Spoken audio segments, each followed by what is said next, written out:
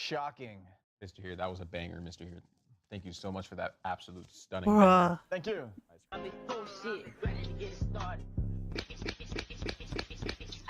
Esquivo, leo tus derechos, no tenés, soy mujer, veo los míos, peor, soy negro, me desaparezco. The heck? I understood. Let me see. I'm black. It's like Bryce speaks Spanish. It's like, what are your rights? Oh wait, you're a woman. You don't have any. Let me check mine. Oh I'm wait, black? it's worse. I'm black. That was so good, dude. Holy. Bro. 3, 2, 2. Man, bro. Easy.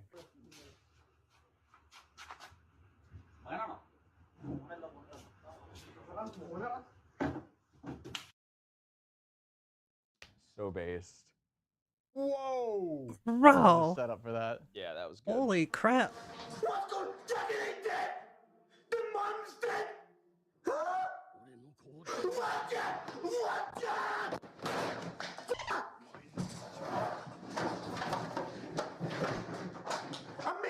I missed it!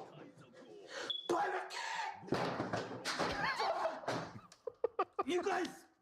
Man. Bro. God. I mean, Wow. I understand being that excited, but How does he open his even doors? I Average wasn't anime that fan. excited It wasn't even a door. when It was like he hadn't finished. it was setting the up big an entire reveal. wall, man. 3, 2, 2, 2.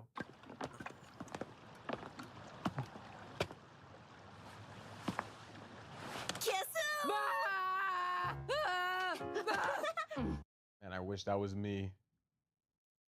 I mean, Oops, you have to put the CD up your ass. I mean, if Oh. someone on the internet tells me to, I Do you guess. think you could do that? Yeah, Or- if you crush it up first and a little sharp. For enough money, I could do lots of things. uh-huh.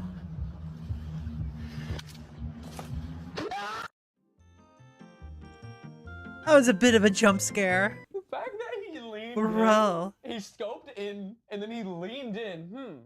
People that play shooters and they lean forward to see better are the same kinds of motherfuckers that will play Mario Kart and turn the controller that doesn't have motion control. You leave me alone. I'm sorry, Bryce. I shouldn't have called you out like Okay. Bruh. Poor Bryce. That was a cute wiener. Let's see that again. That was cute. Just like that? Hey, what's up, Free Wave over on the YouTube? How you doing? One nipple bite. And I didn't expect the moan. Why did he like it? You're saying you wouldn't? Got him. Got him. 3, 2, 2, 1. Bro, I'm good. 3? As well, Vulpus. Zach hasn't lost one? Zach literally hasn't lost one. Had a long day? That's entirely fair. Past 3 in the morning. Oh my god. I hear it. I hear that he's leaking. There's no He's way that leaking. actually ended up getting you. He's leaking, dude. That was you called it too. You actually counterplayed his ass. Okay, that actually was 2, 2, 2. Wait, are two, you saying 2 one. as in the number 2, or you also 2 have 2? Yeah. 2?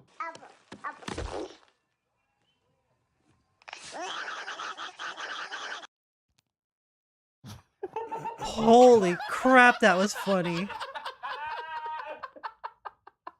I don't know. I don't know why that. I've been there. Zach is falling apart. I've been there. Yeah. I think the only thing that saved me is that I've seen it before. I've never seen that shit. I'm not throwing. Oh my That was funny. Oh my god. 2, 1, 0. Wait, am I out? No. 1, 2, 1, 0. There's Oh, no you're way I'm out. I didn't lose first. Hey, miracles do happen. Bye, Bryce. Bye, Bryce. Man, I Bye, swear to Bryce. God, No, dude. see you later, Bryce. I hate it here. Damn. Damn, you shit with that thing? Hey, Watson, cinder block.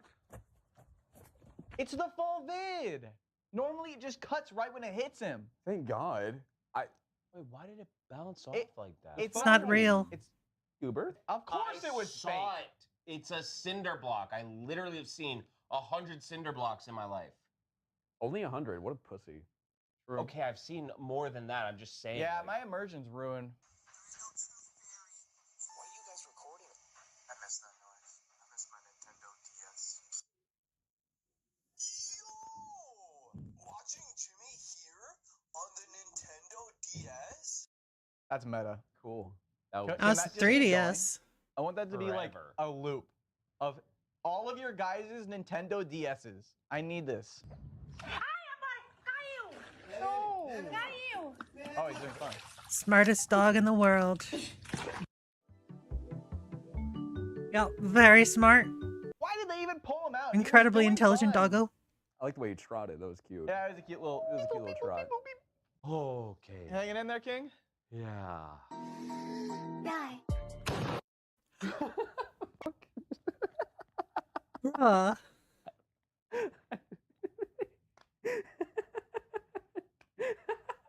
I was so mad that I had to fucking hear this for another time. Oh my god, dude. Oh shit. Am I out? That's it. That's all. Waste. Thank you so much for coming on the couch. We appreciate it a ton. Did you notice? I did notice. I saw it. You know you. You know. I didn't do You it know, like that. I have 2 lives. You have 1. Okay. Son of a I'm gonna go kiss Bryce, I guess. All right. Damn it. Save some for me. Ayo.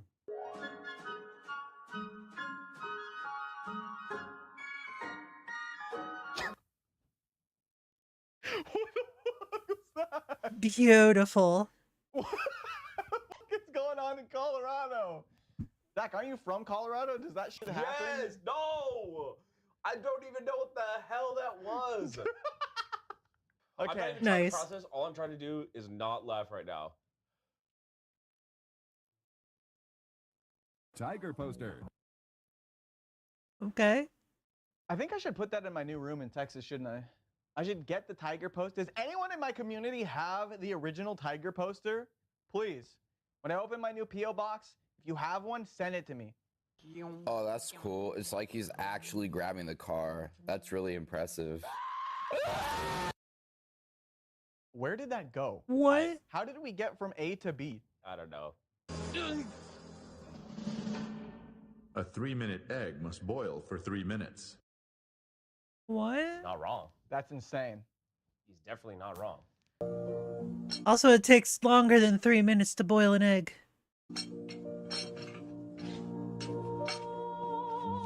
Like, even a soft-boiled egg, I believe, takes 6.5 minutes.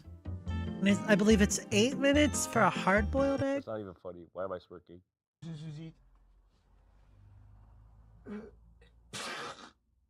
Oh! Oh! Ew! Holy crap! Ew! Bruh! Ew! Ew! We need Bro! some milk. Oh, it's dripping! Ew! Ew! Ew! Ew! Ew! Bro! What the F? God. I think I would never. I think I would What- never stream what- again. Ew! Bless you. Oh man, today's a great day. Okay. Capybara! They pull up. Those are capybaras, dude. Cappies. Okay, I pull up.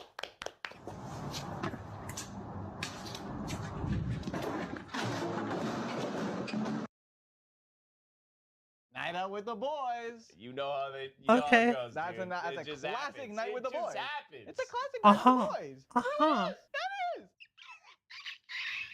That is. $19 Fortnite card. Who wants it? Oh! Oh! You okay, Zach? Yes. Hog. And hit, drive. Henderson, what the hell are you doing? Football memories, baby. Football memories. Yeah. Uh-huh.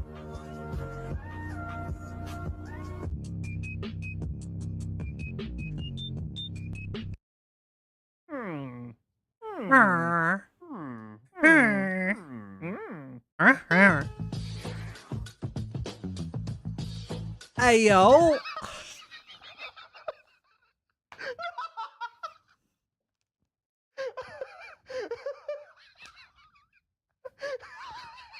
Holy crap. That was funny. Come on, no, dude.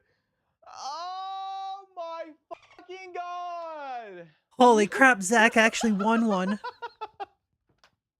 Zach, you can Wow. laugh. I already laughed. You fucking won, Holy dude. crap. I did it! Dude, that was funny. Ooh, Bro. Like, oh my fucking god. Whoever made that. dude, the commitment. Oh How did we my get something that doesn't look goodness. Like that? Zach. Oh my god, dude. Zach. What? You won. I did! The Zach believer. Yes!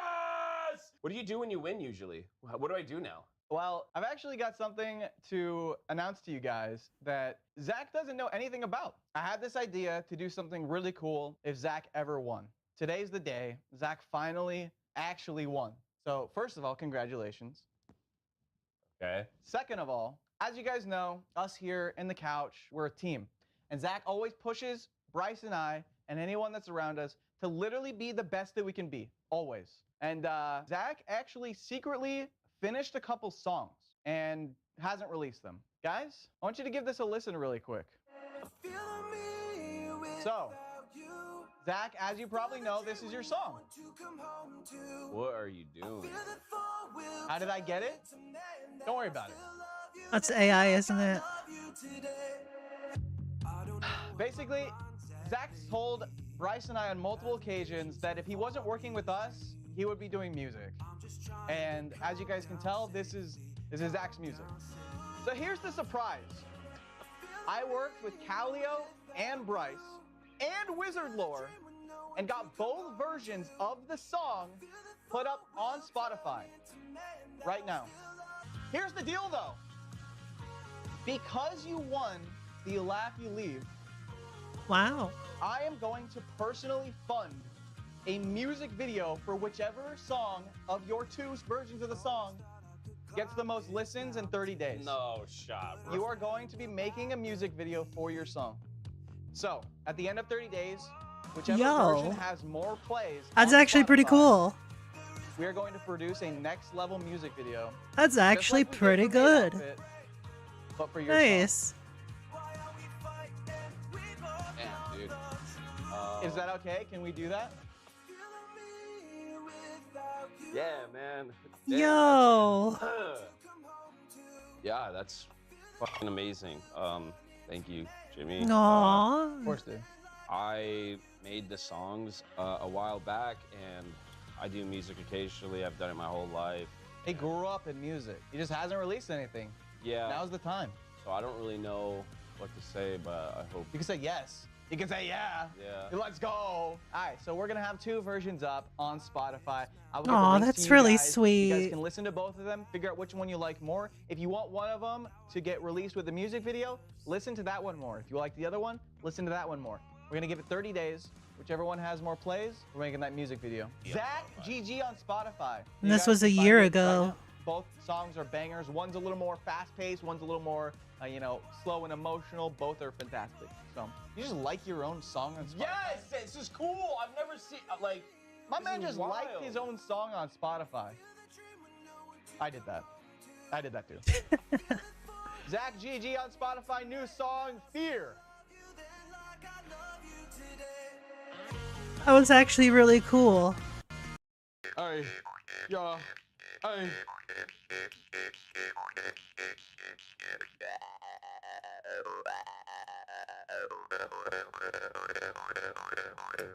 Okay, that's it. Okay. California quail Alvin. Oh. So that's a quail. Okay. Oh.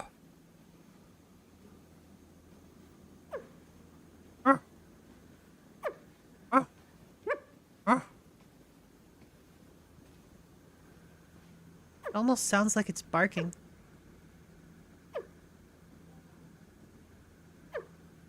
Look at that majestic burb. Keep in mind, Oh. Baldy here took money from FTX. Shark Tank judges message to campus protesters. Okay. From Sam Bankman-Fried and promoted the scam, even though he should have the financial literacy to have looked into it. Fair warning, this is some politics stuff. So if you don't want to hear anything about politics, just might wanna do something else for a bit. Yeah. And then even whenever Sam got convicted or indicted, this dude is still running defense for him. But are some students about to get an education they maybe didn't bargain for when the protests began? Well, that's a question that some, CEOs are now appearing to answer. Just listen, for example, to this warning by ExxonMobil CEO Darren Woods when he was asked if the turmoil on these campuses will actually impact who his company even hires. What we're seeing on campuses today in some places is something very different from that, harassment and intimidation. I think there's no place for that, frankly, at those universities, and certainly no place for that in a company like ExxonMobil. So we wouldn't look to bring folks like that into our company, and if that action or those protests reflect the values of the campuses where they're doing it, we wouldn't be interested in recruiting students from those campuses. I mean, that might be surprising or not surprising to you. Woods, though, isn't alone. I mean, you have hedge fund founder Daniel Loeb telling the New York Post, quote, "We're looking for high-quality candidates, but we're going to be looking at This different part's irrelevant. places." The CEO of an This executive... is every company is going to say this, right? It's not a big deal. It's about how they're figuring out who's doing it. search firm tells the Post, quote, "I'm hearing from people they don't want to send their kids to these places, Yeah. but also from the banks that they're leery about recruiting now from these highly visible schools and will look to places maybe in the Midwest where you don't see this type of activity." Of course, you are seeing some of this on different campuses all across the nation. But is this just a bluff from corporate America, or might they be serious this time? Well, joining me now, Shark Tank judge Kevin O'Leary is also the chairman of O'Leary Ventures. Good to see you, Kevin, as we're watching all of this unfold. And I want to lean into your experience as a longtime businessman. You've hired thousands of people over the course of your career. And I'm really intrigued about what corporate America's response might be. Would an involvement in protests like these, for example, would it deter you from hiring some young adults from any of these schools? He's going to say yeah. So I'm agnostic to brands. I would hire from UCLA. I would hire from Columbia. It doesn't matter. The hiring decision is an individual decision. It's an individual basis. And That's a good so what I don't think makes a good point. we are talking enough about is a tragedy occurring at the individual level right now. When these protests occurred in the past, and by the way, there have been... Now, this is my opinion on this shit. I think what people do on their free time is their business.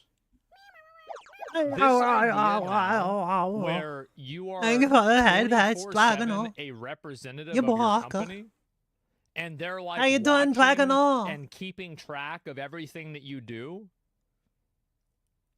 If you think about it, Sore. let's go ahead and take a step back. Well, And just let's don't be think about sore the- then. You know, there's like the facial recognition technology and Oh everything. my, about I'm this. doing alright. Think about if in 1980, a company wanted to monitor an employee and they hired people to follow them around and record everything that they said and every private conversation they had and film where they went, what their political viewpoints are, and then use that as leverage into hiring or changing what they're doing. I think that everybody would think this is insane stalker behavior. So just because it's not happening by that design doesn't mean it's not happening by that effect.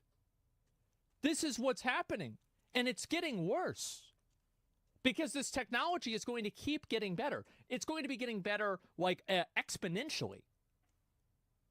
I agree, but their actions do affect the company? No, they don't. No, this idea that if you work at a company and you are some random employee at a company, that you have to make sure that every action represents ExxonMobil in a good way, This is outrageous. They don't own you. They pay you to do a job. That is insane. Yeah, but the problem is, this is what the public perception is.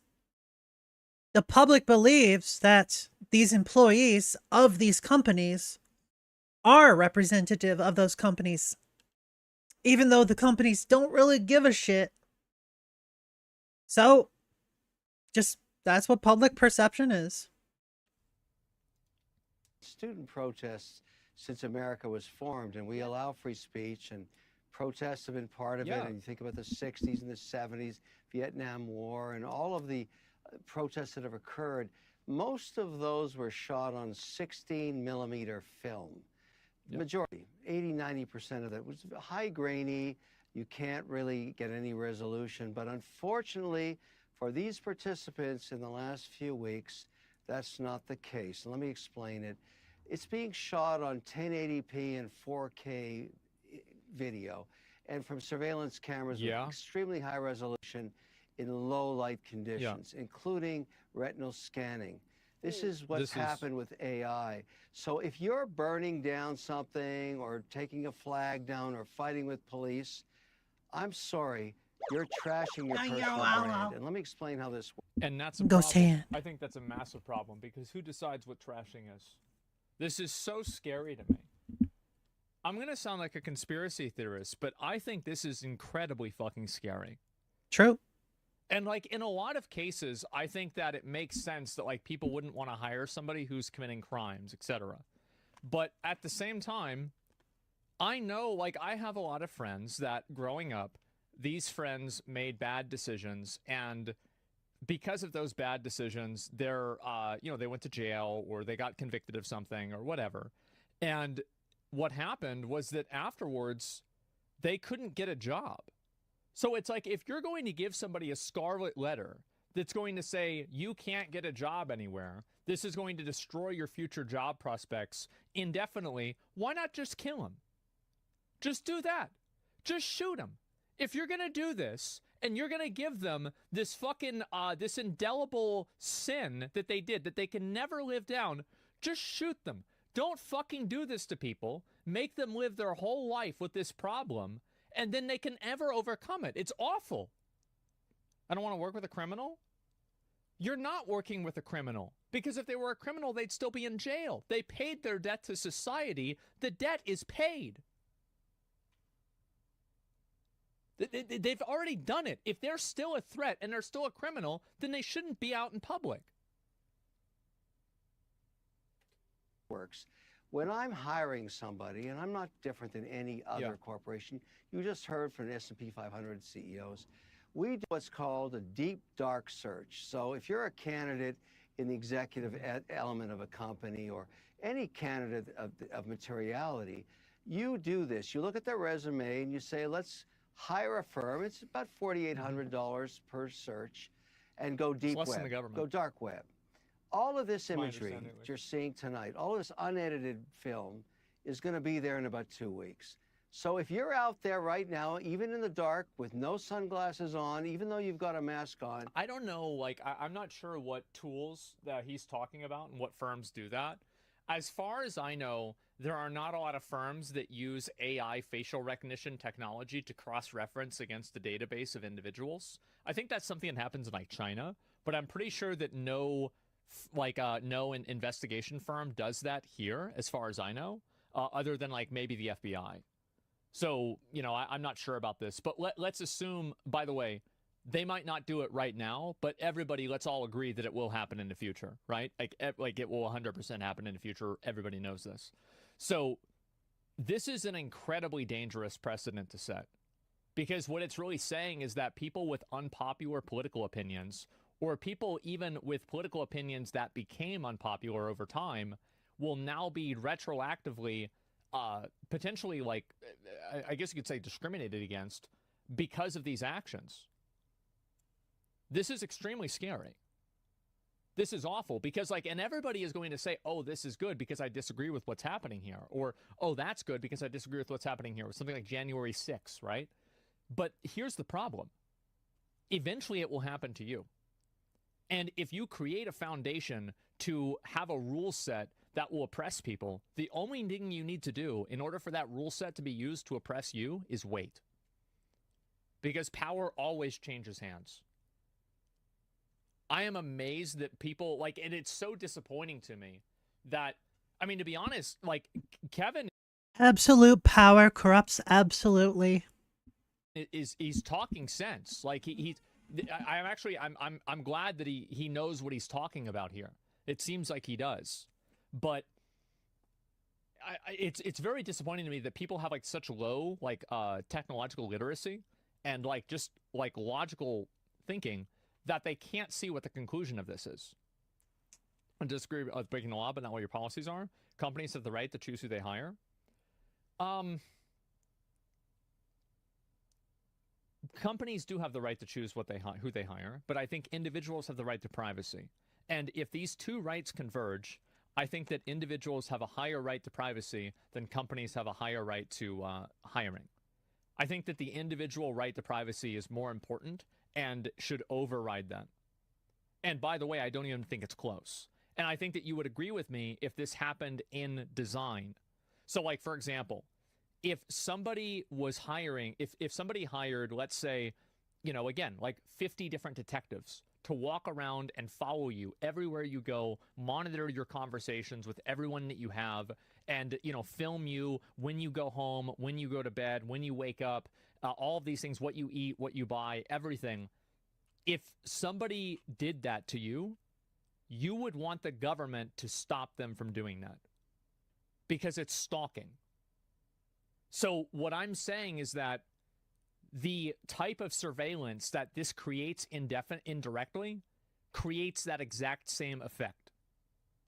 So really, whenever we're talking about the effect of it, it is the exact same thing. It's just that the design is different. Paparazzi?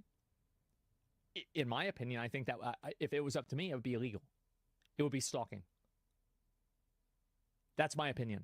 It would be immediately stalking and it'd be illegal. Yeah, it just instantaneously. People have a right to privacy. It doesn't matter. Like, if you're a public figure, that doesn't mean that you don't have a right to privacy. That's not how things work. Sorry, but it's up to the employer. I think that you only say that because it's not happening to you and you're not envisioning a situation in which it does happen to you.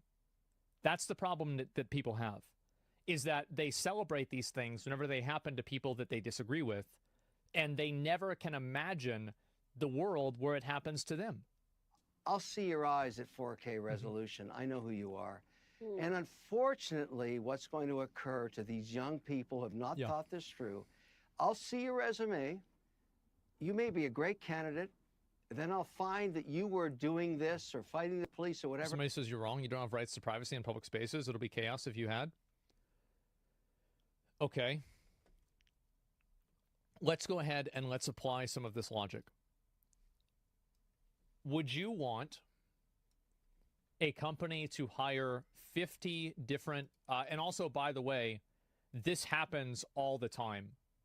And even inside of public spaces, like, for example, if you're filming somebody in a sexual way that makes them uncomfortable, they can absolutely tell you to leave.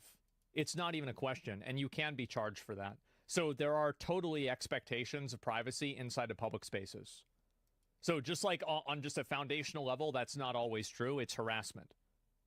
So at a certain level, like, if a company wanted to hire you and they hired 20 detectives to follow you around all of the time to every single place that you went to, would you think that's okay? If they're not interfering with my life, it is not harassing. But it clearly is interfering with your life because they're using the data that they're receiving in order to make decisions on you. But it's a private company decision, not talking about that? The private company decision is to invade your privacy. Do you think that you have a right to privacy? Your criminal history isn't privacy? Well, the reason why your criminal history isn't privacy is because the government says it's not. There's no actual rule for this. It's not like this is on the 10 Commandments or anything like that. They do that because, like, no, there are other, what are the question marks? What are you talking about? There are a lot of countries that don't let people just see your criminal history. and they don't make it public. Yeah, what do you mean? Is that confusing? That's a fact. Well, that's dumb. No, it's not. This is my perspective. I think that if somebody is, and I think there's like maybe a couple of like super, super bad examples, like being like a, you know, like pedo or something like that. But otherwise, if somebody is out of jail, they should be treated like a normal citizen. And if you're going to treat them like they're still a criminal, then keep them in jail. It was.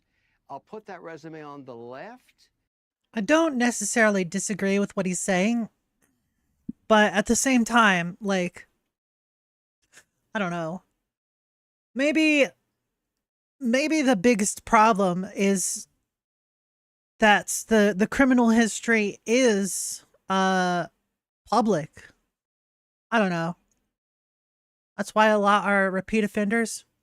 Yeah, but there's also a lot that aren't repeat offenders.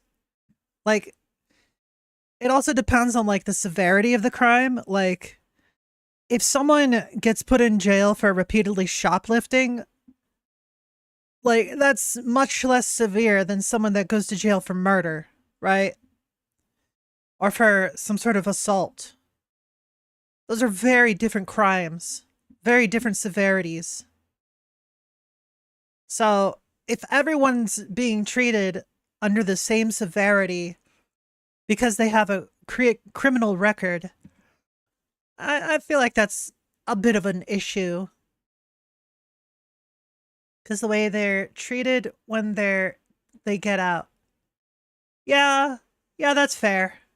That's fair. If you do crime, whether it's intentional or not, you get treated like a criminal, both while you're in there and after. Because, well, you are a criminal. But nobody wants to be treated that way. Murder or assault could also be a crime of passion, which are understandable in some cases. Yeah. That's why there's first-degree murder, second-degree murder, and, like, involuntary homicide or whatever, right? Like, drunk driving is a very common cause of involuntary manslaughter, right? They're driving, they crash, and yeah, not great. There's also first-degree murder, which is murder with the intent. And second degree is, I believe, murder, which is like, they didn't do it intentionally. It's just a crime of passion, right? Did I get that right? I'm not sure. Some dude diddles your daughter and you beat them to death. You're a hero in my eyes, but to jail, and then society treats them like a criminal. Yeah.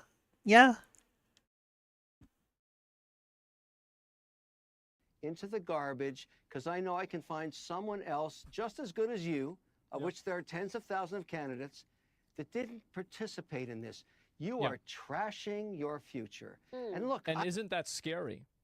That's what's so scary to me about this, is like the concept that like basically these people are not able to express themselves or have any opinion or exercise their constitutional rights because companies collectively have created a pseudo-government apparatus that prevents them from employment if they engage in things that are completely legal and part of their First Amendment rights. This is a crazy overstep. And I'm sorry. I know there's some people that are defending it. You guys will learn. You think it might not be bad because it's not happening to you. This will only get worse. Here's a great example. Social credit. Yeah, let's think about the China social credit system. What's to stop? Like, wait a minute. We already have a social credit system, a soft one, which is your credit score. Imagine if that was applied to your entire life and there was a company that was dictating and calculating this number that then companies would base everything off of. That would be very scary. Black Mirror. Okay. That could easily happen. Yeah, like it's so easy for that to happen. I think that's a great idea. Like, if I was making a company, I would try to do that. That's a really, they would make billions of dollars. Yeah, it does happen. I had a job. I lost a job because I had poor credit a few years ago. I'm sure. I'm not against you protesting, but you must understand in today's economy with AI technology, you just killed your career.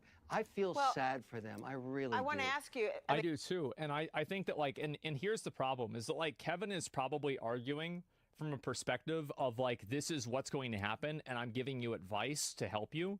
But the truth is that the fact that this is a reality is extremely scary. It is, like, super fucking scary. And I think anybody who doesn't realize that is way too short-sighted. Like, if he's saying that in perspective of, like, hey, I'm trying to give people advice, this is what is the best option for you to take, that's fair, right? And that's good. But the fact that this is happening at all is extremely scary. Welcome to surveillance society. Yeah, it's a surveillance. It's insane. You always need to follow the rules. Follow their rules. Yeah, exactly. And their rules, keep in mind, like, these companies that create, like, this is the problem with, like, for example, social media platforms, is, like, all the social media platforms, especially in, like, during COVID times, were acting unilaterally. Like, for example, whenever Alex Jones got banned, he got banned off of every single social media platform at the same time. Why did that happen? It happened because they're making that decision to effectively unperson him as an individual on the internet. If you can't see that being a big problem, I'm sorry, but you're not thinking about it enough. That is horrible. And first of all, It's because they turned the freaking frogs gay. And people celebrated it then. They did. They celebrated it because they didn't like Alex Jones. But it's not about any individual. Literally, the only good thing about Alex Jones is the memes that came out of all of his stupid rants. That's literally it. And the truth is that, like, this is the same thing with, like, free speech. You know, like, free speech isn't being used to say, I like ice cream. The law is there as a tool to protect people that are saying things that are unpopular. It won't happen to regular people, though. Why wouldn't it? Think about why would it not happen? Voting way you describe just how accessible the information really could be, and that people's anonymity, when they intend it to be anonymous, is compromised. But there are those who would probably have two reactions. One is maybe take your job and shove it. The priority is what I believe in terms of what I stand for. That might be one response. The other might be, well, hold on, I'm from a generation. And by the way, I want to also say that in a lot of other countries, like, I think that Japan and South Korea have a lot more laws protecting people's privacy in public places. So to say that this is an unsolvable problem that shouldn't even be approached is insane. This is a huge issue, and it will become a bigger problem every single year. Me, I'm an 80s baby, but a generation where my whole life has been documented on social media. And so join the club. Add it to all the other things you're likely to find about me. It's unfair that you say you want me to protest and I get held accountable. Can either be reconciled? Well, there's three. I don't think that a company should have the right to hold people accountable for certain things, and they shouldn't be able to use that in decisions that they make for hiring. I think it's an overstep of an individual's personal privacy, and it's an overall bad thing. I can't see anybody arguing for the opposite and not seeing the unintended consequences that it creates.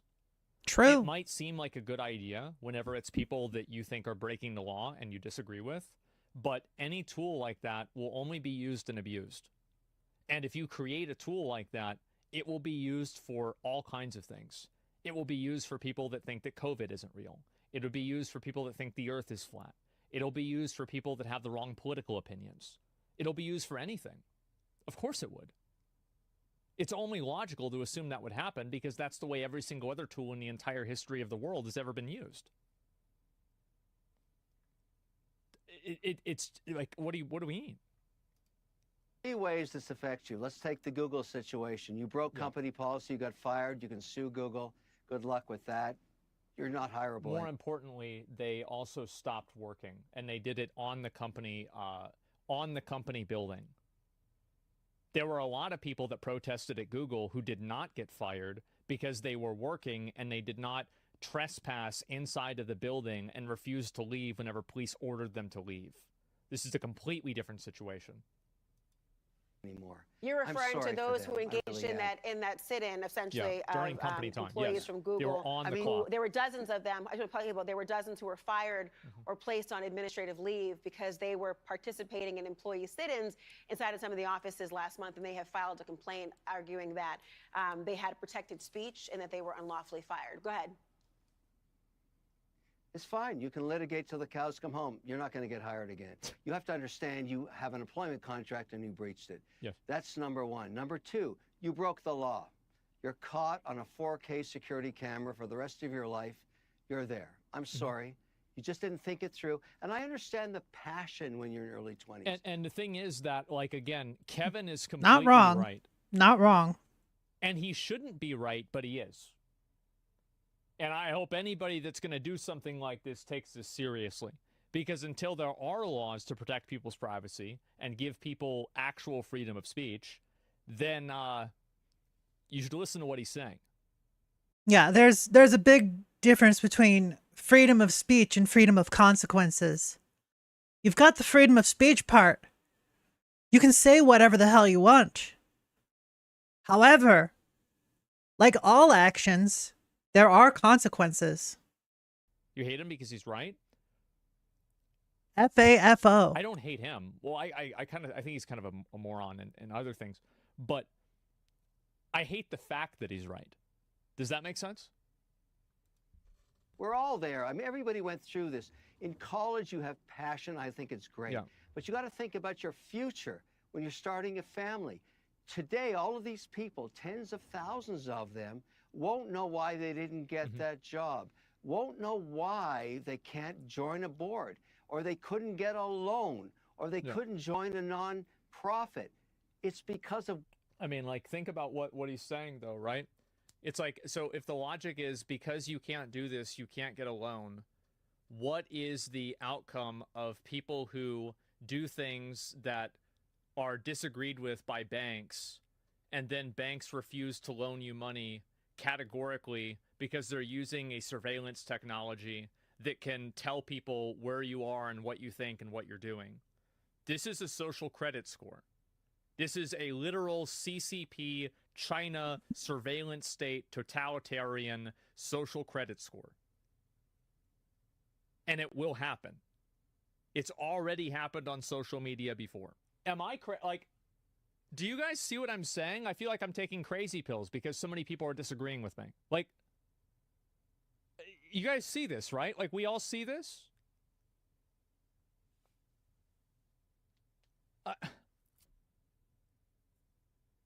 Y'all don't have to like it. It's just the truth. Whatever the truth is, you don't have to like it.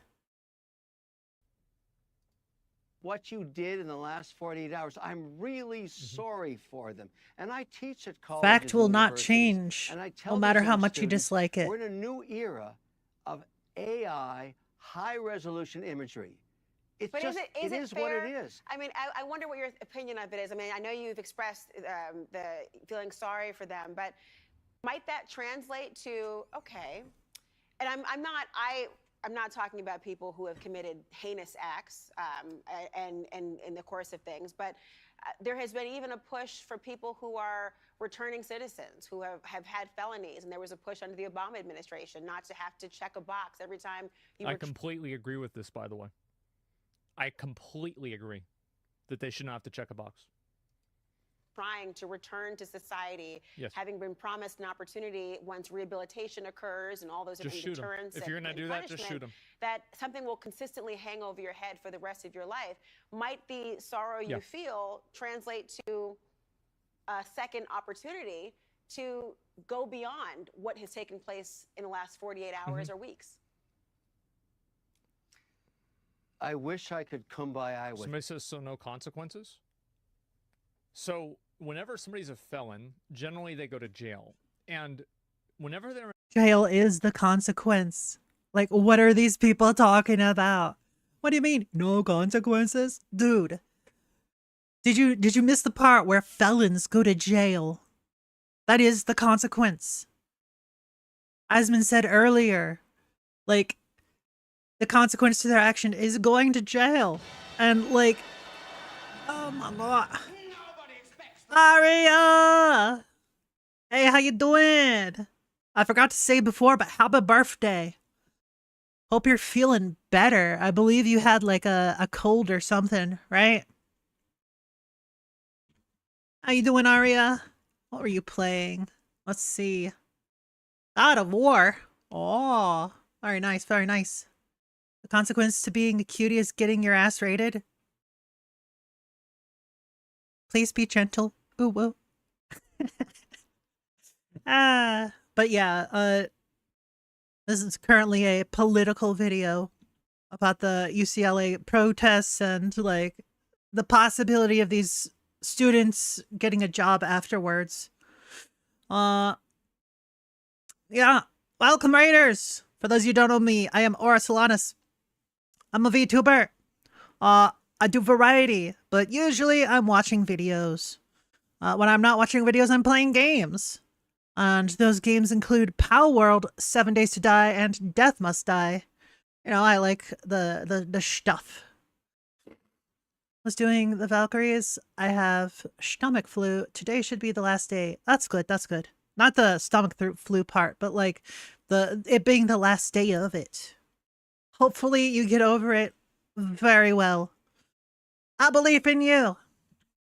In jail, that's the consequence because they're in jail.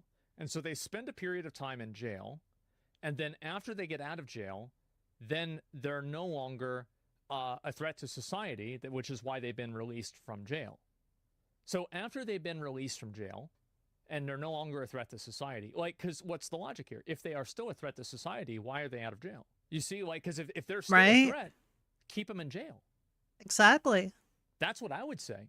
Most are repeat offenders. And do you want to know why a lot of people are repeat offenders? Because they can't assimilate back into the society. True. Because they've got a scarlet letter.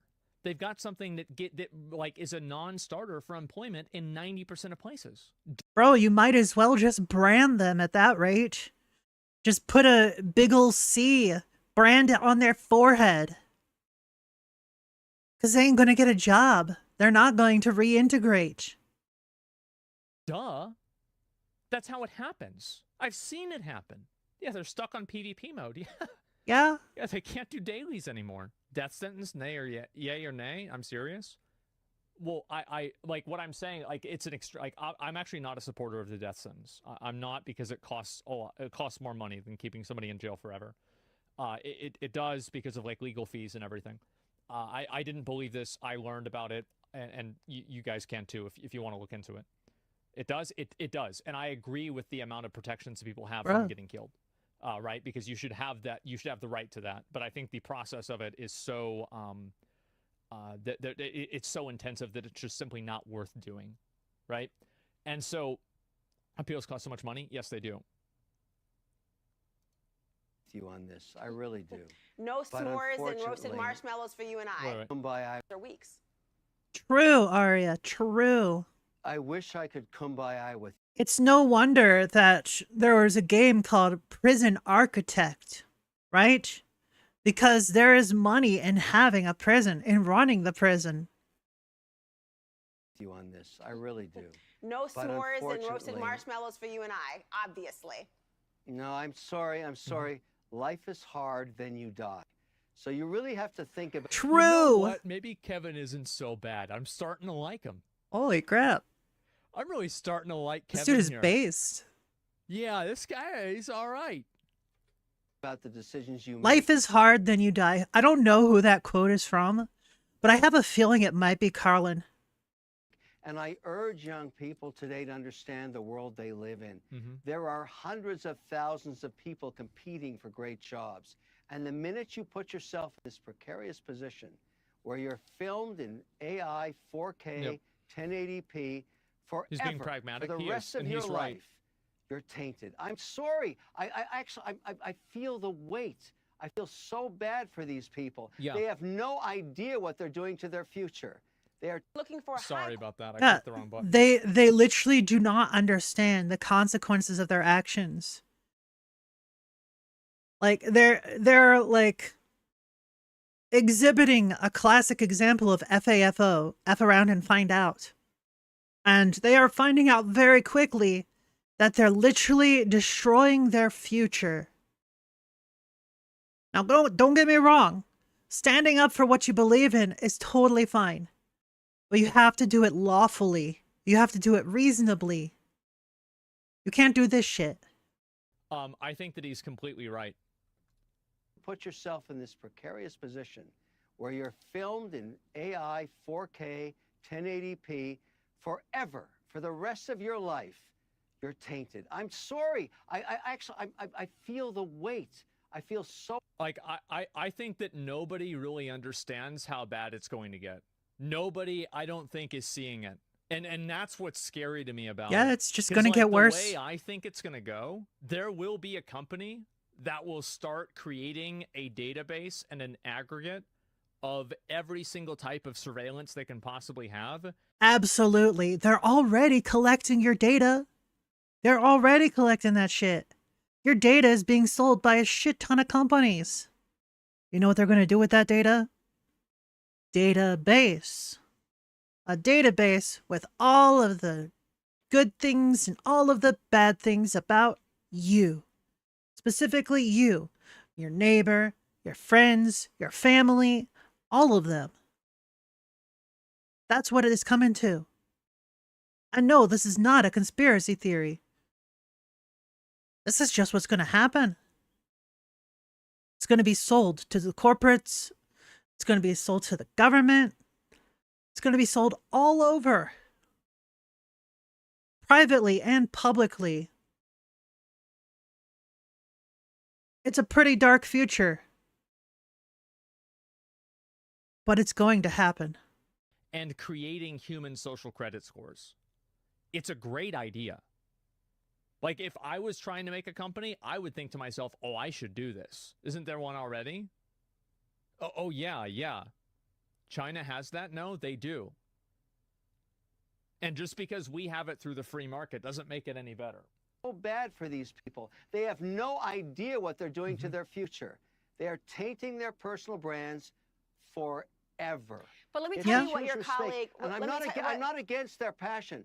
I hear you, but I want just to read you. I know we have limited time, but I just wanted to read you a statement that your former fellow Shark Tank member Mark Cuban actually provided to our show. He said, "Business is like Dory. It quickly forgets what is inconvenient." This suggests, in some respects, that there.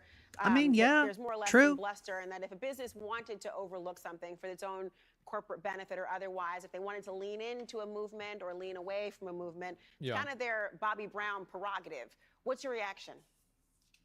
By the way, Bobby Brown was a great R&B singer from the 90s. I love this, and Mark can hire them all. It's just fantastic, because I won't be hiring any of them.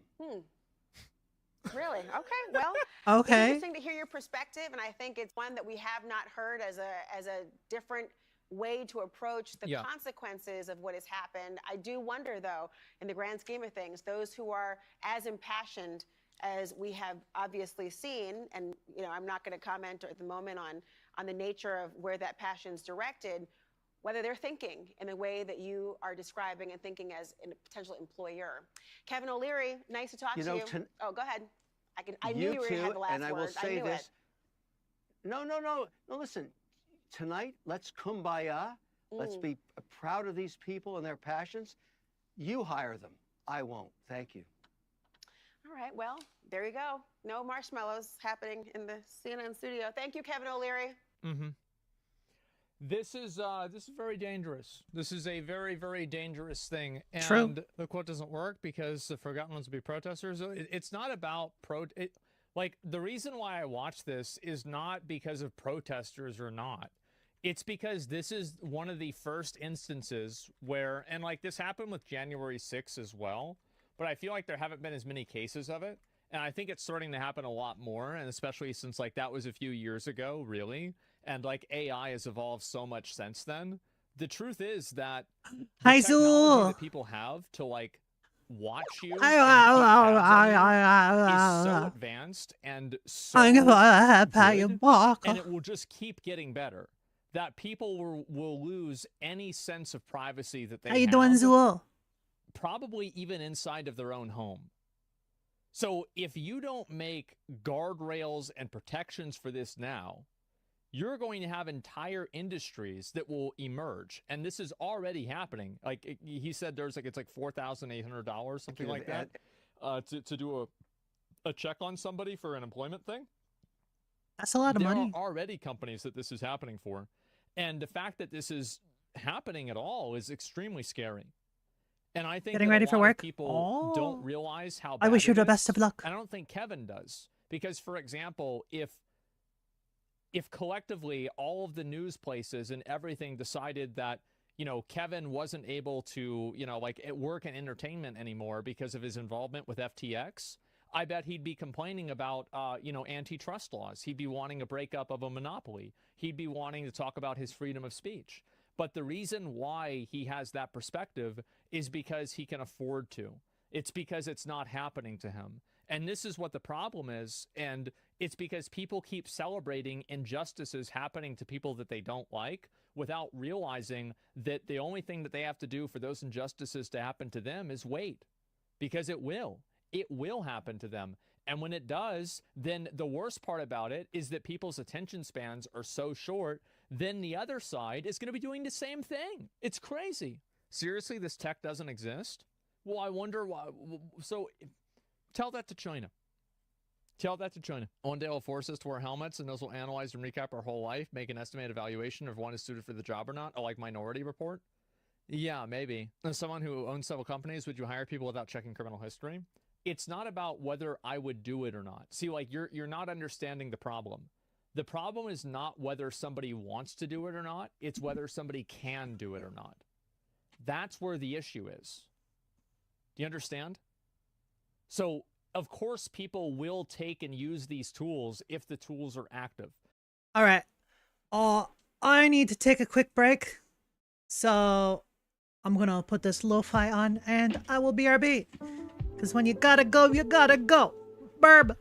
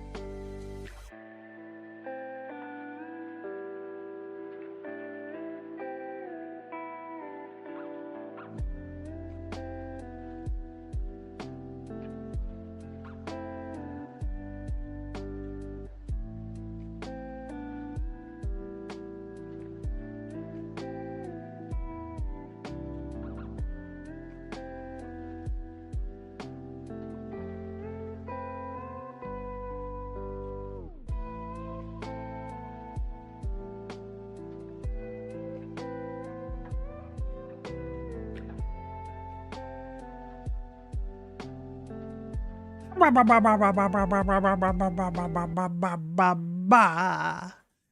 back.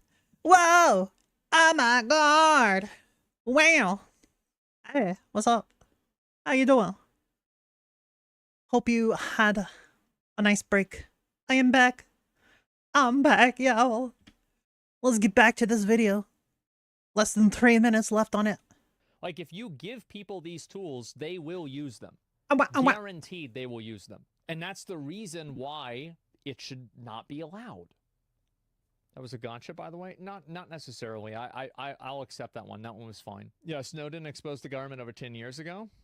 Yeah, exactly. Do we got cameras in stadiums that can zoom in through football fields in 4K? The tech does exist? Well, of course it does. Yeah, it's not even a question. I think it's a bit tad overboard to investigate the person fully. V's criminal record. Once crimes are committed, the other is straight up breaking privacy investigation. I would not work with someone who assaults people and ended up in jail. Well, so here's kind of like what the problem is, right? Is that whenever somebody assaults somebody and goes to jail for it, and then they get out of jail, what is that person supposed to do? I don't think that people should have that degree of choice. Die? Well, then shoot them, right? Or keep them in jail. But don't put them back into society, because I think that what happens is that people have this happen, they commit a crime, they go to jail, and then they get out of jail, and then they can't get another job. Yeah, so what else are they gonna do? More crime. I would never hire anybody who's been speeding. Yeah, exactly. It's the most extreme response. Well, yeah, of course. I mean, I always... So, and some people might think this is a bad way of doing things, but I actually think that extremes are a very good way to limit test an idea. Because if an idea doesn't work in an extreme, and it doesn't even work in like kind of like a moderate extreme, it's like, does it work in 99% of cases, 90% of cases, 50% of cases? Like, to what degree does this idea work? And I think that the closer that you get away from 100%, the less the idea works. So I actually think that extremes are a very, very good thing to base things off of. Yeah, limit test to reverse the idea then? Yeah, exactly. And I also want to say that, guys, I know there are some people who think that this is good and they think it's okay. I feel very bad for them because I know what's going to happen. And I think that a lot of people do. I think a lot of you guys, do you guys know what's going to happen? I'm not the only one, am I? Yeah. You're overreacting? Let's hope so. So I want to take some time and quickly go over the latest round of Niji Sanji related drama. And no, it does not involve the English branch. This time it involves the Japanese branch. And of course, a lot of these things are alleged, but if you look at the totality of the circumstances here, I think a very clear picture is painted. So this 4chan screenshot has been making the rounds on social media. Let me give it a read. It says this: Niji has a collab with an energy drink. Kuzuha and Kane have a shill stream. Any Color staff has the bright idea to mix the caffeinated energy drink with alcohol. Unconfirmed reports come in of Japanese teenagers trying to do the same stuff and ending up going to the hospital due to palpitations, severe dizziness, and heart arrhythmias. Yes, this is another Four Locos situation. Japan Ministry of Agriculture issues a warning about mixing caffeinated beverages and alcohol. The company Energy Drink Company, collaborating with Niji Sanji, has to issue a damage control statement. So let's look at some of these surrounding circumstances here. So Niji Sanji is self-destructing so hard right now. God dang. Here we have the official account of the Ministry of Agriculture, Forestry, and Fisheries of Japan.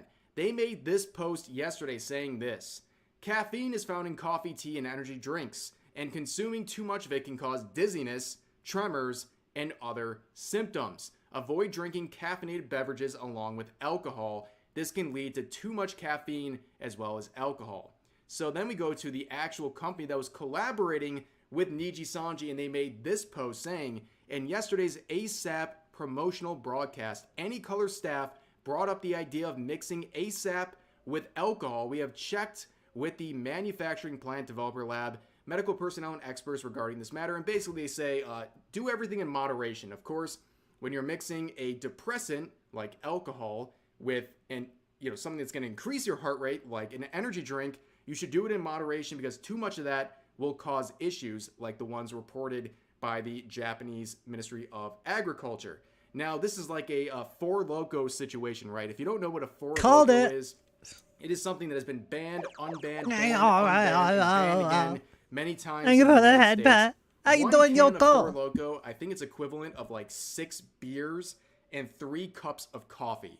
Now, of course, Holy mixing crap. that much, again, an upper and a downer, can cause issues on your heart rate and things like that. And that seems like this is the case going on with people mixing this energy drink with alcohol. I didn't realize it was which that is bad. seemingly Holy balls. encouraged by some Any Color staff as reported in these tweets. So, of course, some people are allegedly reporting that they're having issues with their heart rate as a result of doing that and combining these mixtures. Again, another crazy Niji Sanji related set of drama, and it just doesn't seem to end these days, even with a innocent collab with an energy drink company.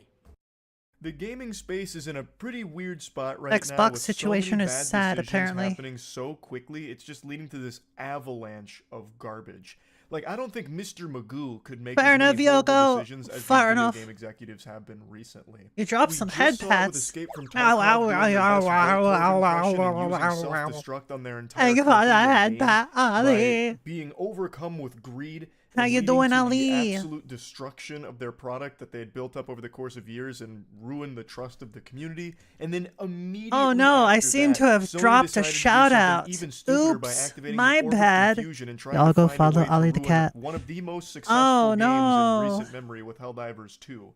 They went full blown like brain You haven't slept. Go to Oppenheimer, sleep. Now I am become death, destroyer of games, and made a greedy decision. You've streamed that at nearly least ruined once. Helldivers, and then they had to break out the ukulele for their public apology press tour here.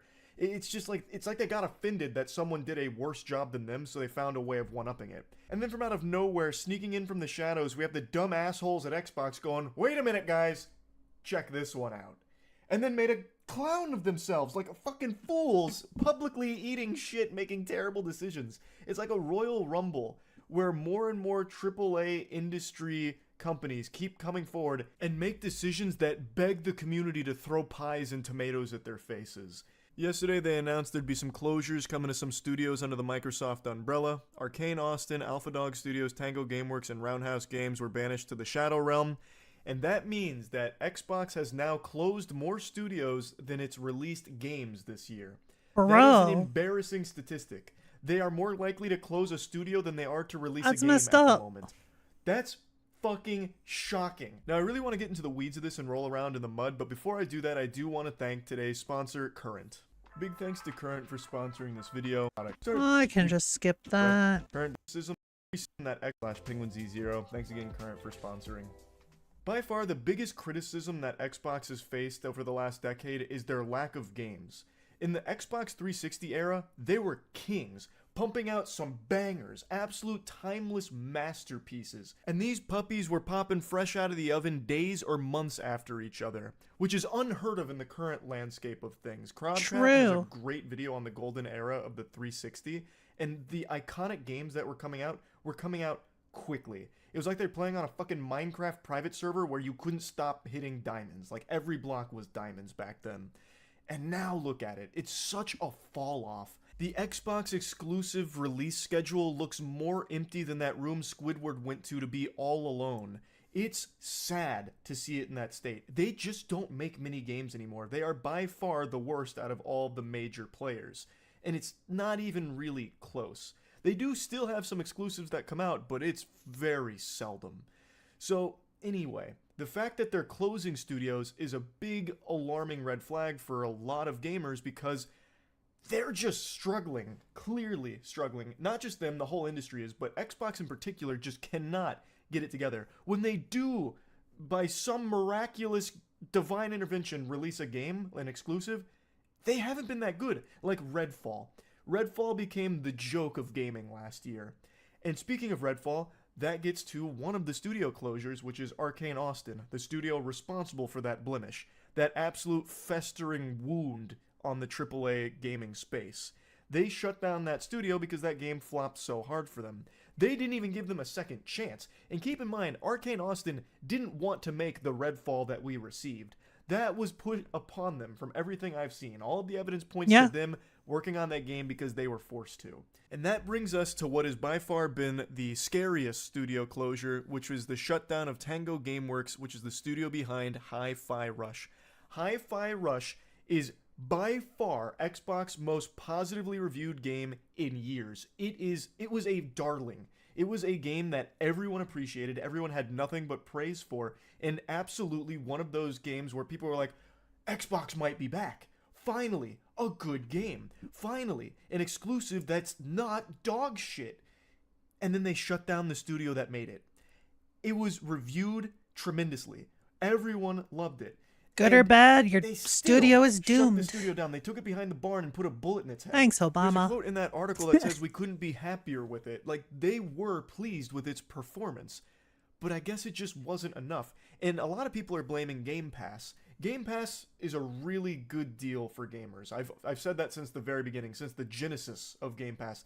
That shit slaps. It is crazy value. That'd make your fucking head spin. And I always said, I don't know how it's profitable for them.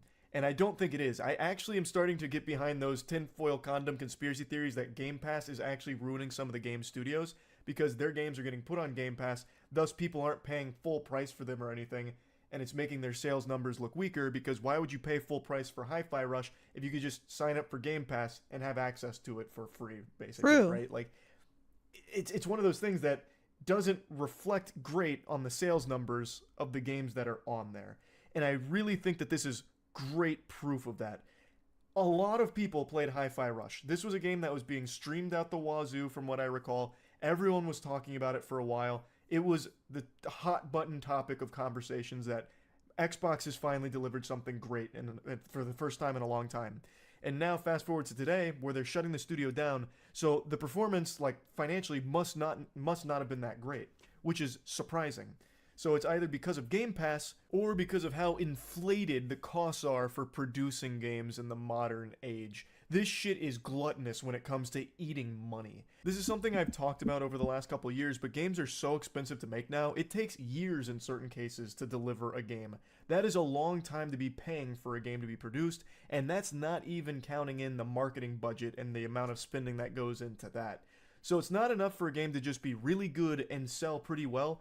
It needs to sell extraordinarily well or have some built-in lifeline monetization where you can continue to make money off it long term, so it's not relying on just the initial sale of the game. You bake in these monetization schemes that can continue to tap into people's piggy banks and milk their titties dry for their allowance as you give them these cosmetics and loot boxes or whatever. Not my you're putting in there. titties. So that way you can try and make that money down the line and turn a profit.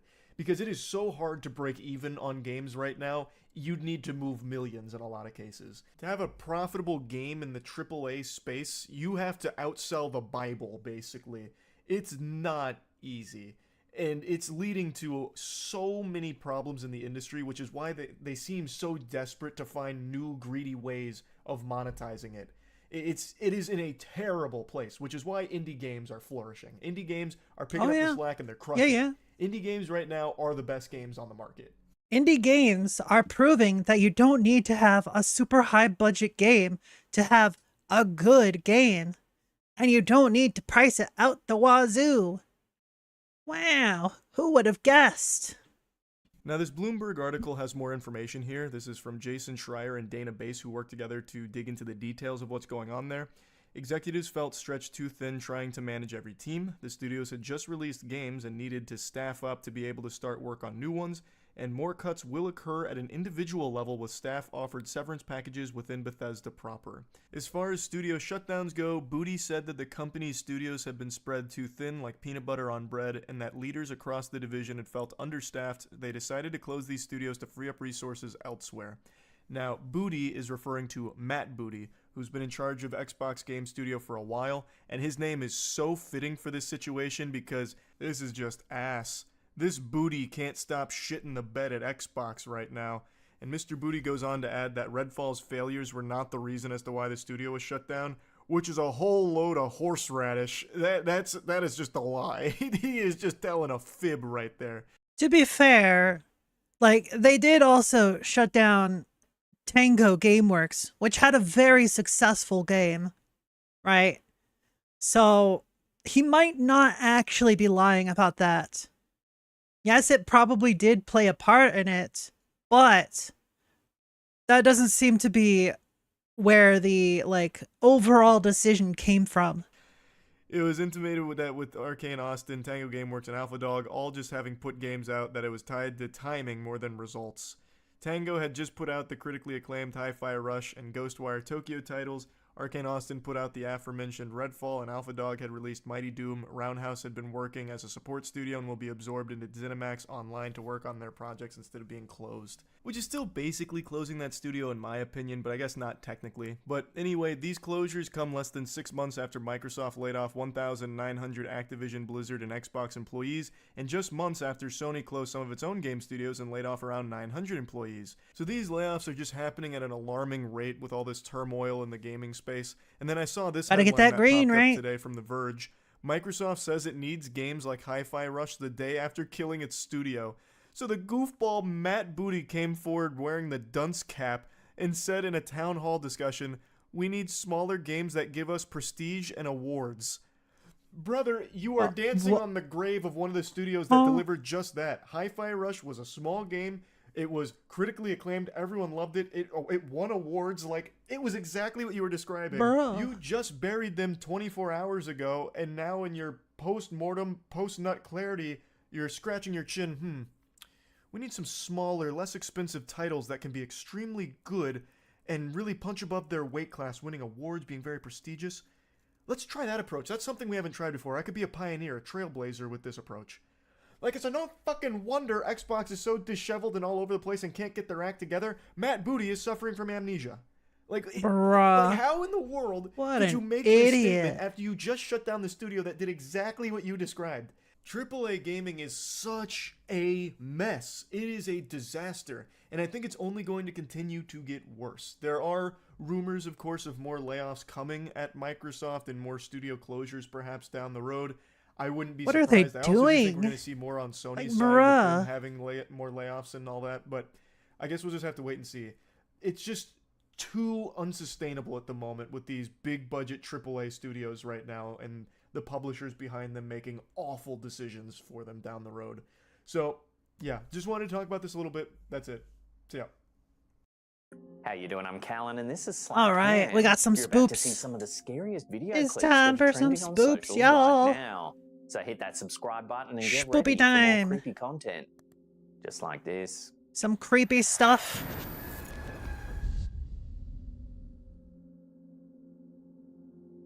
Okay. In The this door. creepy footage captured on the phone of Redditor Domi Racer, we see something rather creepy playing out at 2 a.m. Take a look. Okay.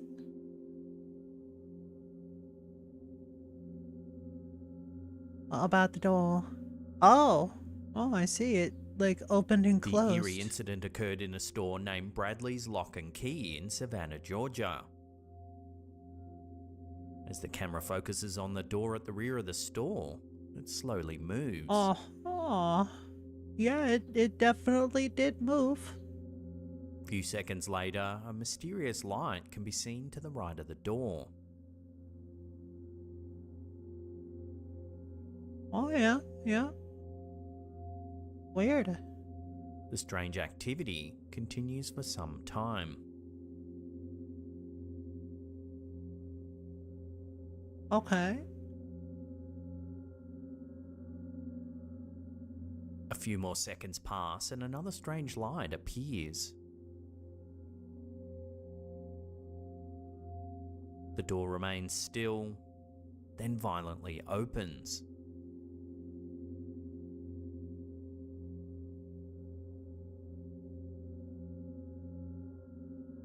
According to the poster, this was enough to make them drop their phone while screaming like a 5-year-old. Fair enough. Savannah, Georgia, often referred to as America's most haunted city, is steeped in eerie tales and ghost stories that reflect its deep historical roots.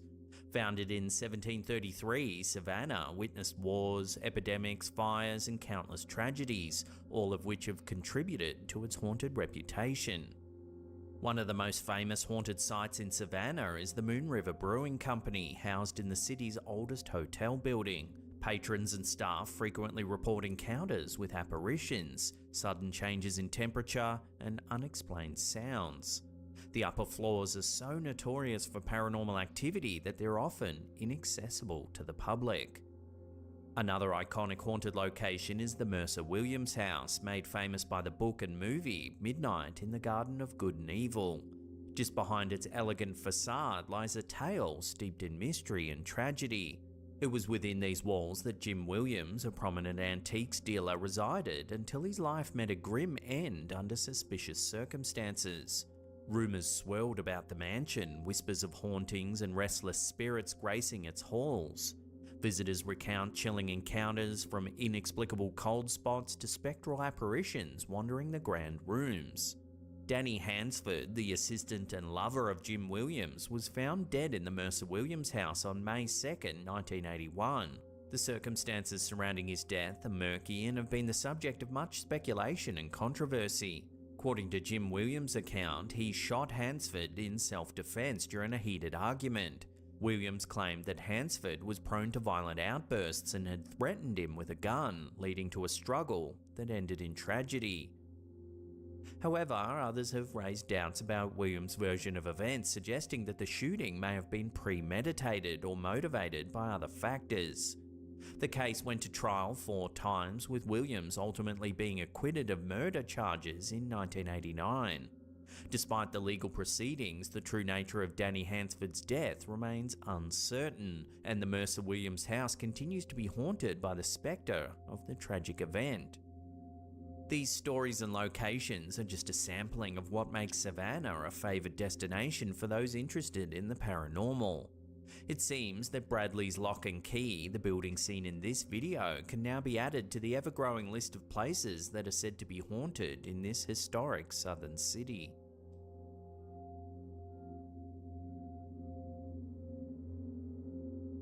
Well, if it ain't haunted, then it's definitely got some sort of issue with the air pressure in there.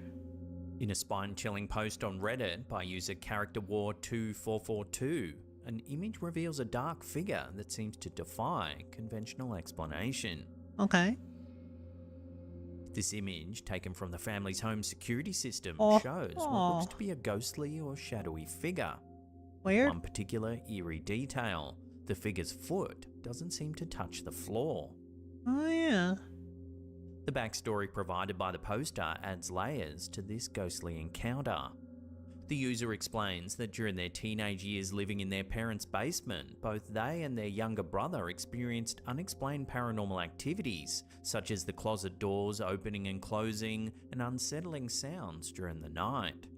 Initially dismissed as mere house noises or the family's cat's antics, these experiences were largely ignored by their parents. However, years after the siblings moved out, their parents started noticing similar disturbances, including items moving, knocks, and even doors slamming on their own. One evening, their stepfather noticed movement on the security camera and saw this shadowy figure moving across the family room towards the garage. This occurred while he was working in the garage and the rest of the family was elsewhere in the house. This baffling image and the family's subsequent experiences have left both the family and viewers online puzzled. Yeah, that would be pretty a lingering spooky. presence in the old home? As the family grapples with these strange events, the mystery continues to unfold, inviting speculations and theories about the true nature of the shadowy figure captured on film.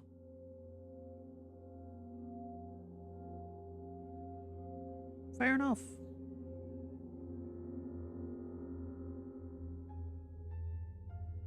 In an intriguing post on Reddit, user ZorgSM shared a captivating story that blurs the lines between memory and the supernatural. The image in question, taken with a simple toy Doggo. camera that produces black and white prints, appears to show an unexpected figure. It's a doggo. According to the poster, the photograph was snapped by their young nephew during a playful session at the poster's parents' house. where their beloved dog Toto once lived and passed Oh. away 7 years ago. Oh. Despite the time that has elapsed, the family has kept Toto close to their hearts. As they looked over the photos, to their astonishment, one print seemed to distinctly show Toto's familiar form. Yeah. This mysterious occurrence has left the family puzzled and deeply moved, pondering the possibility that their cherished pet might be still lingering in their old family home. So what do you think? The side-by-side resemblance is uncanny. Has the poster's nephew really captured an image of the family dog, Toto? Let me know what you think about this one in the comments down below. Man, pretty soon that dog's gonna start blessing the rains down in Africa. This next video was posted to Reddit by user Suspicious Hornet 614. Take a look. What the It's been caught on heck? camera. What in the world is that? Or some sort of anomaly down there. Out in the back. Captured by a motion sensor camera in their backyard, the footage reveals what appears to be a ghostly figure lurking near a rear wall. Huh. Weird. The bewildered poster admits to being thoroughly perplexed and a little terrified by this strange sighting, confessing they can't discern whether they're witnessing a simple camera glitch or something more supernatural. For now, the poster has left the unnerving footage up to the community to debate. As speculation runs rampant, viewers are left to wonder, is this a digital distortion or could it be an actual visitation from the other side? Debate, more like D's bait. Got him. D's nuts. In an eerie revelation shared on Reddit by user Bambino Quarantino, a photograph taken at Platinum Theaters in Gilroy, California, Oh, I've got the appears to have captured yawns. something rather creepy. The photo, snapped in 2019, That's why I before usually the watch theater this at was 2 times remodeled, speed. was taken during a private screening offered Oh, to I used to, at employees least. and their families. Something As the about poster's the friend hurried music. to the front to take a pre-movie snapshot, an unexpected figure was caught lurking behind the guardrail. Described as an anomaly by the poster, this ghostly figure adds a chilling layer to the theatre's ambience, especially considering the timing Anomaly. of the photograph right before the venue's closure for renovation. Close This you for mysterious renovation. presence has sparked discussions and curiosity among Reddit users, with many speculating about the nature of this unwelcome guest.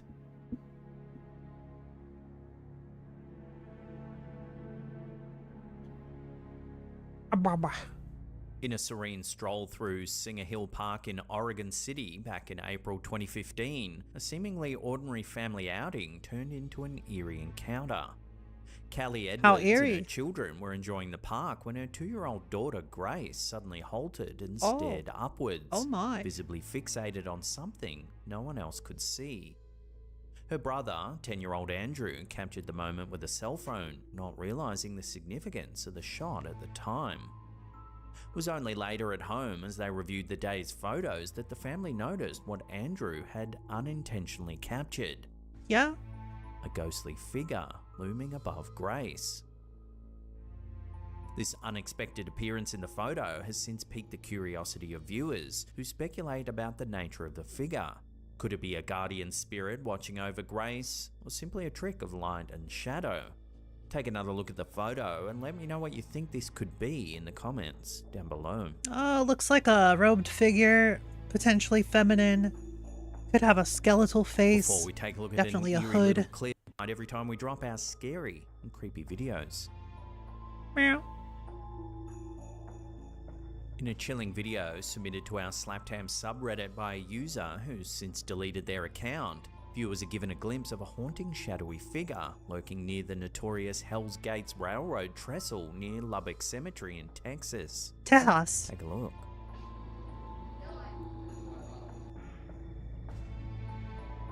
Oh. The footage, the captured under heck? the eerie cover of Twilight, has sparked considerable intrigue and fear among paranormal enthusiasts and skeptics alike. Hell's Gates Trestle is steeped in local legend, often associated with Man. numerous ghost stories and unexplained occurrences. That's something I've definitely noticed about like a lot of these ghostly encounters. It seems like they can only be seen under a certain amount of light, right? Or a certain type of light. I don't know. Maybe beyond a certain frequency, like a certain amount of light, certain brightness, the lumens or whatever. Beyond a certain amount, they become no longer visible, right? And again, there are some where like the light is really bright and it's still like super dark. Maybe they're just different types of entities. I don't know. I can't really explain it. The lore surrounding this area includes tales of spectral figures wandering near the tracks and sudden, unexplainable chills in the air. According to local legend, the trestle marks a kind of portal or boundary beyond which the spirits of those buried in the nearby Lubbock Cemetery are said to roam. The video adds a visual testament to these chilling stories, showing a disturbingly distinct figure that appears and vanishes without a trace. It's also entirely possible that it was a camera glitch and then someone was there just passing and then it glitched again. Or it could just be set up. Could absolutely just be a setup. There's no reason that this has to be a real video. This particular video only deepens the mystique of Hell's Gate, inviting speculation and investigation into what might be one of Texas's most haunted locations.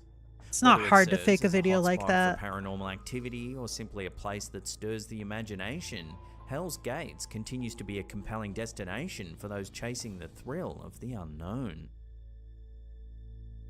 Now, in case you haven't heard the awesome news, we've launched a brand new second channel. If you want to see the latest episode, check out that link on the top there.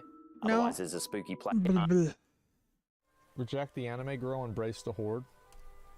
If you do say anything, I might just have to, I don't know, get you on your knees or something else. Submit to no one! Not you! Not the jailer! I see. I see. Jesus! Property of Blizzard to be shredded. God, that was Bruh. good. That was Holy so much crap. better than what I had expected it to be. God fucking damn. Holy It was crap. about coming together as a family. Watch Oh, your well. clever mouth, bitch! 1 second, please. What do you want? Let me get Ah. French fries. Y'all, if you laugh, you lose. I believe this is the new one. At 20 hours ago, this is the new one. So if you laugh, you'll lose. Don't be a loser. And a parfait. Cool. Can I get 2 French guys sitting on my lap that are part gay? Did he get him? Did he get the guys? Bro. He did. You didn't get the guys? Aw, that's a shame. What is up, my dudes? Welcome back to another episode of If I Laugh, the video ends. Whoa. If I laugh, the video will end. No waffling. We're getting straight into it, starting now. If you laugh. If it's no waffling, does that mean pancaking is allowed? Nice. And sandwiching too. Yeah. You lose. Let's begin. Real. I see. That's a pig.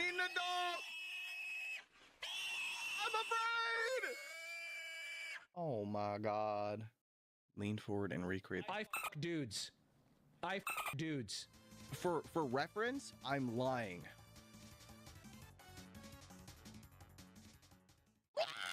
Y'all thought I was gonna say it too, huh? He didn't say the thing. They corrupted. Oof. That kind of looks like Corruption part of the IRL. chance of Nice. meatballs. All the food start coming. You say something about meatballs and coming? Yes. Wait. Wait, why did you come in? Oh, I was bored. Oh. Yeah, there was no other reason. You want to know what would make you not bored?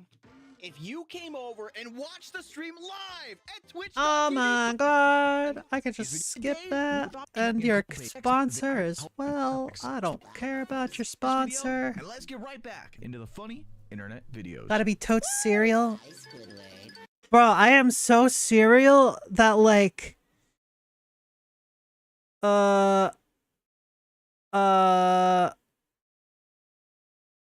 Yeah, that's life for you. What the Sigma? What the Sigma? We need a new thing. We need a new thing. What the Sigma? It's got to go. What's the next thing, chat? No, we're not saying what the Alpha. Today we ask the age-old question. What the Of course. Why? Actually, why? Guys, I will not say it this episode. I will not say that phrase. I refuse. What the Sigma? What the? Bro. What even was that? Ah, yes. Where can I get one of Bougie those? Hose. But why? I mean, hey, how's Chad doing? Arf. Arf. I love Yeah. That's a good He doggo. sounds like he's starting up his engine. What a good boy. It's okay. We just have to be super quiet. Worth it. Uh-huh. Worth it. You gotta open your Clash of Clans, of course.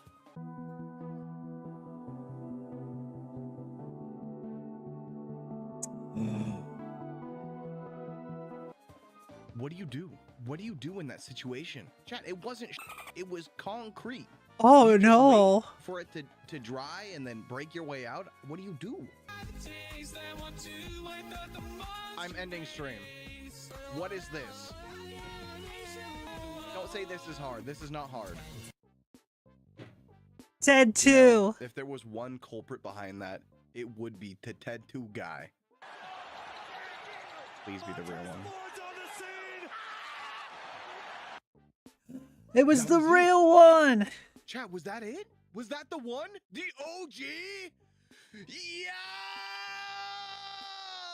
Now I have closure. But the Freddy one's better. Oh, what the heck? Are those fish or otters? Maybe Why they're they all both. lined up like they got somewhere to be. Maybe they're just doing our conga line. Ooh, a free V-Buck. So what if I do? It's my lucky day. What the heck? God, please forgive us. We know not what we do. That is insane. Yep, you found me. got him. The body appears. Ted 2. You gave him panties. Cocky one. What? All I feel is pain. Thank you. That's life for you. Sushi. Oh god. Bro, just take the L and go ask for a fork. Stop pretending like you can use chopsticks. Who could that be? Bagel delivery. What? I didn't order it. Ted 2. Did you see it? Did you see the happiness leave my face when I heard that? Feel free to clip it. I was smiling, and then this came on. Oh, dude, what are you doing tonight? You want to go hit the gym or something? Yeah, because... Oh! Hey, Bro. listen. Stop. You can't just come on people like that. Don't waste that mayo. Do that. Don't waste your mayo. Workplace Stop that. violation. Hopefully they didn't waste it though. Inverse popsicle. Inverse popsicle. Inverse popsicle. Inverse popsicle. Inverse popsicle. I could have gone my whole life without seeing an inverse What was the popsicle, point of that? and it would have been good. But now that I've seen an inverse popsicle, what else could you inverse? Bug trap.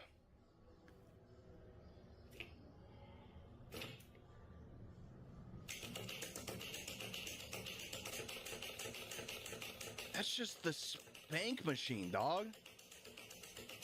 Oh my god, he's been a bad bug. Someone Bro. immediately in the chat said, I'm a bug now. You guys need help. Bruh. You guys are down tremendously. Non-toxic to man. Non-toxic to cocks. Cock sure. Kakbay mo sa. What? Buhay sabong. Okay. Sure, herbal insecticidal shampoo for fighting cocks. Unique herbal blend of coffee, capsicum, and neem. Deadly against mites and ticks. I swear, kumintab ang feathers ko. Sure, cock. Sure. That line delivery was crazy. Uh-huh. Bro knew what he was cooking. 1 second, please. What do you want? Let me get a French fries, frap, and a parfait. Cool.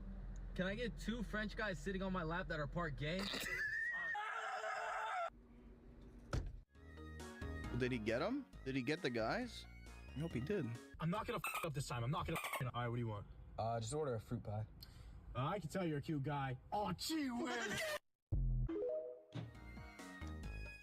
That sound almost killed me. Bruh. Yo! Oh my god. That was wicked. Bro, That went was full wicked. X Games mode. Oh, Yo. yes, it's like that movie with Turbo, the snail. Now, Homer, don't you turn into a country Reggie Rock with a handbag. I don't even blame Homer. What the I would've done heck? same I would have done the same damn thing. It's a cream pie. Holy Scott the Woz got cream pied. Nice. Who doesn't like getting cream pied every now and then, right? Right, chat? Now that is a meme. We need more of that. More of that, less Ted 2. Apple pie! I'm gonna eat it all before you even get there!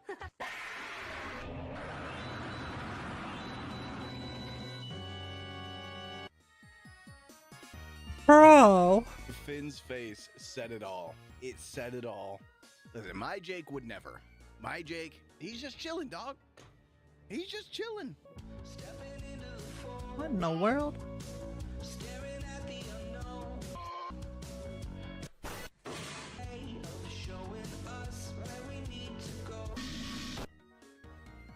Guys, all of that looked delicious. Oh my god, I'm just so hungry now. Every single frame got me hungry. Oh my god. Do a kickflip. What? Hit a kickflip, bro. Okay. What in the... A kickflip, bro? What the... Nice. Good job, dude. 0. The double finger for Y. Y2. My god. No, not Ted 2. Do you guys think Squidward Yes. ever puts his own nose into his mouth just to see what it just feels like like? Squidward like Yes. Do you think that Squidward ever puts his own nose Yeah, in his he's said that so many times. If Squidward was materialized right in front of me, there is only one thing that I would do. I dare not say it. This was today! Okay, banger though? Actual banger? Yo. I mean, listen, watch out. I might flex again. I'm not. I'm too tired. Wagsire! Oh, wow. He's so great. How I love this pretty bed. Now I'll rest my weary head. Good night. Classic, dude. Classic. True. Bro, people in the 30s were losing their minds over that. Math is so difficult. Wouldn't be so difficult if you paid attention. Wouldn't be so difficult if I didn't have autism. Oh crap, bro. Not wrong, though. Not wrong.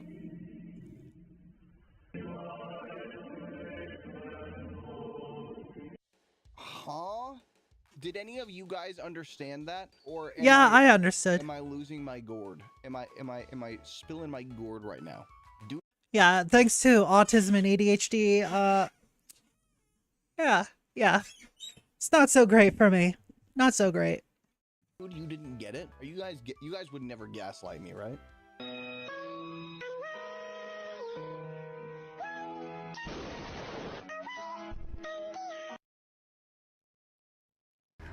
What the Sigma? No matter what you guys do, I will not say it. Stop. What the Sigma? Discord is not a good thing. For some of us, that is true. Hey, all I gotta say though, it's better than Skype. It is much better. It than is. Skype. Me versus True. the champion.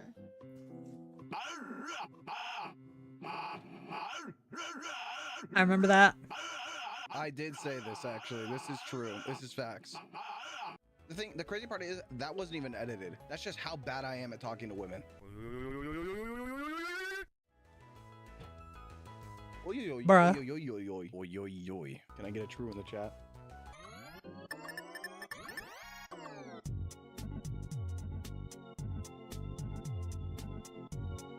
Is that real? Wait, Amazon? What? Dude, it actually comes up as a suggested search term. Oh, but the device doesn't come up. Give me one good reason why I shouldn't buy this. 100K likes and he buys it? You know what to do.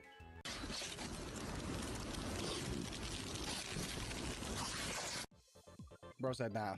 Mood. The title of that video, dog does a full 360 after stepping in cold snow. Did they even go to geography class? Like 360, he would go back into the snow. I don't understand. Can I get an ow, ow? Explode.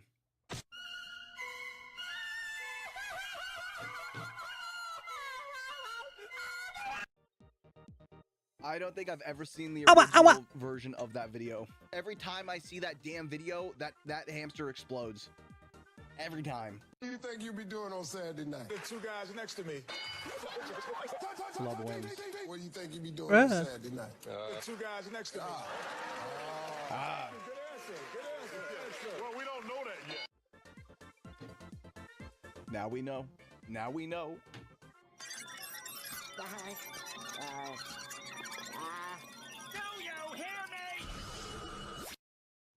Hamster. Hamster. Hamster. See, if I was in the show, I would have just turned the belt to S. For what the? I still will not say it. The most broad joke of 1891. Fellow number 1. Have you any bread? Fellow number 2. Why yes, would you like some? I should say so. It's the least you could do. Why did he Bro. send him? Plus, Because it was French it's bread. Not Jimmy. Mods, ban that guy. What the hell? Listen, if I ever got compared to a SpongeBob character, I would be honored. Almost living like Larry. Okay. I think I would have been Larry the Lobster, but I could see how other people might have creative differences. This guy's first time chat, he said, LOL, perfect reference. Yeah, that's your last chat. Mods, this. Okay, you win this round. Show me your completely useless secret talent. Spin your fingers in opposite directions. And what you're all doing right now is you're doing this. That's the same direction. Okay? This is the same direction. What I want you to do is spin your Wait, no, that's fingers backward. opposite Wait, directions. forward, back. Oh no, I can't do. Wait. Okay, forward. No, wait. Okay, hold on. Is that it? Wait, I did it for like a half second. Gamers as killers, gamers attacking women, gamers putting up with Jimmy Kimmel. And that's why, as my gift to the Pope, I gave him a copy of Undertale. It was actually the craziest thing in the world. Do you think the Pope played Undertale? Do you think he did? Nah, bro. Nah. Oh god. I'll just clutch. Alright, I need some diamonds, so I'm gonna get fortune, and we should be going down here and... Nah, bro. Yeah, that clutch was crazy. What? Bro. Why am I hungry? Alright, I'm gonna do the outer layer. Bruh. Does the mod just make you eat everything? Nah, I'm deleting this mod, bro. Yeah, I'm just gonna bridge to an end city, bro. This is not...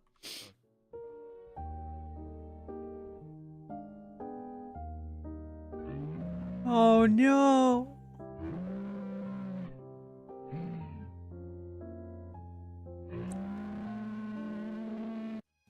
That is so tragic. Should I play a Minecraft playthrough with scary mods on? Meow, meow, meow. Meow, meow.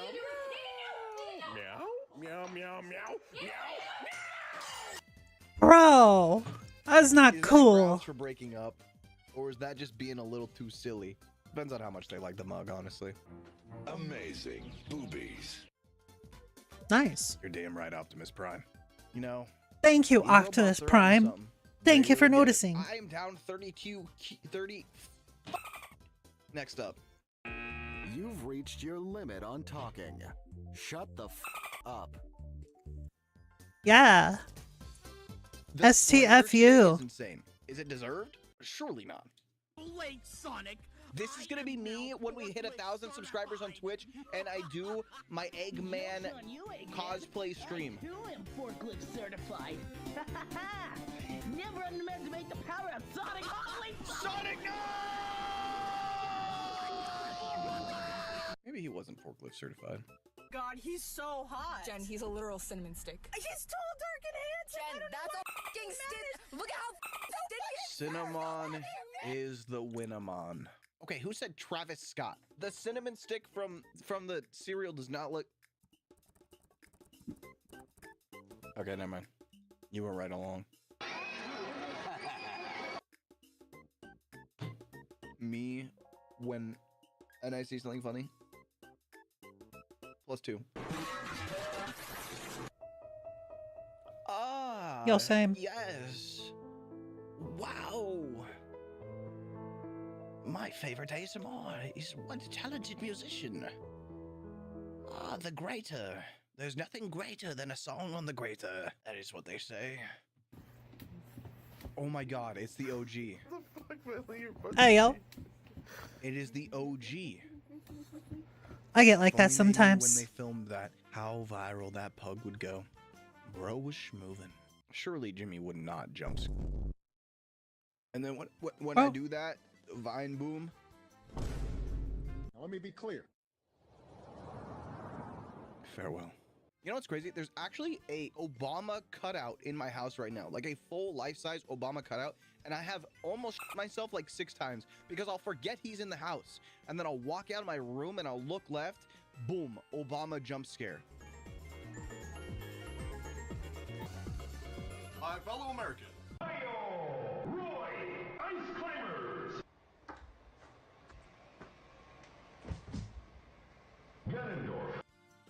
Yeah, why does he do that? Why does he just hate Ganondorf? Like, I get it, he's a villain, but like, he was so stoked for everyone else, and then Ganondorf. Maybe he's got like personal beef with Ganondorf. Lemon on the chain with the V cut. Yeah. Okay. Why? Why? Good question. What? Me too, Okay. SpongeBob. Me too, little guy. Yo. Bruh. That's what he gets for being a racist. Hey man, that was an awful joke. I repeat back anything that's said to me.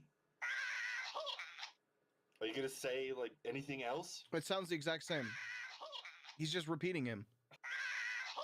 Okay, this app doesn't even work. It works. Oh, it works.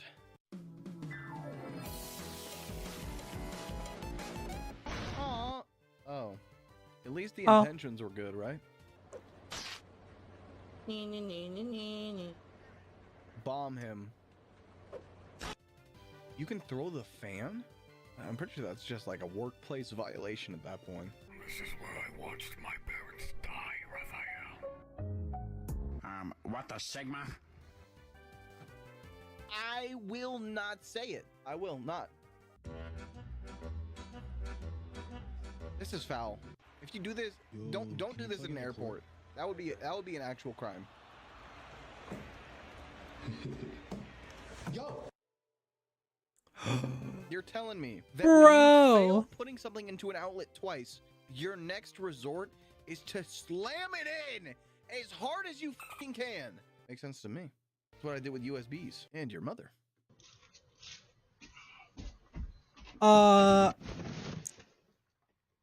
Yeah, that's gonna cost a lot for shipping. That's a big boy. Uh-huh. One Piece. Oh. Guys. Well, I guess you could say he's no longer In One Piece. The One Piece is real. You made the same joke out of this joke. That guy kind of looked like Jimmy here. KFC. Rat. Oil. Is this the rat in the deep fryer one? Oh, just going for a dip.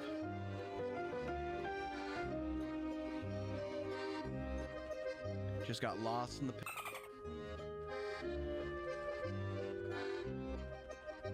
And then. Nice. It's a good one. That's a classic. Beautiful. When termites are born, they're attracted to the light of the sun to guide them and fly away. We know this because it's termite hatching season in my garage. Thousands of them scattered. But look what happens when I open the garage door. Ah, the light of the sun. Like a f***ing Mononoke movie. They all come towards the sun so they can fly away. But I'll never let them out. I'll never let them reach the sun. Because I have a better sun. Yes, come to your sun. Yes, let's go to the sun. Dude, Michael Reeves is kind of unhinged. Yeah, just a bit.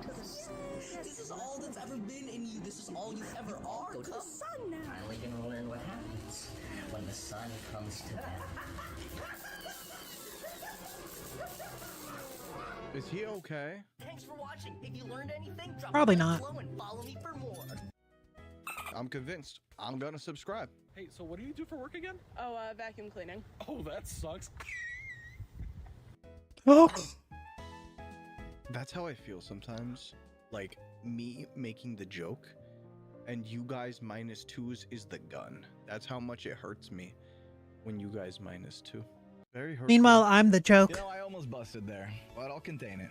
Maybe next time. All right, next up.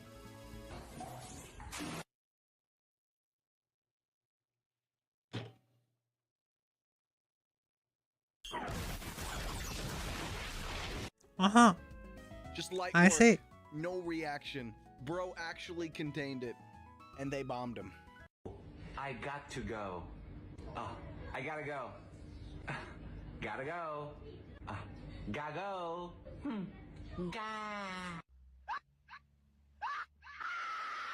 Ole mole. Gah. You're not fucking funny and you're corny. So, literally stop sending me voice messages because they're not funny, actually. What the swouse? What the swouse? I heard that, Jimmy. He got. He got. In no way, shape, or form am I ever going to say, what the Sigma? Okay? I will not even say, what the swouse? Swouse. When I was in Japan last year, Oh my God. karage, or Japanese style Karage. fried chicken, was one of the best bites that I ate the entire Heck yeah, trip. let's go. And I ate raw whale sashimi when I was there, so that's saying something. Compared to the American or Korean style fried chickens, karage is light, umami packed, and its crispiness hits different. It's more brittle and effervescent. So today, I'm going to show you guys the uniquely Japanese process and the Yay. weird but easy to get ingredient that it takes to recreate this delicious Uncle. plate of fried chicken at home. To get started, I'll grab 2 pounds of boneless, skinless chicken thighs and cut them down Yep, into gotta be 4 thighs. equal-sized pieces that are about 1.5 inches across. In Japan, the fried chicken is served a little bit more bite-sized than it is in the other 2 big fried chicken countries, Korea or the US. The benefit here is True. that there's more surface area, which means that there's more breading, which means there's more crunch per square inch. Nom And once I've got all 6 of these thighs cut into 4 pieces, I'll slide this chicken into a medium bowl, then grab a knob of ginger and my microplane, then I'll grate in roughly 10 grams worth, or about a tablespoon. Notice that I didn't peel the ginger. As I've said before, if you're grating the ginger on a rasp grater like I am here, there's no need to peel it. The peel has no flavor and it isn't any more fibrous than the root itself. Next, I'll use this microplane yet again to grate in 4 to 5 cloves of garlic, or about 10 grams worth. Then I'll add in 20 grams of soy sauce, 5 That sounds grams pretty of great. sesame oil, 20 grams of mirin, 20 grams of sake or white wine, then 8 grams of salt, 30 grams of cornstarch, and 3 grams of MSG. Monosodium glutamate MSG. is similar to Oh, salt yeah. in that it enhances flavors, or more specifically for MSG, it dilates your taste buds and makes things taste more like themselves. In this context, the MSG is going to amplify the chickeniness of the meat while also turning up the volume on the sweet, salty marinade. If you're anti-MSG or you don't want to go out of your way to track it down, this recipe is still good without it. It's just that the MSG adds that extra 5% Ajinomoto. Once the chicken is all coated up, I'm going to move this bowl over to my fridge to marinate for at least 30 minutes. While that soaks, I'm gonna make the spicy umami-packed mayonnaise that will serve alongside it. To make it into a bowl, I'll squirt 200 grams of Kewpie mayonnaise. What Gotta be makes Kewpie. special is that it has MSG and extra egg yolks in it, so it's super umami and super creamy compared to reg mayo. Next, in goes 10 grams of seasoned rice vinegar and then 5 grams of togarashi. Togarashi is Japanese chili powder, basically, and if you don't have any, paprika would be a fine sub. Finally, I'll add in about 10 grams of chili oil. This will give the mayonnaise a vibrant, fruity spice that you just can't get from hot sauce alone. To finish this sauce, I'll just give everything a quick stir until it's combined. And if you don't have any of this Japanese stuff in your pantry, don't sweat it. Just mix reg mayo and sriracha. No, it won't be exactly what you can get in Japan, but it'll still taste pretty good. After 30 minutes of marination, I'm gonna pull this chicken out of the fridge so I can dredge it up. Then I'll grab a heavy bottom pot and drop it on the stove and fill it up about halfway with canola oil. In total, I'm using about 2 quarts here. Now, while that gets hot, I'm gonna quickly thank Element for sponsoring this video. Try to dredge up this marinated chicken. Link is in the description. Thank you, Element. Next, I'll need to dredge up this marinated chicken. To figure out what coating was the crispiest, I actually tried 4 different options. The first was all-purpose flour. That's not crispy at all. I mean, it tastes good, but there is no texture. Next was cornstarch. It's a little bit crispy, but it's also soft and kind of starchy. Behind that was a 50-50 blend of potato starch and all-purpose flour. This combination is very chicken McNugget-like. Like, it is crispy, but it's also kind of soft. And then finally, 100% potato starch. Oh, wow. 100% potato is the crispiest by far. And it's like an enduring crispness. Heck yeah. This has been sitting here for like 10 minutes and it's still very, very crunchy. Potato starch actually has a few interesting qualities that make it particularly good for fried chicken. The first is that it takes forever to get brown, so you can fry it for longer. Longer fry times mean crispier breading. The other is that potato starch is extremely absorbent, so any resting juices that leak out of the cooked chicken don't sog up the crust. Now, to bread this chicken, I'm going to shake about a pound's worth of potato starch, or about 500 grams, into a medium bowl. Then I'll grab a spray bottle and add in 30-ish sprays of water. Maybe about 3 to 4 tablespoons. Once that's moistened, I'll jump in with my hands and toss to combine while making sure to crumble down any large clods of hydrated starch as I go. Adding moisture here changes the texture of this starch from bone-dry powder into more of a lumpy, wet snow. This helps a lot more starch stick to the outside of the chicken, and it allows the dredge to be compressed into little craggy bits. That's important because those stick to the chicken and crisp up super nice when fried. Next, I'm gonna add in half of my marinated chicken and then jump in the bowl and toss everything to coat. I'm frying this chicken in 2 batches so that the fry pot doesn't get too crowded. Now, once these pieces are evenly coated, I'm going to finish them one at a time by crumbling some moistened starch onto both sides. Then I'm going to carefully pass them back and forth and press down the breading into the meat and shake off any excessive bits of starch. This last step where I'm kind of hand breading and squeezing is really important. If you just toss the chicken and throw it on a sheet tray, that's not going to get enough stuff stuck to it. And once I've got all these chickens breaded up, I'm going to take this plate over to the stove where my oil has been preheated to 325F. From here, I'll use my spider to carefully drop this chicken into the oil. The spider helps keep any hot oil splashes far away from my hands. And after 20-30 seconds, I'm going to come back and nudge this chicken very carefully to make sure that it's not sticking to each other or the bottom of the pot. Don't agitate it too soon because the starch on the outside won't be set and you'll probably remove a lot of the breading when you move things around. Now, after 2.5 minutes, this chicken has taken on some very light browning, so I'm going to take it out of the fryer and drop it onto a wire rack to drain for about 1 minute. This allows the potato starch to set and absorb any resting juices that might be dripping out of the meat. From here, I'm going to very briefly fry this chicken 2 more times to get an extreme level of crispiness. The second time I'll fry for 90 seconds or until I've reached this mid tier of browning. Then I'll scoop it out and move it back over to my wire rack and rest it again for 1 minute. After that minute, I'm going to drop this chicken back into the oil a 3rd time and fry it for 90 more seconds. During this last fry, any remaining moisture that's on the meat or in the breading is going to be fried off, and we should be left with a ludicrously brittle and crispy exterior. Personally, I think the chicken is done when it starts to turn this reddish brown color. That's when it crosses over from being kind of crispy to moaning out loud crispy. Calm down, my Once I dude. got this Calm chicken down. out of the fryer draining on a wire rack, I'm going to move the sheet tray over to my oven to stay warm at 200F while I dredge and fry the other half of my chicken. That should take about 6 to 8 minutes or so. And once I've got all this chicken crisped up, it's time to serve it. To do that, I'll drop some very finely shredded cabbage onto a plate with some chicken, some spicy mayonnaise, and a lemon to bring a little bit of acidity. You guys, this is the perfect party food. It stays crispy for a long time, it's fun, it's social, and it's gluten-free. This recipe is basically It does look exactly the same delish. as the chicken that I ate in several places in Japan, and the good news for you is that it can be easily replicated in an American kitchen. So I hope you try it soon. Sweet, sweet Lord. If that doesn't make you happy, Yikes. nothing will.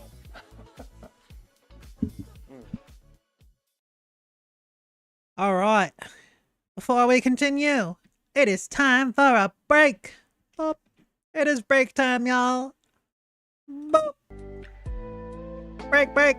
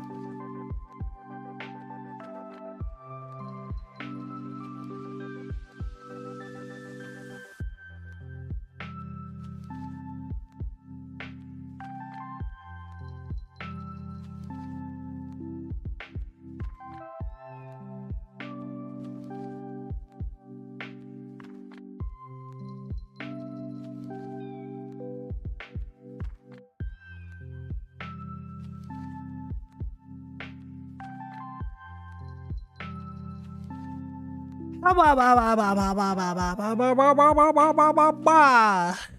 back. I has returned, y'all. I has returned. Oh my lord. Oh my lord. Hope y'all enjoyed the break. And if you did not enjoy the break, well, I don't know, get hacked. Anyways, back to vidges. 20 ambitious games that never got released. Never quite make it to the market. Here are 20 ambitious games that were never released. If you want to read up more on them after the video, all of our sources will be linked in the description down below. Again, we got 20 games, so let's get started off with number 20. We're talking about Project Apollo, also known as the Christopher Nolan verse Batman game. Remember Shadow of Mordor and how everyone said that that whole Nemesis system where, defeated enemies come back for revenge would be perfect for a superhero game, or a Batman game? Well, here you go, because Monolith, the developers behind the Mordor games, were actually apparently working on a Batman game before reworking the entire thing into a Middle-earth game. This is where the entire Nemesis system actually started out and was going to let you drive the Batmobile around a fully open-world city. The weird thing about it was that even though this was being developed after the first Arkham game came out and was clearly heavily inspired by it, the game was going to be set in the Nolanverse with Christian Bale Batman and a more grounded approach to telling a Batman story. So why didn't it happen? Apparently, they had to get Christopher Nolan's explicit approval to make any game set in his universe, and he just never signed off on it. So they had to pivot to something else that Warner Bros. Owned. And in this case, it was the rights to making a Lord of the Rings game. Now over at number 19, we have Pirates of the Caribbean Armada of the Damned. This one kills me, dude. This could have been just the pirate game, and there's tons of footage out there showing it. But Disney killed it when they basically gave up on licensed games for a while, back in 2011. Yeah, that's because Disney sucks. This game sounds like it could have been like an action RPG with additional elements. You play as a specific character, but you decide whether you wanted to be a legendary hero or a dreaded pirate. So you could be a swashbuckling good guy pirate or a Blackbeard-style terror of the open seas. You could sail a ship, explore islands, and recruit new crew members. There will be recognizable locations from the movies like Port Royale, and also supernatural places like Davy Jones's locker. The pre-release footage for this stuff honestly looked pretty great. This could have been a good one, but circumstances out of the team's control led to the game getting canceled, denying us what could have been a great pirate Heck you, game. Disney! I always looked at this one almost kind of like Fable, Pirates of the Caribbean. There's a lot of ambition, a lot of potential there, but it's another one that just ended up in the Disney vault. Next, over number 18, we have Spider-Man: The Great Web. So take Marvel's Spider-Man, make it a 5-player co-op game, and make it mission-based instead of open world, and you basically got Spider-Man: The Great Web. It looks like this game would have been similar to Ghost of Tsushima Legends, but expanded into a full game. This did leak under unfortunate circumstances. Sony and Insomniac were the victims of a ransomware attack where their data was held hostage, and they didn't give in to the demands, so all this stuff leaked, and Spider-Man: The Great Web, this video concept trailer for it, really showed something awesome that we could have had. How they would have gotten Spider-Man combat to work with that many players, I have no idea, but it's a potentially really interesting idea because you would have been able to play as all the different Spider-Men from multiple alternate realities and go on reality hopping adventures through different visual styles and map locations. It could have been a really fun idea for Spider-Man fans, especially Spider-Verse fans, but was unfortunately canceled for unknown reasons. Maybe they're going to use some of these ideas for another Miles Morales spin-off, or maybe they were just thought the multiverse stuff was starting to get a little played out. I don't know, but this is where we're at. You think if Spider-Man came out these days, he would be a web developer? Anyways. Next, over at number 17, we have Marvel Chaos. Out of the many, many Marvel games we've seen come and go, this one actually looked promising. It was developed by Electronic Arts Chicago, the guys behind the Def Jam games. Yeah, remember those? I definitely do. This definitely looks like it could have been Vendetta on a massive scale, with battles taking place in these huge, open, and fully destructible environments, hence the codename Chaos. That's the ambitious part. The destruction physics looked really on point, and the game seemed like it would be able to depict some truly epic superhero throwdowns. Crowd interaction was also like a big part of the game, with civilians who would cheer you on from the sidelines, drive cars, and swerve out of the way. You know, it would have been kind of like a more dynamic world than you normally see in a fighting game, but kind of reactive like the later Def Jam games. A lot of the pre-release footage that's leaked doesn't look too great, but on paper, there was a lot of potential here. Next over, number 16, we have Star Wars 1313. All right, like this would have been Star Wars' answer to Uncharted.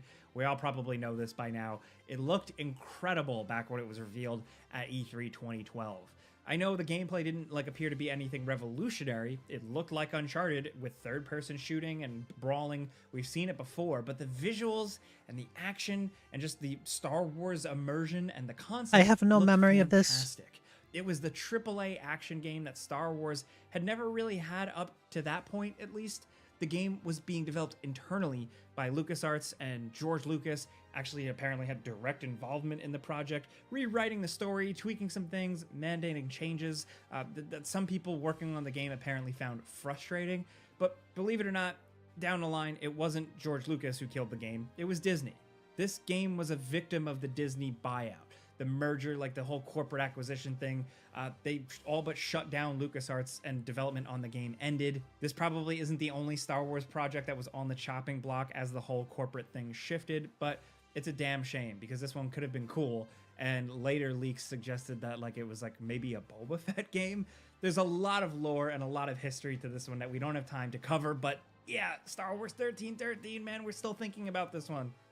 Now over at number 15, we have Tomb Raider Ascension. The original version of Tomb Raider 2013 was actually a lot more ambitious and would have been even more of a departure for the series than the reboot was. Some of the elements remained, like a more realistic looking Lara Croft and a spooky kind of Japanese island, but that's where the comparisons end. Instead of being like this cinematic Uncharted style action game, Ascension would have been a fully open world survival horror game where Lara would ride a horse and sometimes fight off gigantic bizarre monsters, partially inspired by Shadow of the Colossus. There were multiple different versions of this game, like one where Lara mostly engaged in melee combat, and another where she was protecting a little girl that she found. It was all very different from the game we eventually got. We don't know if it would have worked at all, but it would have been interesting to see, at least. Now, next over at number 14, we have Prey 2. This is another one I've harped on a lot, either on my channel or here on Game Ranks, man. This one still hurts. The announcement trailer for this game looked amazing. It was like a kind of open world first-person shooter set in an alien city, and you play as a bounty hunter from Earth. It was kind of like a first-person cyberpunky Boba Fett game, and it looked so cool. It is a really unique setting for a game like this. It could have been really interesting if it ever came out. There is some gameplay floating around out there, and I'm still thinking about it to this day. We don't really know why development ceased on this one. It always looked like it was pretty far along, but from interviews, it's pretty clear that there is a lot of bitterness from developer Human Head Studios towards Bethesda over it, with one former employee calling the decision to cancel the game political and petty. Of course, that's only one person's side of the story, but still, maybe something happened there. Either way, the Prey follow-up that we did eventually get was great, and is considered by many very underrated, but I just can't help but look back at this one and How you think doing, this SD? is like a Star Wars game that I really want. Hey, Next over, number 13, stop me if you've heard this one, it's Silent Hills. This is another cancellation that we're all really bitter about. After years of the Silent Hill series floundering, Fuck Konami Konami. reveals that they're making a new Silent Hill game directed by Hideo Kojima of Metal Gear Solid fame and his buddy Guillermo del Toro, famous horror movie director. And they formally Still a bit warm? With one of the Well, most then just interesting get less things warm. done in the Silent Hill franchise ever. The free download teaser you know as PT, which stands for a playable teaser. So yes, like Silent Hills wouldn't have been a full-length PT, and even if it was a mess, it would still be the most interesting thing to come out of the Silent Hill series in years. Of course, after Metal Gear Solid 5's troubled development, the relationship between Kojima and Konami soured, and when he left the company, the game got canceled. We eventually got Death Stranding, which apparently reused a few ideas that would have appeared in Silent Hills, but it's not enough. This thing could have been amazing, or at the very least, amazingly insane. Next over at number 12, we have Star Wars Battlefront 3. The original Battlefront games were great, and from the pre-release footage that's leaked from the third one, it looks like this could have been a lot of fun too. Rather than being developed by Pandemic like the first two games, this was being made by Free Radical, the folks behind the Time Splitters games.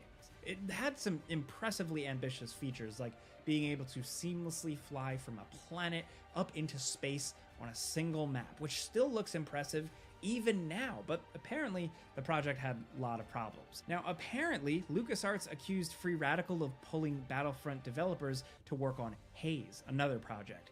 They also kept missing deadlines, which led LucasArts to assume that the developer had bigger, more systematic issues going on. According to the reports, though, LucasArts wasn't exactly in the right here either, with Free Radical accusing them of withholding payments and failing to acknowledge milestones. The relationship soured and the game was canceled, even though by some devs' estimations, the game was 99% done at the time.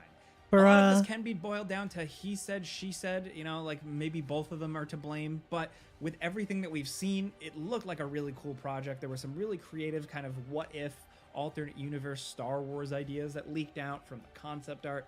There's a lot of stuff here for a Star Wars fan to dig into, and I'm gonna just stop myself here, but this had so much potential. It really hurts. Oh man, now at number 11, I'm gonna start showing my age with StarCraft Ghost. One of the all-time classic cancellations. It's easy to forget just how ambitious StarCraft Ghost was going to be. From everything we know, it sounds like the game would have been a cross between Splinter Cell and Halo, with complex stealth systems and also in-depth combat and massive levels with vehicles you could pilot. Originally, that StarCraft Ghost game was supposed to be in first person. Yeah. But it never happened. I remember seeing, what was it?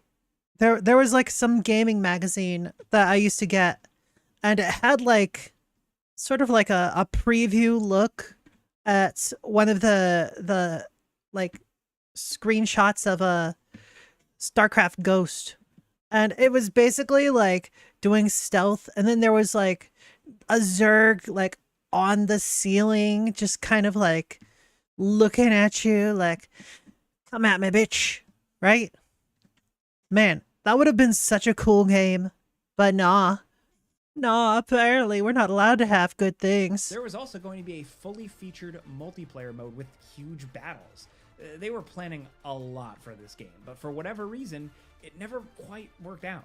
Development had changed hands multiple times, first with Nihilistic Software working on the game, then they switched over to Swing and Ape Studios before finally getting shelved. Internally, there was still a lot of interest in the game. It's clearly something that Blizzard wanted to make, but it was probably too ambitious and too different from the games that they normally made, so it was never able to reach that quality that's level fair, but for a Blizzard game. I mean, at least at the time. But the potential was there for this to really expand the StarCraft universe, and I remember a lot of StarCraft fans chomping at the bit for this one. You were able to pre-order it, people held onto their pre-order slips for years, almost until they turned to dust. StarCraft Ghost for many was just a brutal cancellation. Yeah. Next over number 10, we have Warhammer 40k Dark Millennium Online. A Warhammer 40k MMO sounds like an insane undertaking. The world of 40k is so absurdly massive and complex that it's hard to imagine where someone would even start trying to make an MMO out of it. At least one developer tried. They actually put some real effort into it because there's a decent amount of footage that's leaked out there. Ambitious almost feels like too small of a word for what they were trying to do here. Look at this. They wanted to create multiple playable alien races set on multiple planets with unique cities to explore and different worlds to conquer, and from what we've seen, it seems like they were trying to make the Warhammer MMO but with 40k, which grounds what's going on a little bit, but it all sounds like they were basically planning on making PlanetSide 2 combined with World of Warcraft and EVE Online into a single game. The ambition was out of control here, obviously, and realistically there was no way this game was ever actually going to get finished, but there's a lot of footage out there for more than you would expect. Needs more they gave it a DACA. shot, but let's be real here. I don't think this one was ever going to happen. It was crazy. Now we're at number 9, LMNO. This extremely unusual game had a lot of interesting ideas going into it. It was worked on as part of a 3-game collaboration deal between EA and Steven Spielberg, with Arcane Studios brought in to do additional work on it. So the story had your character transporting an alien from the East Coast to the West Coast, avoiding government forces along the way. Between the action and sneaking parts, you would actually develop a relationship with your alien companion, who had like these complex AI systems that would affect their mood and change their reactions on the fly depending on how you treated them and how you played. It was meant to be this full AI character simulation inside of kind of a cinematic action adventure game, and was highly ambitious for the time. It's a good idea on paper, but I don't think they ever quite managed to figure out what would actually be fun about this whole thing. So the project was eventually scrapped. But if you want to hear about it, there's a lot of info out there. NoClip did a really cool documentary on it with some footage, so check that out. Now over at number 8, we have Tiberium, because these RTS spin-off games really can't catch a break. First, there was StarCraft Ghost, now this. This was meant to be EA's follow-up to Command & Conquer 3, which would have been a first-person tactical combat game with your standard first-person shooter action, but you can also command squads and call in airstrikes, among a bunch of other things. It's the tactical part that makes this game stand out. Being able to command squads of soldiers, call in reinforcements, and capture command points from a first-person perspective was a novel idea at the time, especially coming from a major studio that could actually make the experience pretty polished and cinematic. There's a lot of footage floating around out there with this one, but it got canceled back in 2008 for quote-unquote not meeting the standards of Electronic Arts. So either the game was really bad, good old really EA bad, killing or there was things. something else going on, because come on, we've played enough EA EA games to know that sucks. sometimes they don't have standards. This could have been cool. This could have been like CNC 3 first person, and that to me just sounds like cool on paper. Now over at number 7, a remake of a Nintendo 64 platformer doesn't sound all that ambitious, but Rare had some surprises up their sleeves, the developers. So before disappointing the world with Banjo-Kazooie Nuts and Bolts, Rare was actually working on something called Banjo X, an Xbox 360 remake of the first Banjo game. Sounds pretty standard, at least that's how it would seem. At first, the game would present itself as just being a straight remake. But as the game went on, the characters would start breaking the fourth wall, talking about how they were in a remake, and do things differently. Different things would start happening in the levels, characters from later games would show up. Apparently by the end, the game would be almost entirely different. It's a creative idea for a remake. That's a cool never idea. quite been done, I don't think. Definitely not on the scale that they're describing here. Maybe it would have been too meta and annoying. Maybe they were afraid all these changes would scare away people who just wanted a straight remake. Who knows? It's just disappointing that we never got this one, because it sounds like a clever twist on your usual boring remake. Now at number 6, we have a game called Raw, an open world Grand Theft Auto roleplay inspired game. It sounds like a great idea, but this one seems like it was never going to happen. There was a whole world of Kickstarters and Indiegogo projects out there that promise the moon, get their money, and then things never work out. And for the most part, we're ignoring them, but this one sounded legitimately interesting. Basically, you take the freeform nature of GTA Online roleplaying, which people have managed to do some amazing things with, it's a crazy community, but you would make a whole game out of it here, specifically designed to cater to those types of players. It's a novel idea. Something like that would cost tens of millions of dollars to make easily. But how much was Raw actually asking for their Kickstarter? Apparently only $75,000. They managed to exceed their goal, but this thing just never worked out. I would say, just from speculation, that there was no way they were making this type of game for just that amount of money. So it seems like it wasn't going to happen, but the thing that really shut this project down was when Kickstarter suspended the project entirely and refunded all backers. They tried pitching the game on other platforms, but the ship had sailed at that point. It'd be cool to see someone make a game like this someday, but for now it's just not the case. Now next over at number 5, EverQuest Next. This free-to-play sandbox game was meant to be the next evolution of the MMORPG. I remember this. Had some big ideas behind it. EverQuest was the original 3D MMO and is a formational game for a lot of people. It's set in True. stone so many of the things that players have really come to expect from MMOs. But EverQuest Next was going to be something completely different. Rather than a curated experience built by the dev team, Next was going to be a voxel-based MMO with a fully destructible world. Players could build structures, dig in the ground, and completely remake the world. It would have been like a persistent Minecraft world, but one that wasn't randomly generated, and it was going to be completely massive with secrets hidden all over the place. There were going to be dynamic events, large-scale public quests that apparently would have world-altering choices in them. Enemies would have complex AI systems with their own likes and dislikes. It's a hell of a lot, especially for an MMO. I have no idea if any of this all could actually work, but it doesn't matter because the studio was unfortunately sold off from Sony, and in a cost-cutting measure, the new owners canceled EverQuest Next. I seriously doubt the final game would have been as revolutionary as they initially promised, but even with only a few of the features that they were promising, this could have been something really cool. It did look pretty Next, over to number cool. 4, I've seen we have footage of War it. the Orient. Now, okay, crazy title aside. Biggest problem though is that it was such a departure from its original like state of the game that it's just, I don't think anyone that originally played EverQuest would bother with it. Like, it's significantly different. Like, I can't even describe how different it is. It's basically a different genre at that point.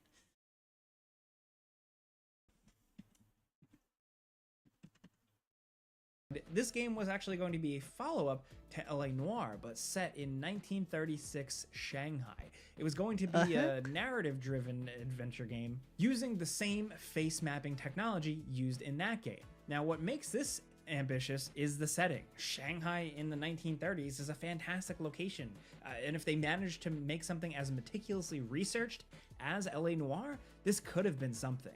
But with no deal in place and the studio getting a ton of negative press around their allegedly abusive work conditions, they didn't get the funding or the publisher needed to get the game made. Only a single screenshot of the game exists, and it's really unclear if it's meant to be in-game or if it's just like a piece of concept art. Now coming down to number 3, Darkboard.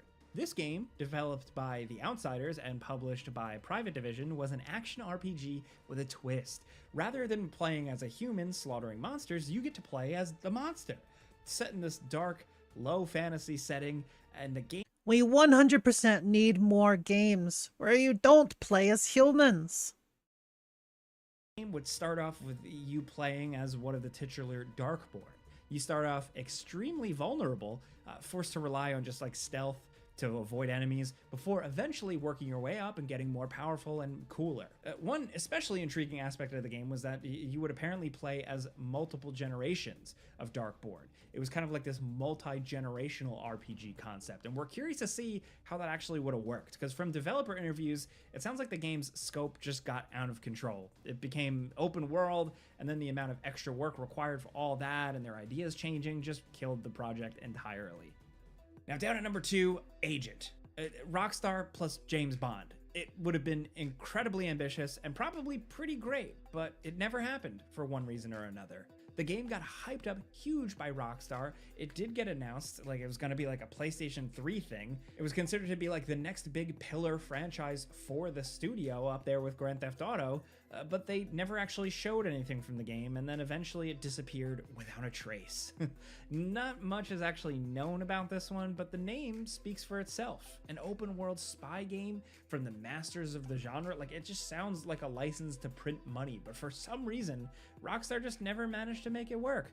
One insider, which we'll link below, said that the pressure to get GTA finished was what eventually killed Agent. They had to reprioritize, but we'll never know. For now, Agent remains one of the great industry what-ifs. We still don't have like a definitive open world spy game, and at this point, maybe we never will. I don't know. I mean, at least we have Alpha Protocol. That's something. That's like kind of a weird spy game, but hey.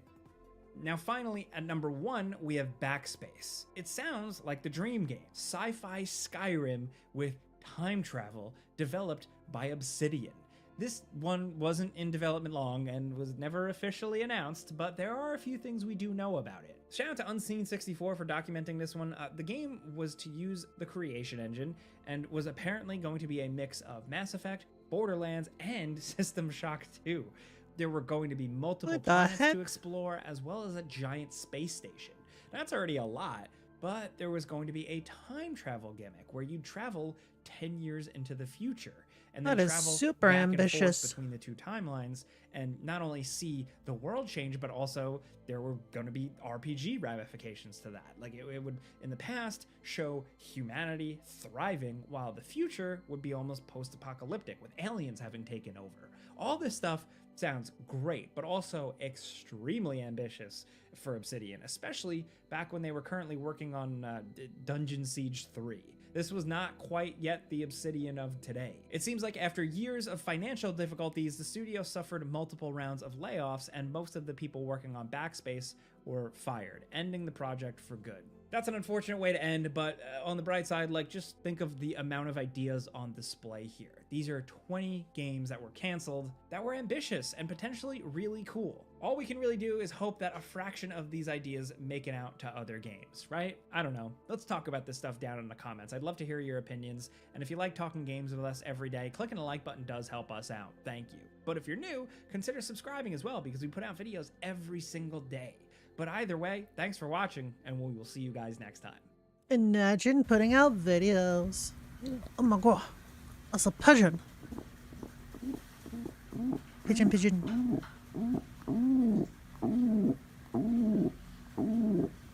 That's a pigeon. Oh. Pigeon like scratches.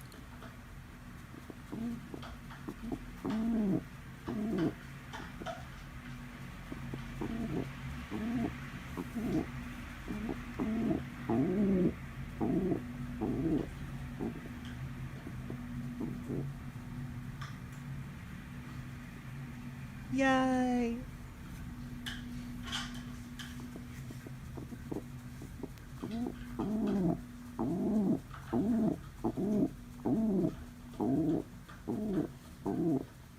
Cute.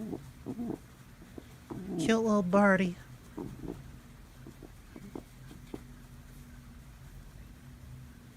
Yay. No birdie bird. No birdie bird. If one trend of 2023 shows how All far right. This is gonna be a long video. It's over an hour long. You have been warned. So might want to like get a snack. Maybe get a drink. fallen, it was the Barbie Botox. Named after the toy's signature long neck, the procedure spread like wildfire on Instagram after the release of the film. A series of injections to the trapezius muscles in the neck renders them unable to contract, which lowers your shoulders and makes your neck look slightly longer.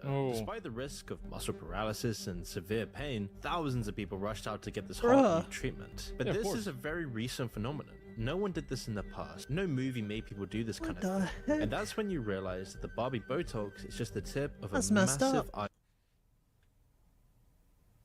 Bro, what are you doing, man? Why are you doing this? Massive iceberg, a trend that's hiding behind. Who the finds that You see, the plastic attractive? surgery industry has been booming for years. Off I the wonder back why. Of Instagram What and the TikTok. heck? Invasive procedures go in and out of fashion every month. As a young impressionable audience goes from one insecurity to another, fed to them by Instagram's algorithm. Meanwhile, celebrities and influencers work hand in hand with the industry, making promotional posts and boasting about. Yeah, a lot of content creators, like, this is kind of like a thing that a lot of people might not know about, but a lot of content creators actually get basically sponsorships with like plastic surgery places. Wait, that's and, like, a this even thing? happens in Korea and stuff too. Obviously happens in Korea because they're What like the really big into heck? plastic surgery, or South Korea is. And so like they'll go over there and have Bro. some shit done on them, and then they'll promote the place that they have it done, and so it's like kind of it's a win-win for them. Their procedures and the results. As new procedures dip in and out of fashion, influencers target people's mental weaknesses and make a fortune drumming up clients for the industry. And now that plastic surgery is growing fastest among young adults looking to replicate the inhuman perfection they see on the app, it's time we really expose how Instagram is quite literally changing the face of the world. At the time. Well, it is, and also another thing is that Oh, one thing that people might not understand is that, like, what the difference between camera lenses are. For example, like, how many of you guys have taken a picture, you've, like, looked in the mirror, and you've like, oh, I look good, and then you take a picture with your phone, and you say, wow, actually, you know what? Never mind. I look like a fucking ogre. Like, it happens a lot, right? True. Why does that happen? It happens because of the camera lens. But people just don't know about that. Wide angle isn't flattering. Yeah, no, it's not generally, right? And so that's the thing. But people don't know about that because it's like a camera tech thing. So a lot of this, a lot of the fucked up things that people get into, they get into those things because they're just simply naive. Or they just don't know what they're talking about. Impossible to predict the rise of Instagram. It's like especially bad for like girls with big noses, right? Because like a camera lens, like a phone camera lens will like emphasize that a lot. That's why girls hate, you know, like there's a lot of girls now that like get nose surgery.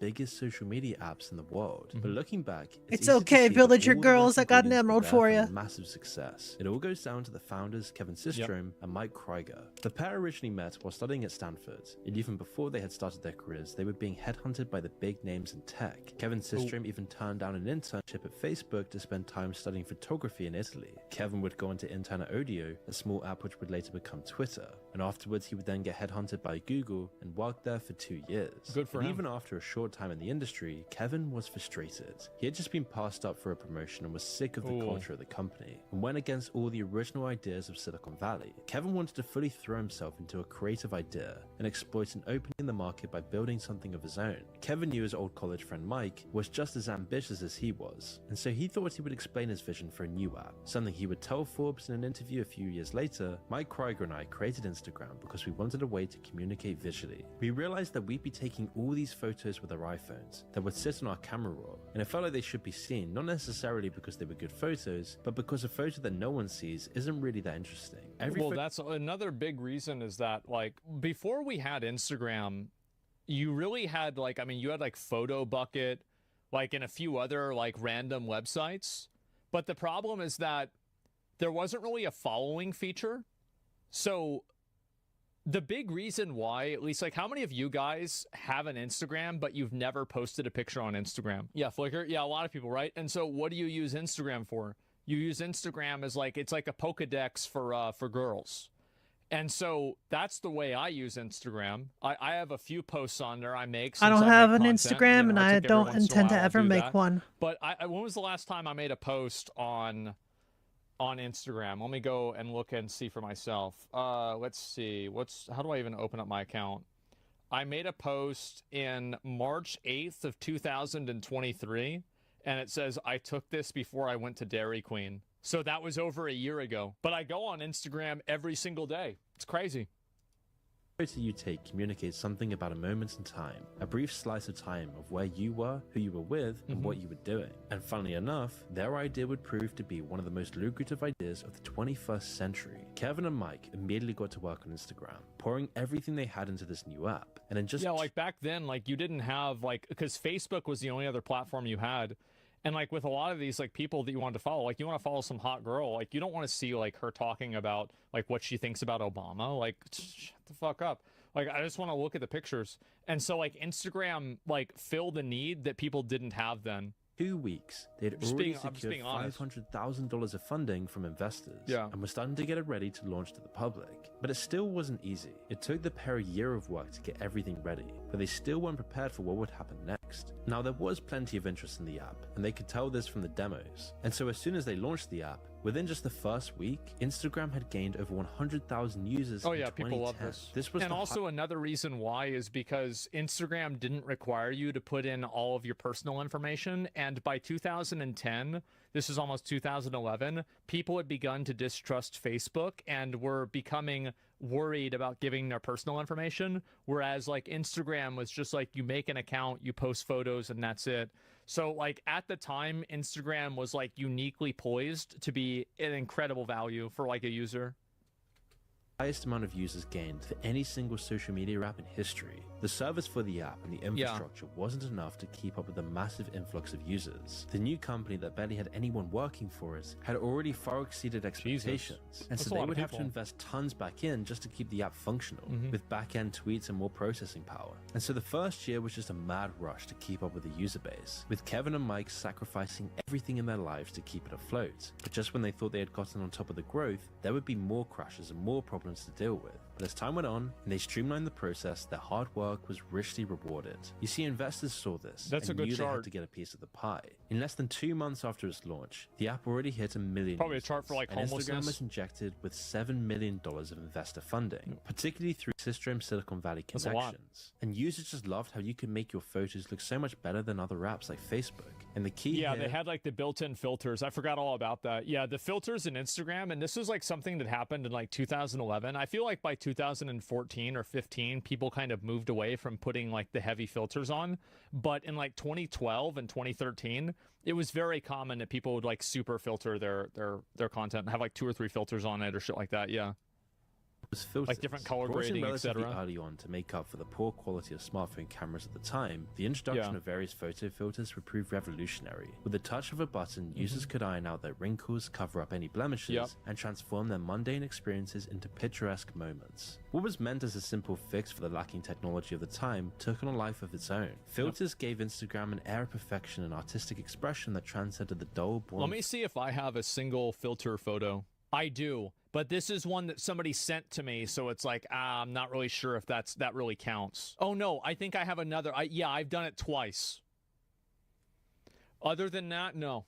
Photos your relatives the J Schlatt filter? No. Time. Although Kevin and Mike could never have foresaw what they had really created and how this would be used in the future. But at the same time that Kevin and Mike were building the photo app of the future, something else was going on. Other people were laying the groundwork for an entirely different way to push past the limits of natural beauty. Now, if you're going to blame anyone for the massive rise in plastic surgery, then you'd have to talk about people like the Kardashians. They were unique among celebrities at the time because they truly offered nothing except for their image and their lifestyle. Coming to fame in 2007 after... That wasn't new. Like, Paris Hilton did that before. Like, Paris Hilton walked so Kim Kardashian could run. Like, am I the only person that remembers all of the Paris Hilton shows in, like, the 2000s? What are we talking about? This is nothing special with Kim Kardashian. Yeah, they were friends? Yeah, I know.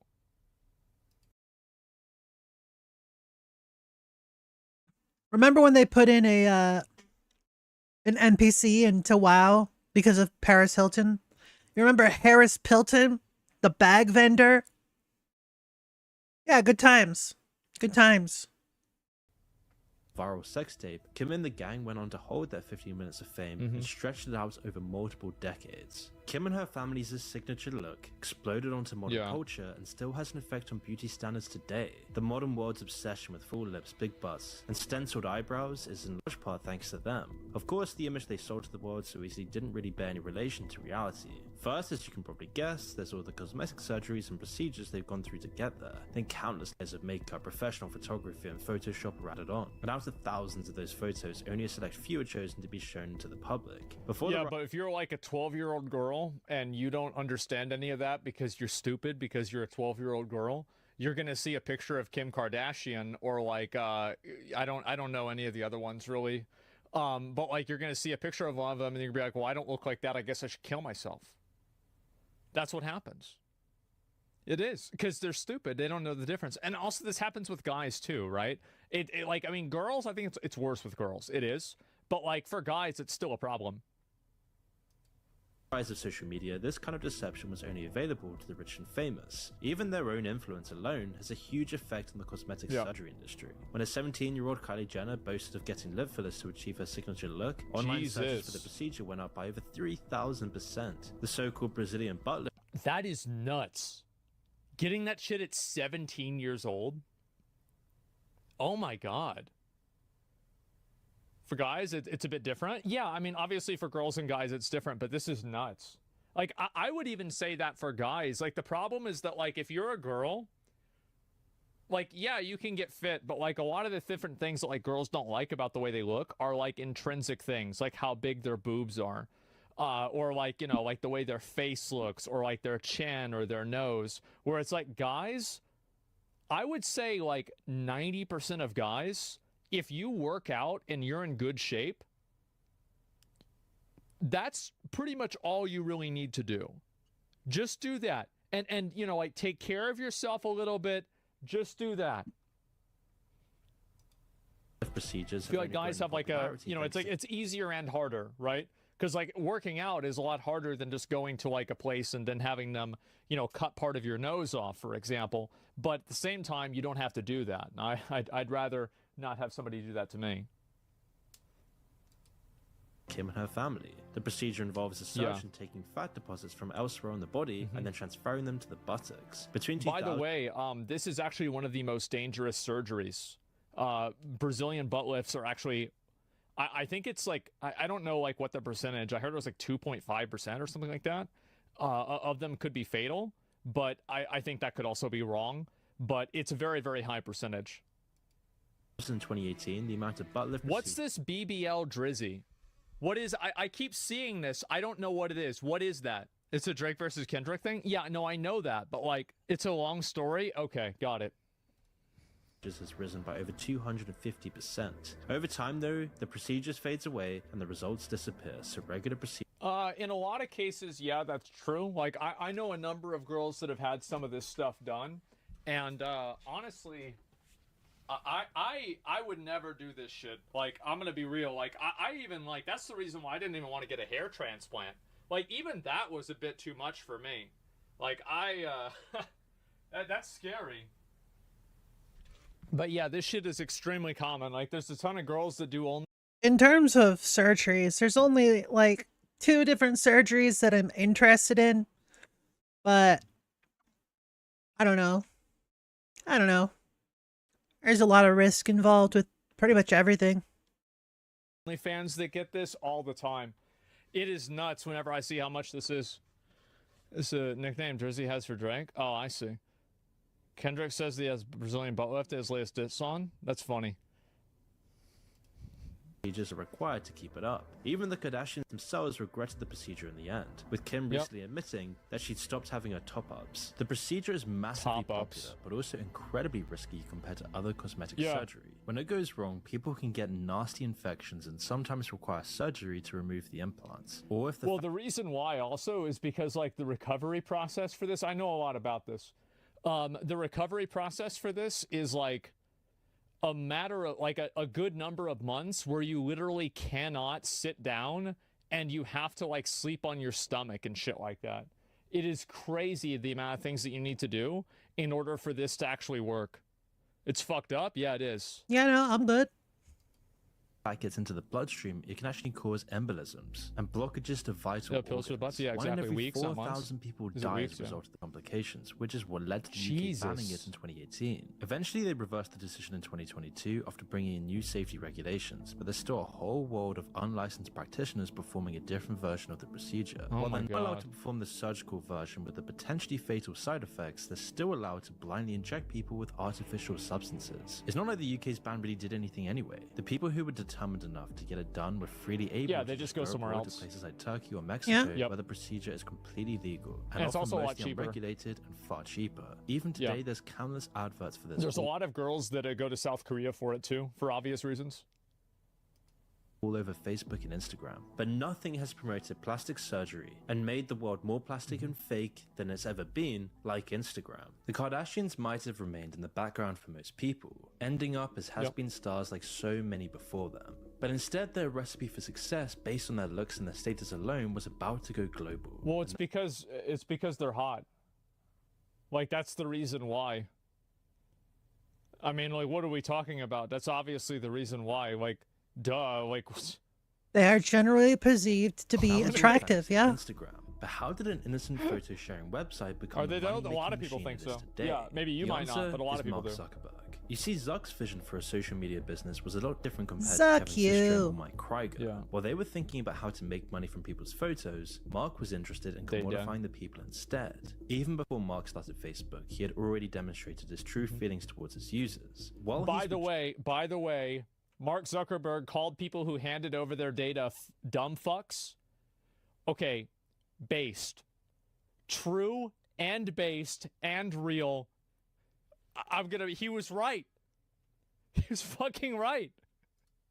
Rejected that the film The Social Network was true in its account of his website FaceMash. Right, like they just can't wrap their head around the idea that someone might build something because they like building things.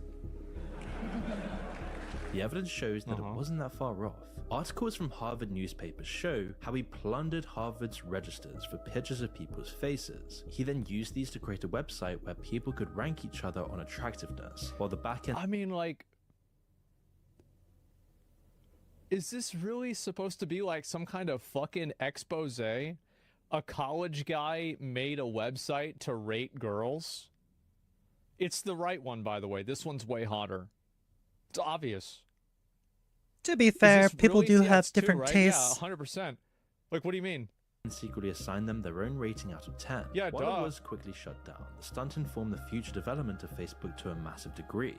Facebook did the same thing in turning its users into the product, just in a more sinister way. It was all about maximizing engagement for users, whilst plundering all the possible data they could find, and then selling this to advertisers and giving them easy targets for their campaigns was the final step in the profit machine. Whilst these weren't new ideas, Zuckerberg perfected them at Facebook. A combination of aggressive data hoarding and addictive design practices turned Facebook into one of the biggest companies in the planet, almost overnight. But already by the early 2010s, and Zuckerberg— Well, people really liked Facebook. Facebook was a huge improvement over MySpace. MySpace was such trash. Like, the website, like, you would go onto people's profiles and you wouldn't know where anything was because of the, like, all the different, like, applications and things on there, like the HTML customized stuff. It was bad. Knew deep down that Facebook would be on the way out at the end of the decade, as he was failing to capture the next generation and was losing out to younger, more organic apps like Instagram. Meanwhile, things weren't amazing at Instagram either. Sure, growth was solid and the business was doing well, but after 2 years of grinding away, Kevin and Mike were sick of doing it alone. Now, they had built up a team by this point, but it was always an uphill struggle to keep up with the growth of the app. Some sort of merger or acquisition would put an end to these troubles. It would give them all the investments they needed, with the added bonus of the infrastructure to push Instagram to the next level. So after turning down a few other suitors, Kevin and Mike sold the company almost entirely to Mark Zuckerberg. This reminds me of, like, remember what idiot bought Tumblr for $1 billion? Yeah. Man, like, I mean, because Facebook really.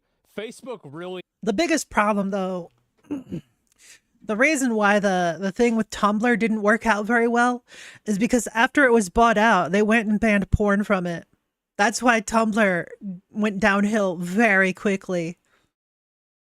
You notice how Twitter still has that stuff? Yeah, exactly. That's why Twitter is doing a lot better compared to Tumblr. Simple as that. He made a good call with this. Tumblr used to be very dirty. Bro, yeah, they bought it for $1 billion. Then they banned porn. It's like, wait a minute. That's like buying McDonald's and saying it's going to be vegan only. Yeah. What the hell is the point? That sounds about right. Book in 2012. Americans share photos on Instagram. A company with only 13 employees bought today by Facebook for $1 billion. At first, it seemed like they made the right choice. Kevin and Mike were still I bet they're pretty happy. and they were free to grow the app Yeah, they're however good. they wanted. And through the intelligent use of their new resources, Instagram had exploded in popularity. Within a year, they hit 50 million users, then 100 million a few months afterwards. But this all came at a cost, because it wasn't long before Mark came in to slowly force the founders out along with their original principles, allowing Facebook to make changes to the app and its business model forever. In 2014, Facebook pushed for changes to the data hoarding practices, making the app use Facebook's invasive tactics. A year later, they gave advertisers far more power. I never connected my Instagram with Facebook, as far as I know. I never did it. Because I was like, I don't want to do this. I don't want people to see what I'm doing on Instagram or see what I'm doing on Facebook. Like, yeah, I never did that. Like, the only reason, like, I used to go on Instagram without an account. And then, like, they made it to where you had to have an account to look at people's pictures. And so then I made an account after that. Accidentally share something on Facebook. I never had that happen, but yeah. The app, letting them run 30-second adverts and buying products directly through the app. Compromising your personal information and data security with the new hands I of think Mark advertisements were fine. are notorious Not a for big deal. exploiting all of your information scroll and through. using it against you. That's why while you're exploring services like Instagram, every sign-up or interaction might expose you to potential spam, scams, or identity theft. But imagine navigating these apps like Instagram with complete control of your personal information, never having to compromise your privacy for the sake of convenience. Well, this is where our video sponsor Cloak steps in. You see, Cloak uses advanced technologies like client-side encryption and zero-knowledge access, ensuring that all of your communications are securely encrypted and completely private. This means you can use apps like Instagram without ever having to worry about your personal details being compromised. Just makes info? What the I'm heck? gonna be honest, that's actually pretty cool. Yeah, it just makes fake and that's great. Think about it. While you're using apps like Instagram, every sign-up or interaction you have on the app might expose you to potential scams or even identity theft. But what if you could go online, where you could use social media apps like Instagram and sign up for rewards, make purchases, or even test out new apps without ever having to give away your actual phone number or email? This is the first good app I've seen in Cloaked years. is a Yeah, great that's solution to this, because with Cloaked, you can instantly create phone numbers, email addresses, and more to create a fully functional identity that protects your personal details from being abused, allowing you to sign up for rewards and discounts, all whilst avoiding all the spam that usually comes with it. You don't need to use your real phone This is number actually and kind of a dating W apps. ad, I'm You gonna don't be have to honest. use your actual email address on things like Instagram, or even have to use the internet without having to disclose your personal contact Yeah. information. At the same time, Because Cloaked I never, like, if I have to put in my account, like, I'm willing to give people an email sometimes, but, like, if I have to give them a phone number, jeez, dude, man, look at the time, I gotta go. I do have that feature enabled for people that watch my Twitch, specifically because I got way too tired of all of the bot spam. Like, my goodness. It's a good thing that they upped the security measures, because holy crap, it had gotten super ridiculous. Oh, yeah. allows you to manage your passwords, phone, texts, and yeah. emails via specialized inboxes. Not gonna That's happen. accessible on desktops, extensions, and mobile devices. Mhm. And if you ever decide you no longer wish to communicate with contacts holding your cloaked email or phone number, you can simply mute them directly from the app. And Damn. with the app, you'll have a unique database that spreads out data, that forges an encrypted barrier between your information and Cloaked. And routing your regular phone number for text and phone calls through Cloaked for extra security. So Wow. if you want to secure your personal information and not have to deal with all the garbage in your inboxes and messages, be sure to sign up to Cloaked today and make sure to use my link in the description so that you can get a discount too. That's probably the best advertiser I've ever seen. I'm gonna be honest. Like like that was actually a W ad. Most insidious changes that happened It's rare when to say Zuckerberg that. took over It Instagram is, yeah. were far more subtle. In 2014, $10, Instagram yeah. added a whole suite of different editing tools. The app went from a place to Mhm. post filtered pictures of your real life into a Ooh. showroom for the best looking photos of yourself that you could possibly create. By 2016, they made it so algorithms would decide what photos the app would show you. Instead of giving you a timeline of the photos that your friends had posted, Instagram would only show what it thought you would engage with the most, Yeah. laying the groundwork for the addictive design that Facebook had already mastered. When Facebook began pushing for location tracking, it was the final straw for Kevin and Mike. They hated the direction the app was taking. They saw that Zuckerberg was using their app as a machine that turned people's addictions into a weapon against humanity. They thought I think that, like, I mean, the location tracking, it's, like, not necessarily a bad thing, but, like, it shouldn't be on by default. That's what a lot of the problems are, is that whenever these things have these, like, massive, like, privacy invasion things that are like, hey, by the way, this is on by default, but you can turn it off. But if you want to do that, you have to go through 8 different menus and then call customer support. That's the problem. Like, I think it's fine. Like, for example, like, because if you're visiting a new city or something like that, and it's like, hey, you know, like, there's an ad for, like, this place that's nearby, I don't think it's that big of a deal, right? It's really not, and it can be okay, but it should not be on by a default.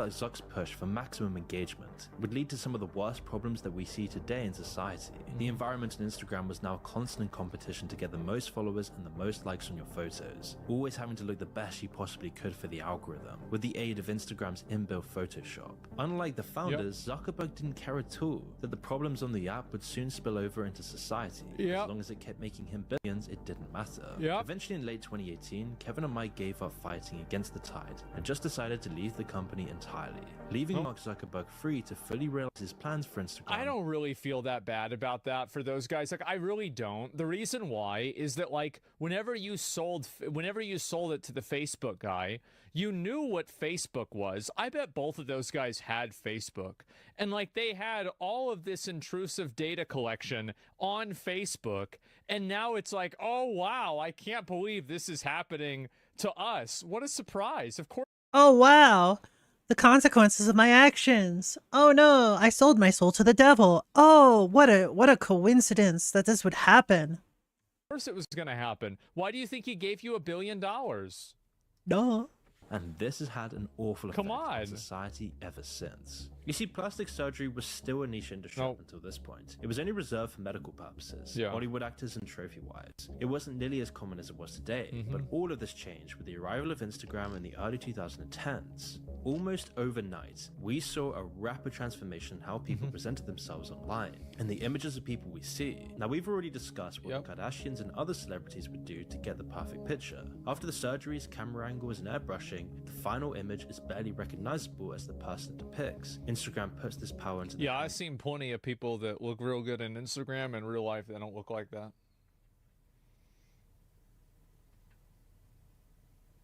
It's almost like false advertising. It's that really is what it's like. They don't look like that. To the people. With the high-powered camera in people's pockets, they could take what would have been a normal photo, add a filter and some Photoshop to it, and create a vision of perfection. All the little flaws and blemishes that make people human were ironed out. Now nearly anyone could achieve the level of unrealistic perfection that graced magazine covers for years. On its own, this also, like, you got to keep in mind that, like, they airbrushed the shit out of this. Like, they're gonna be photoshopping all this out. They probably color corrected her eyes, maybe even the lipstick as well. Like, this whole thing has been edited like crazy. It's not like they just went, oops, click, and that's it. Every aspect of it, yeah, of course.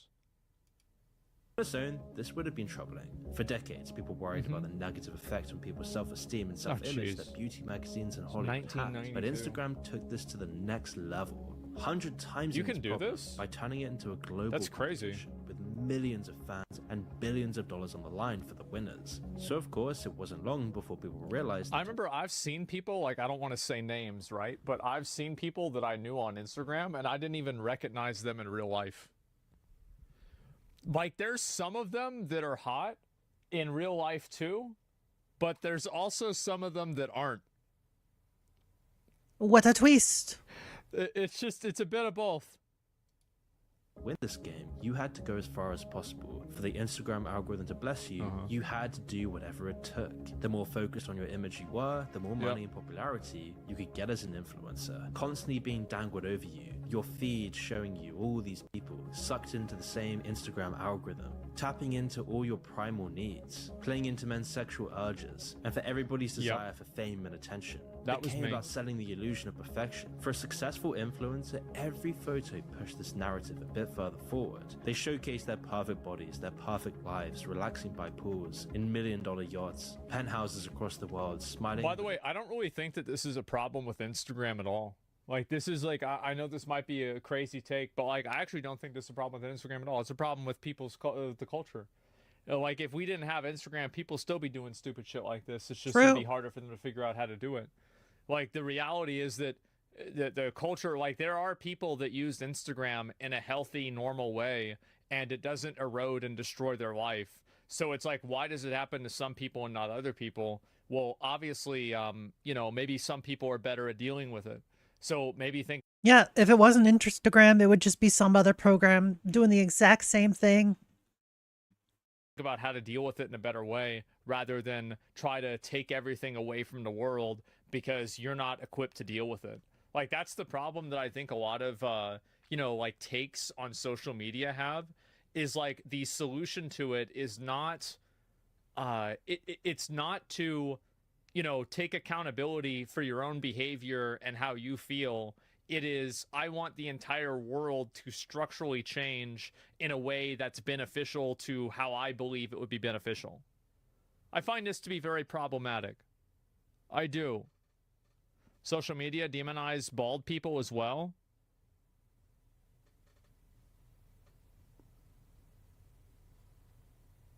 That's because people don't like being like, okay, so that's not really true though, right? I mean, it's really not. Like, look at the guy, look at Austin Powers, Dr. Evil. I mean, come on. It's not social media, The Rock. It didn't matter that none of this was actually real and that it was all a fantasy. I mean, strip away the filters and the staged moments, and you just be left with a sad picture of self-obsession and insecurity. Living this way and focusing your whole life on your image is a terrible recipe for disaster. You would expect models, the people who are selected by society as the best looking people in the world, to have the least problems with. By the way, like, a lot of models, in my opinion, are not particularly attractive. They just have certain body frames that show off clothes well. Yeah, that's true. I don't think this girl is super hot. I don't think so at all. But like, I there's a agree. reason why like male models are like 6'2" or taller, and female models are like 5'10". It's not a, like, that's not critiquing their own appearance, but in fact it's the opposite. Over 40% struggle with body dysmorphia and disordered eating. But this was just for models. This used to just be for these kinds of people whose entire livelihoods depended on their image. But in the last few years, Instagram has globalized its toxic mindset because of the results of its grand competition for visual perfection. All of the perfect illusions posted by influencers online were eaten up by the hundreds of millions of users. Oh, people love it. People love eating shit. Some parts of Instagram culture, like using filters and photoshopping your selfies, entered the mainstream and affected the rest of the internet. It all had the effect of making everyone subconsciously disappointed with their own comparatively boring lives. If you weren't part of the See, I never felt this way. Like, whenever I said, I would always see people going out and doing stuff, I'd be like, oh my god, bro, that must be so, you gotta deal with that shit? God damn, like, are you kidding me? Are you fucking kidding me? I gotta deal with this shit? It was nuts. Like, yeah, for me, I never cared about any of that shit. Released, then your life would you get worse plastic than the surgery if ones you were a see female? online every Maybe. single day. And if you didn't have the flawless figure and perfect If I had face the that money for it, influencers, maybe. then you just weren't good enough to join the club. The algorithm wouldn't bless you. You'd just be left in the bottom of the barrel, constantly refreshing your likes to see if anyone would give you more attention. And over time, this has led to a huge rise in insecurity, mental illnesses, and body dysmorphia amongst young people in particular. All the perfection made people think that the natural imperfections that everyone else has was something to be ashamed of. Inevitably, influencers were ready to swoop in and Well, sell. it is something to be ashamed of. That's why they put makeup over it. Like, what are we talking about here? It's obvious. And this is the problem, is like, everybody likes to talk about this from some kind of fucking idealized perspective. Yeah. Why are girls getting BBLs? Because guys like fat asses. That's the reason why. Nobody likes to see wrinkles. It's fucking gross. So that's why people put makeup over their wrinkles and they get Botox to not see them. Like, that's just the way it is. So it's like everybody tries to fucking moralize and like high road this shit. But the truth is that, like, why do people use this? Because it makes them look better. Like, fucking obviously. Obviously, that's what happens. I do, but not because I get, look, I get it. But, like, it's not like this is happening for no reason. Like, I've seen girls. I'm just going to, listen. I've seen plenty of girls that go and they're getting, let's say, 1,000 or 2,000 likes on their photos. They get surgery and they're getting 5,000 or 10,000 likes on their photos after that. Yep. What a twist. That's ROI. Like, they do it because it works. Do likes pay the bills? No, but OnlyFans does. True. So think about that. So it wasn't a thing before cosmetic surgery. Can't tell me these fake over the top bottoms are attractive. So you might think that, but if you look at these girls' Instagrams that have this stuff, they have tons of followers and they have tons of likes and they have OnlyFans and they're in like the 1 or 0.1%. Like, these girls are making 6 figures, 7 figures doing this. You might think that she looks like, I don't know, like a weird animal or something like that, but somebody wants to fuck that animal. And the truth is that a lot of people do. So that's the reality. Like, I know it's like nobody wants to talk about this, but it's true. There's clearly an audience for it, yeah. Solution to the problem they had made worse, most of them promoting harmless temporary fixes like their own cosmetic brands and makeup. The Kardashians would gain hundreds of millions of followers on Instagram, and then promote their makeup lines, making billions in the process. But for some of these Instagram-fueled insecurities, there was only one way to really change it. If you wanted a bigger butt like the models on Instagram, a slimmer waistline, bigger boobs, or for guys a better jawline, a better face, plastic surgery was the easiest and quickest option. It didn't matter that it was fake. Well, that's very important to keep in mind. The easiest and quickest option. Because so this is the thing. If you work out and you're a guy, it will change the way that your face looks. And I think that in general, if you look at 100 guys that don't work out regularly and 100 guys that do work out regularly, I bet if you look at the side by side, the guys that are working out regularly and are in shape are going to have a better facial structure and facial composition than the guys that don't. I think so. Like 10 Generally, times out of 10, yeah. I think 9 out of 10 times. Yeah, about 9 out of 10. That's just how it is. So yeah, less cheek. Yeah, there's a lot of different reasons. But here's the problem though, right? What's easier? Going to the doctor and having them just do a thing, or going to the gym 5 days a week, working out, managing your calories, making sure that you're watching what you're eating, exercising regularly, and not doing drugs. Jesus Christ! Let's go over to South Korea. I can't handle that. Nope. Yeah, this is absolutely a mentality sort of issue. People are too complacent in just the idea of, I want something, therefore I will just throw money at it. I'm just gonna throw money at this until I get what I want. That's how people feel. That's how they feel with food. That's how they feel with diet and exercise. That's how they feel with their personal appearance. Just stop it. Think before you act. Be more responsible. Think about the consequences of your actions.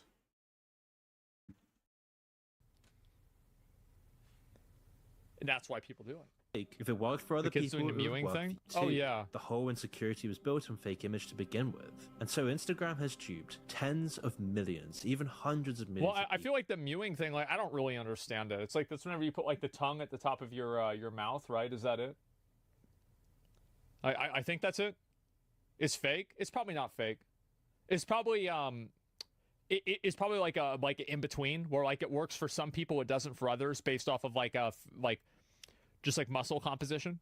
Into thinking they had a real problem, and that the only way to fix this problem would be through medical procedures. If you could just save up enough money, maybe you could look like your idol. Maybe then you could get enough likes, Maybe and then people attention will to love you. finally feel worthy. I'm Little sure. do people realize it's an endless problem that you'll never be happy with. Of course, True. plastic And it surgery- is important to keep in mind that there It's are a very some people slippery that have slope. something that they really don't like about how they look, and then they get plastic surgery and they fix it, and then their life is better because they're happy.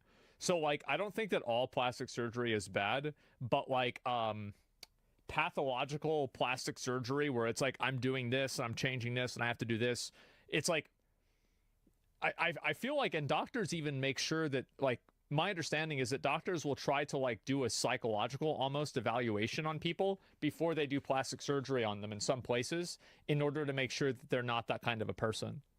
Yeah, one of the problems I've definitely noticed is that when a person gets one plastic surgery, it can very easily turn into a slippery slope because they finally fixed that one thing that they really disliked. They finally fixed it. And then they start noticing other things that they could fix with money. Oh, I'll just pay money and fix this thing too. Oh, you know what? This other thing that I've always didn't like, let's fix that as well. And they just keep going in and again, just,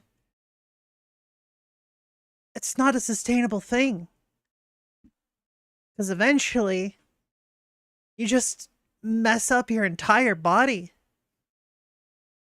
And then you look like a goblin. Very slippery slope. Yeah, but I do think that there are some people that get plastic surgery for like something that's like clearly wrong with their face, and then they fix it and they feel better. That's it. Yeah, some small fixes can improve your life. Yeah, exactly. Won't fix your insecurities. After one procedure is over, something else pops up that needs to be fixed. Realistically, even if you don't mind plastic It's like surgery, a car. Y'all ever get a car and like you fix the car's you get a new like let's say the belt is fucked up, so you got to get a new belt, okay? All right, now the air filter's fucked up, okay? All right, we can fix that. That's easy. All right, now the fuel pump. Oh my god. All right, we fix the fuel pump. Month later, holy shit, the AC's not working. You have to take it back. Okay, that's fine. All right, well then now it's like, oh my god. There's so Yep, just like I said. Yeah, it's like wow, Gear. Exactly. There's always more. it's still better in moderation. A few touch-ups could be seen as a positive thing if it doesn't lead to more insecurity, but the beauty standards that Instagram was pushing didn't push people towards moderation. Instead, they made everyone else want to look the same. And the more of your friends that got plastic surgery, the more of your idols that got surgery, the bigger the desire you'd have yourself for getting surgery. It's also like girls that have their friends do it, right? Because then like their friends are getting more attention from guys and they're being treated better, and then it's like a social pressure. People call it the Instagram phase, characterized by perfect skin, luscious and full lips, sharp cheekbones, and long eyelashes. It's become what millions of young women around the world dream of having. Of course, it's only possible with surgery, Botox, and Photoshop, and the world will move on to a different beauty standard before long. But this hasn't stopped people from trying to achieve this illusion. It's especially noticeable in celebrities, and promoted everywhere on Instagram's algorithm. Whether or not plastic surgery is involved, tons of models, singers, and movie stars have slowly changed their image to match the Instagram templates. Ariana Grande is a good example. You can see the progression towards the Instagram singularity over time with this picture. Notice how that's definitely true. Like I you know, now that I look at it, it definitely feels like there's kind of like a mode that like a lot of girls have that look exactly like that. Yeah. It's the same person. Yeah, the convergence. I never really thought of it that way, but I think that's actually a really good way to see it. Yeah. her eyes have gone stretched out, her nose has changed, and her lips have gotten fuller. She's also lost an unhealthy amount of weight, which is a huge problem when it isn't healthy. Obviously, people can look whatever way they want to look, but there's something really sad about all of these young people getting duped into thinking their natural beauty isn't good enough. The modern standards that Instagram and its whole culture have imposed on people drives them to do this to themselves. Of course, that's not the only soul-destroying app that pushes people towards cosmetic surgery. Improving your performance on dating apps are also some of the top reasons yeah. Tinder users more likely to consider plastic surgery? Wow. Fishermen more likely to consider bait. Wow. I never would have guessed. Somebody got paid to write this? Holy crap. people go under the knife. Fat people more likely to eat. Wow. Who would have guessed? Right? The most popular dating apps focus the courtship process almost purely on what people look like. People look at your picture for a second or two, then make a split-second decision on whether you meet their standards. Yeah. You can easily see why Obviously. plastic surgery would give you an advantage for this. Filters and editing helps, but it's too obvious if it's done poorly. An artificial face underneath all of that makes the final picture much more effective. Lots of the procedures that give you an Instagram face also work especially well with filters and airbrushing. So much so that some people design their own faces to look especially good in their online photos. That's crazy. That's some fucking, like, bro, that's some Black Mirror shit. Oh my god. Then your kids are born ugly as fuck. Yeah, I remember that one photo, and then, like, the girl in the photo, apparently it wasn't even true, and it ruined her life. Yeah, I remember that. Think about whenever AIs used to min-max to make you feel bad about yourself, so you buy the solution. Oh, you think, like, yeah, well, I mean, that's like the Schlatt filter. Remember whenever he would always do that? And he would filter himself, and, like, nobody, like, I feel like there are people that were fans of Schlatt that actually don't know what he looks like. Yeah, clearly Black Mirror was written by a time traveler. Yeah, I mean, it's not a surprise. I mean, this is just what's going to happen with anybody. And I think really the solution to this is, you know, like, give people, like, I think it's, like, internal. Like, people need to take a certain degree of accountability for how they feel about different things, because there's always going to be ways that people find to hate themselves. Like, if you have a problem, somebody will be able to figure that out inside of you. So you can't look at the world and, like, try to protect, like, you know, change the world to protect yourself. is something when you actually look at them. While you may think the Instagram face looks good on Instagram itself, next to a group of normal people in real life, it just looks kind of strange and alien. One thing about all the ways Instagram has led to the rise in plastic surgery is that it doesn't discriminate by age. In fact, young people and even teenagers are much more susceptible to the coordinated attack on your self-image that Instagram delivers. While the Instagram face doesn't really bear any relation to people's natural faces, it is similar to someone who's in their early to late 20s. All the teenagers browsing Instagram... Well, it's also, I mean, there's some people that look that way. It's the same as anything. Like, there are some people that look that way, but there's just not a lot of them. Like, naturally. And wishing they looked that good, attempted to get procedures that made them look older rather than younger. This is the reason why plastic surgery and cosmetic procedures are growing fastest amongst people under 30, and even...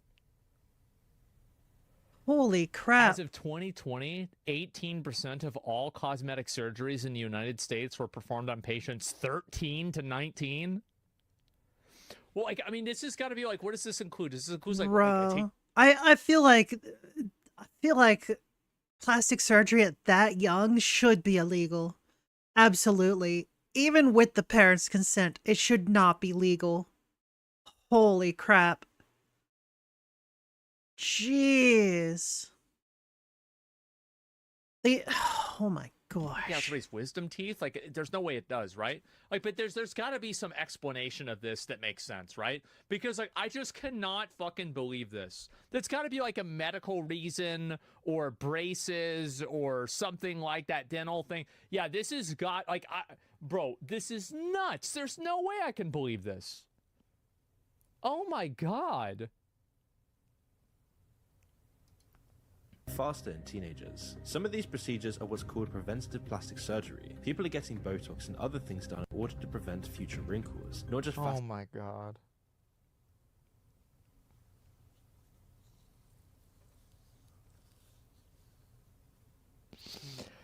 Oh my God.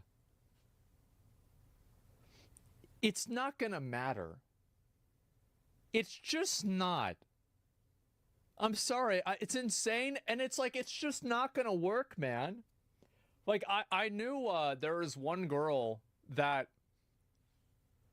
man, I remember whenever we would go out somewhere, she would want to use an umbrella, even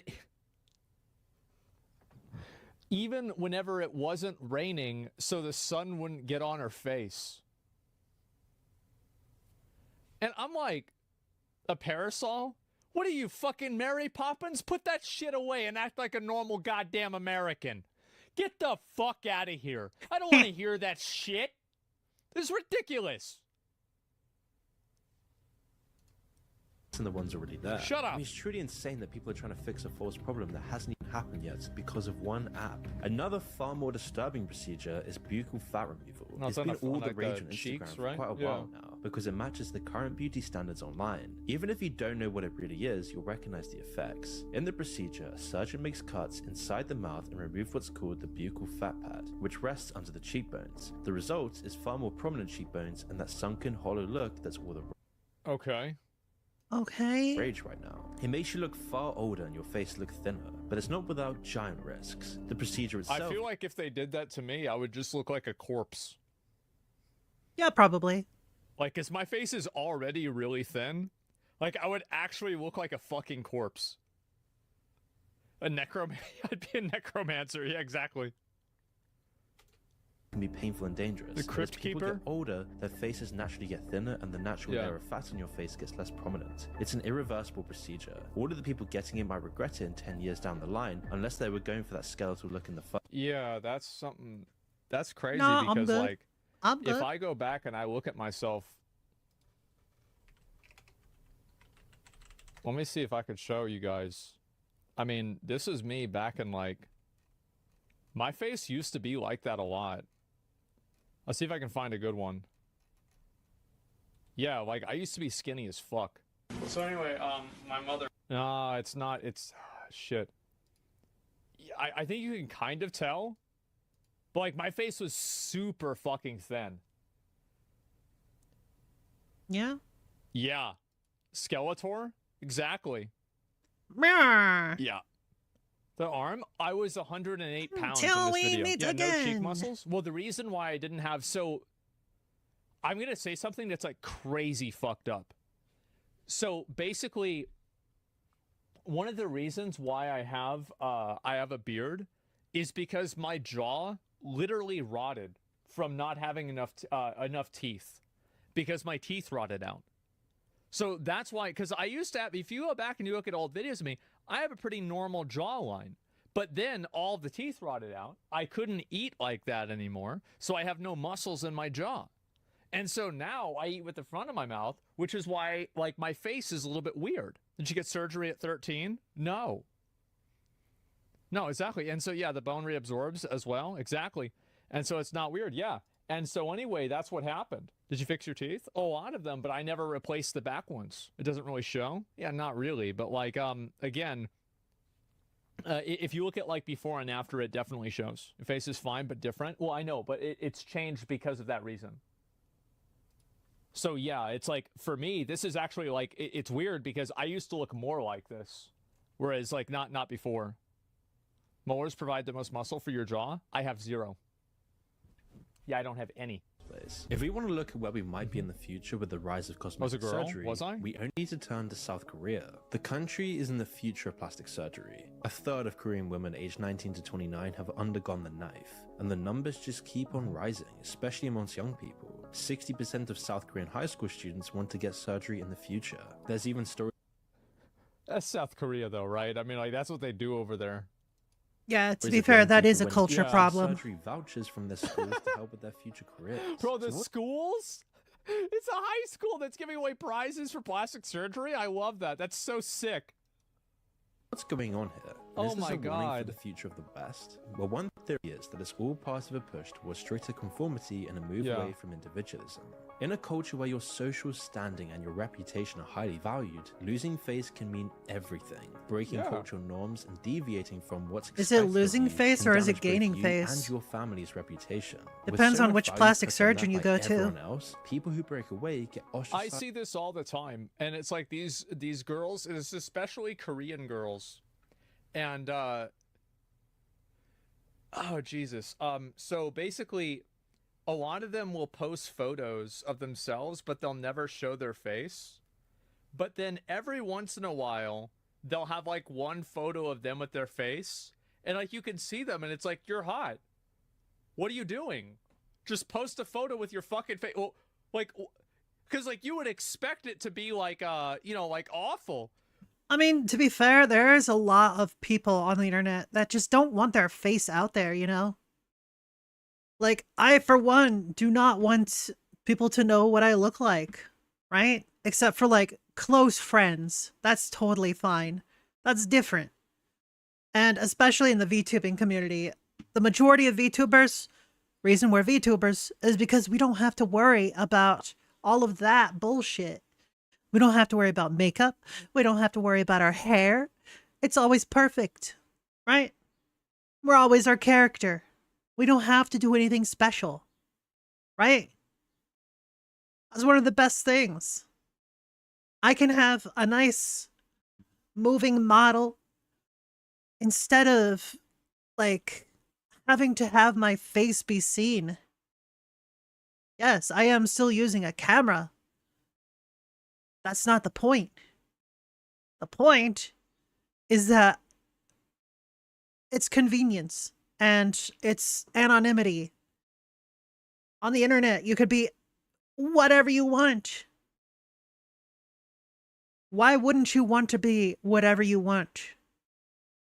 Right? If you want to be yourself, cool, great, wonderful. Be yourself. But you don't have to be. This is the internet. But no, it's like, yeah, dude, the body image shit over there is crazy. No, modesty is great. Well, I mean, bro, this isn't modesty. They're posting pictures of their boobs, but they don't want to show their face, okay? Like, I think you're misunderstanding what we're talking about here.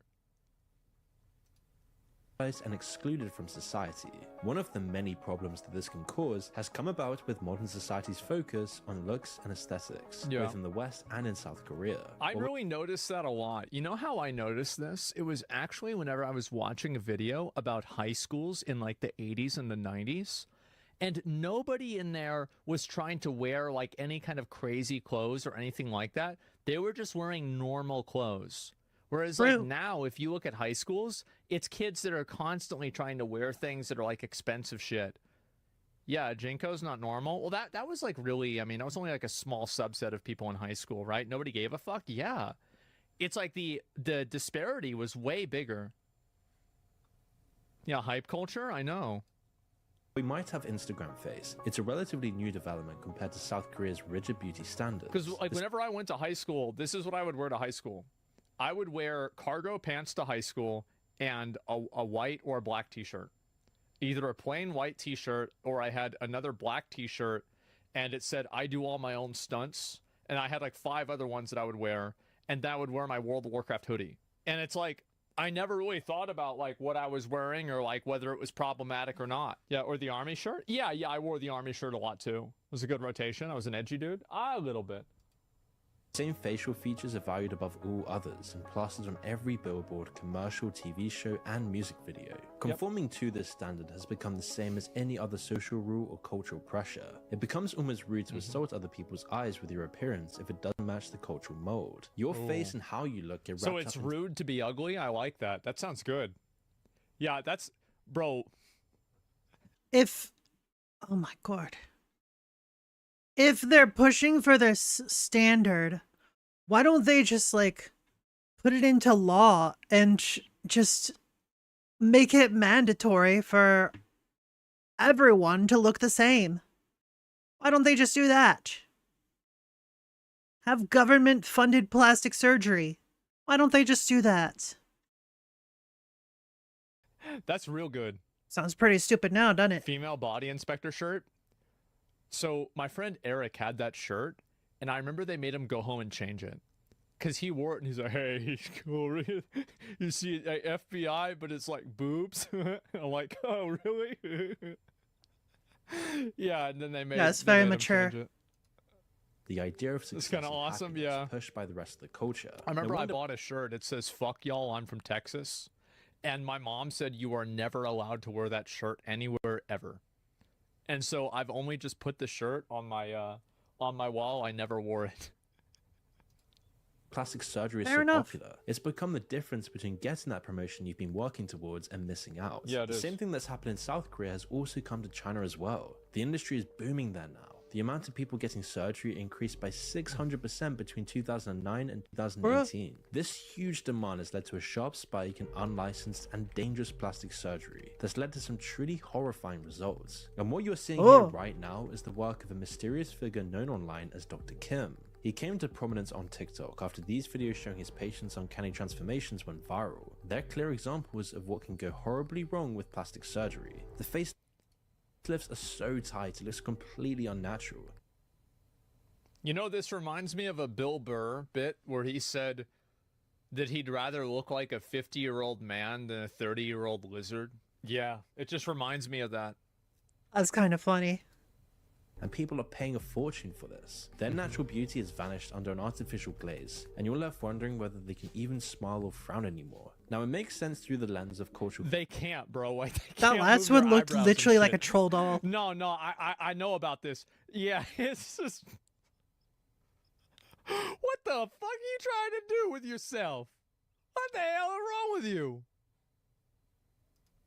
Conformity. The pressures to look young and attractive are so high that people Who's are led that? to these extremes and are willing to do anything to achieve that sense of perfection. Even going to unlicensed butchers like Dr. Kim. And Tuv's series investigating these images has led Unlicensed, to I some would have really never dark guessed. stories, as it appears that Dr. Kim is not one person but a Yeah. pseudonym used by shady unlicensed... And like, so there was this one video I saw, it got recommended to me. It's this like Korean guy who's like 57 and he's like in like super What's good up? shape. Okay. And they ask him, they're like, you know, what do you do to take care of yourself? And he's like, well, what I do is I work out all the time, I eat lean, and I Thank you don't for do that, any but drugs. hello. And they're like, okay, yeah, but what's your skincare Welcome routine? He's like, I back. use water on my face, and I usually take showers. And they're like, okay, but like, what's the secret though? He's like, well, if you go back to exercising and taking care of yourself and working out regularly and eating properly and not doing drugs, so like that's really kind of what I do. And they're like, yeah, okay, but like, what all right, Jesus, that's too hard. Isn't there a second option? That's I need the video. Yeah, really. That's it. Genetic lottery? Well, it is. Like, obviously, like, the guy's got great genetics. Yeah, for sure. But at the same time, I have a lot of friends that do a lot of drugs. And they look a lot older than I do. They look way older than I do.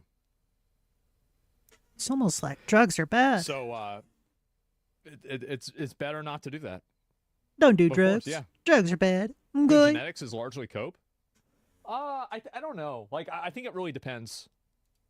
Plastic surgery company called Shanghai Huzhong Medical Beauty Clinic, and from the evidence he gathered, they've been accused of using expired drugs, have been sued by multiple people and What the companies, fuck? and they've even trafficked counterfeited drugs to use in their practice. Oh my god. Whilst these pictures definitely aren't indicative of China's entire beauty industry, they do show where criminals can turn a profit from exploiting it. Oh yeah, I mean, like, this is a big thing. Like, I've dated a girl from China before, right? And so I know a little bit about this. It's man, bro, like, they are down bad. They are down bad. Jesus. Normal, even handsome people you see in the before pictures were unhappy with how they looked because their culture made them insecure. It opened the door to criminals looking to make an easy buck, with no regard for what their victims will have to live with for the rest of their lives. And it seems like the West is moving farther towards this point of cultural conformity with the help of Instagram, the biggest promoter of these artificial beauty standards. Sure, there's more virtue signaling than ever. Everyday corporate media outlets tell people that You differences should are learn good. to love yourself. Well, this is the reason. So, like, this is what I think. This is the most toxic thing that I think some girls do. Is they talk about how much they want people to have like a, they're like, oh, you should love yourself and everything like that. While they like enable, like, they're like, oh, you're so beautiful. It's like some like massively overweight girl, and it's like, why are you saying this? You're just saying this to make yourself feel good. And that we should love our own features and characteristics, whatever they might be. But at the same time, it does seem like we're going in the opposite direction. The pressures to have a perfect body and face is so high. Nearly everyone on TV and in films looks pretty much the same, all completely plastic, fake, and hollow. It doesn't matter what the context is in Hollywood now. If your shirt comes off in a movie, you need a six-pack and you need to be on steroids. And then Yep. also lie about it. The dating world is by far the best indicator I of just how wish that they'd be honest. I feel like that would help a lot of guys if, like, Zac Efron or like who's the fucking guy that plays Jack Reacher or like The Rock, they're like, yeah, I do steroids like fucking crazy and that's why I look like this. Yeah, it's like, people's obviously. beauty standards have become. With modern dating apps and our image-focused culture, your face needs to pass the swipe test before you can even play the Reacher game. says he does? More That's and more good. men and women get pushed out of the system, rejected because Alan they no Richardson? longer Yeah, there you go. conform well enough to the modern Instagram face beauty standard and its male counterpart. And so much exposure to inhuman perfection on Instagram has warped people's standards and made a whole generation of lonely outcasts. Incels, There's even yeah. people talking about an incel revolution nowadays, as more and more people get Incel revolution. You know what the incel revolution is going to be? Having AI robot girlfriends. Not wrong. pushed to the sidelines without any romantic interest. Yep. While at the same time, another huge section of people are becoming literally plastic. That's why you should never expose yourself to the toxic sludge that Instagram promotes. As every time you go on the app, you're subtly, subconsciously becoming more and more insecure. Disconnecting from Instagram's twisted beauty standards means that you can actually truly appreciate people that the rest of the world might not even see. Well, I think that's true. I mean, a lot of the stuff If that he one says should- is definitely true. I don't think that really the problem is Instagram. I think that it's mental health. I think Yeah, people it's not don't specifically have any tools or Instagram. resources to manage their mental health. By the way, this is a great video. I'm going to link you guys the video. Make sure to give the guy a sub. I've watched Moon's videos before. I really like them a lot. Yeah, Instagram enables it. It does. It does. They enable it, and I just, like, I don't want to get rid of Instagram. I think that people, like, if you feel like Instagram is fucking with your life, you should 100% stop using it. Just stop using it. It's like, hey, my head hurts whenever I hit myself in the face. Well, stop hitting yourself in the fucking face. How about that? Yeah, that's basically the reason I stopped using Facebook. That's the reason why I toned down on my Twitter. Like, I had to stop looking at certain tweets and certain types of tweets because, well, I realized it was making me feel pretty awful. So, that solution, cut it out my life. No more of that shit. Only way to get healthy is to stop consuming bad shit. Simple as that. And I feel significantly better ever since. Sounds crazy, but there it is. Technology's also outpaced human evolution. Yeah, that's probably true too. That's definitely true. It's parents' advice who funds the surgery. Yeah, I think there's that too. Like growing up, I mean, like, consider this, like 100 years ago, we barely had electricity. Now we have smartphones. We have like nano computers. We even have quantum computers. Like, that's a ridiculous amount of technological growth. It's no wonder that all those cartoons and movies were about like going to space and deep sea shit, right? Flying cars, right? I mean, yes, technically we do have flying cars. They're not very reliable, but they're possible. You know. because I can't really talk too much shit about this, right? Because in a way, I've had plastic surgery. I've had like, or cosmetic surgery. Like a lot of my teeth are fake. Yeah. Like I have fake teeth. And so that's not the way I originally spawned in as. Yeah, my nose is fake. It's not actually. I do have a cosmetic nose though. I can't smell anything out of my nose and I can't really breathe out of my nose either. But that's more practical. It is definitely more practical. Yeah, it's medical though. You need that stuff. Yeah, exactly. But it's a bit different if your teeth need to be repaired. I understand that it's a bit different, but it's not completely different. And that's the only point that I'm making. And so it's not mandatory though? No, my mom ate plenty of shit with no teeth. She had like 2 teeth or 3 teeth left at the end. So yeah, I mean, and that was the case for a long time. And so, yeah, no, it was bad, bro. Like it was awful. And so, yeah, she would like have to gum shit down. It was really bad at the end. Yeah. I mean, well, she had that for like maybe like 7, 8 years, honestly. It was brutal. But yeah, anyway, I think Instagram is it's definitely an enabler for mental illness. It is a huge enabler for mental illness.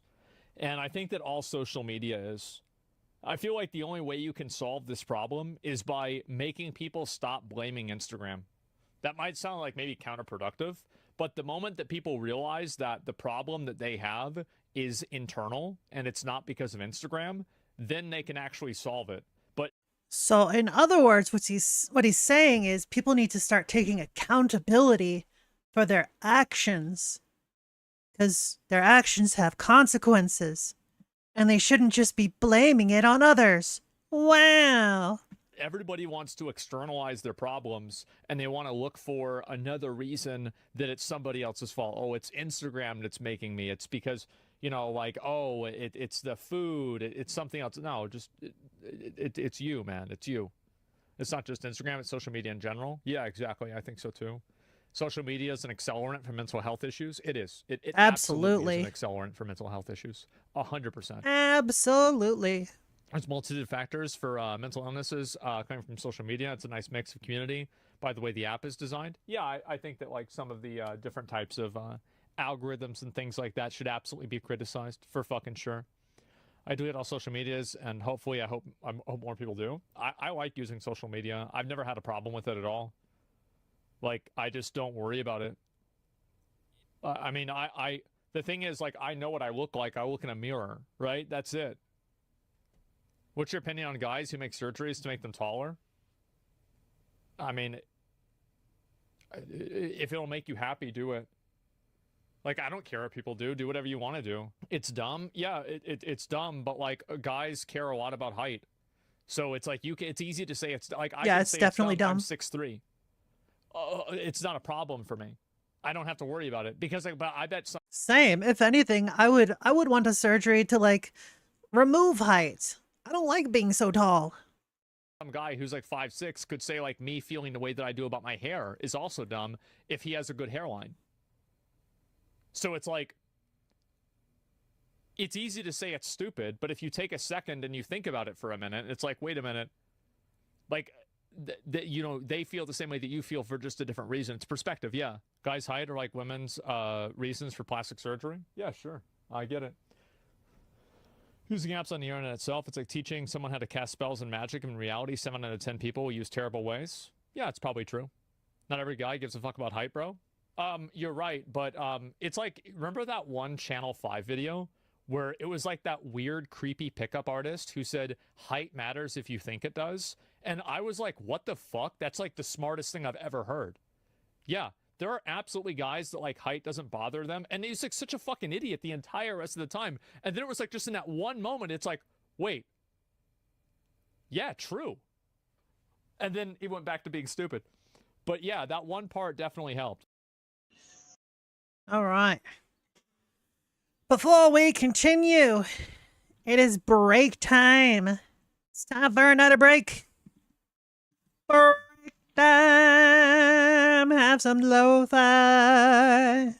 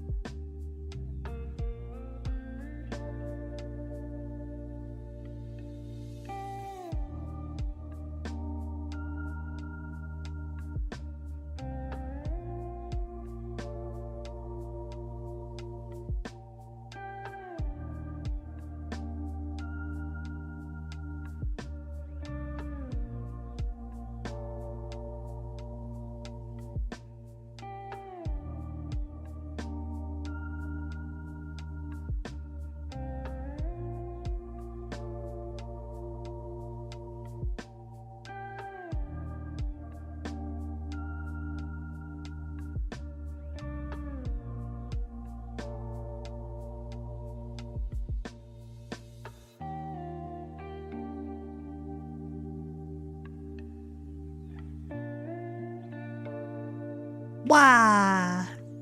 Ah, bah, bah, bah, bah, bah, bah, bah. Ah, bah, bah, bah. Oh, I forgot to fix. Hold on. I made you take that off. Okay. Now we're good. Now we're good. Oh my god. Anyway, videos. I had good food. It was yum yum. Little panda. Look at big panda. Oh.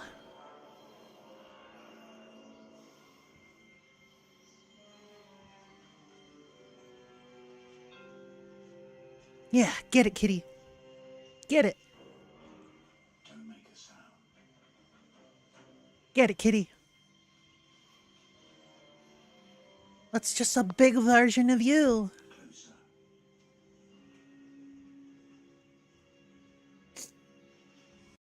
But Welsh's Hunto. Lemon juice without a juicer. You just squeeze it. What? So this legitimately works. Come here. This is Holy actually crap. a method that people use in order to get lemon juice out of lemons if they don't have the utensils to cut them in half, or if they don't have a strainer to get the lemon juice out. This is a clean way in order to get lemon juice out of lemon. Now, before you do this, it's important to roll the lemon before you actually poke the hole, because when you roll the lemon, it gets all the most flavorful parts of the lemon juice at the ends of the lemon, so that when you actually squeeze it and get the lemon juice out, it can actually be released. Whoa. Easy peasy, lemon squeezy. Whoa. Back. I'm sorry. We'll try it out. I'll show you. So first you want to roll it, so you can roll it on a hard surface or between the hands, but you want to make sure it's nice and rolled out, and then we'll poke the hole. Now, if you roll it enough, you'll be able to kind of smell the lemon zest. So at that point, we're going to poke a hole right there. Make sure it is wide enough, and then you just squeeze it. Wow. Just like amazing. that. More. Oh. So as you can see, you can even do this with smaller lemons. So you just roll it out, and you poke your hole right in the middle here. There you go. Nice fresh lemon juice. As you can see, there's plenty of juice that can be put out of this thing. And he So also either keeps way, missing. it works out. Oh. What did Who you are think the was going to dumbest happen? people in Jeez. the world? If you were to ask that question to any random person, I imagine they'd respond with one of two answers: the agents at U.S. Immigration or streamers. Now, obviously, I won't be fighting to defend the honor of the U.S. immigration agents after the nightmare experience I had dealing with those brainless, paint-eating mutants. But I hope you've got a sweet tooth, because I'm about to do a little glazing here. I will offer you a super strong counterpoint to streamers being stupid. I've got nincompoops. something for you to There is glaze. one man, That's right, I've got nay, some one pottery. being, one entity that is bucking that trend and proving that some streamers are legitimately just different. Tyler1, a name I'm sure many of you have heard before. Maybe you're trembling in fear hearing it again right now, because this guy is the boogeyman on Summoner's Rift. While on the surface he might look like your ordinary 6'5" gym giant, he actually struggles with an addiction. And it's one that cuts deeper and is far more insidious than drugs. It's a League of Legends addiction, and he's been afflicted with this for years. He has streamed fucking thousands of League of Legends games to tens of thousands of viewers, making him one of the most watched streamers on Twitch. He's in the top 0.01% of all players in League. He's reached Challenger in every single role, solo queue, which is a miserable experience that not even hell would inflict upon the people down there. It is evil, and yet he's done it. Like, he does. I don't think I've ever even seen him stream with anyone else, like in a stack. Like, I don't think he's ever really duo queued or been in a 5 stack. That's with impressive. anyone, really, except for like a couple of events. And I imagine that's because average mortals' fragile bodies would crumble under his spiritual pressure from trying to queue with this man. But this guy is legitimately extraordinary when he puts his mind to something, and right now he uses his power for League, but he's also been slowly transitioning to using this God-given gift to become one of the fucking best chess players on the planet, I guess. Holy crap. And it all started out of spite. Tyler1 was playing games against his brother, E-Rob, and E-Rob beat him at chess.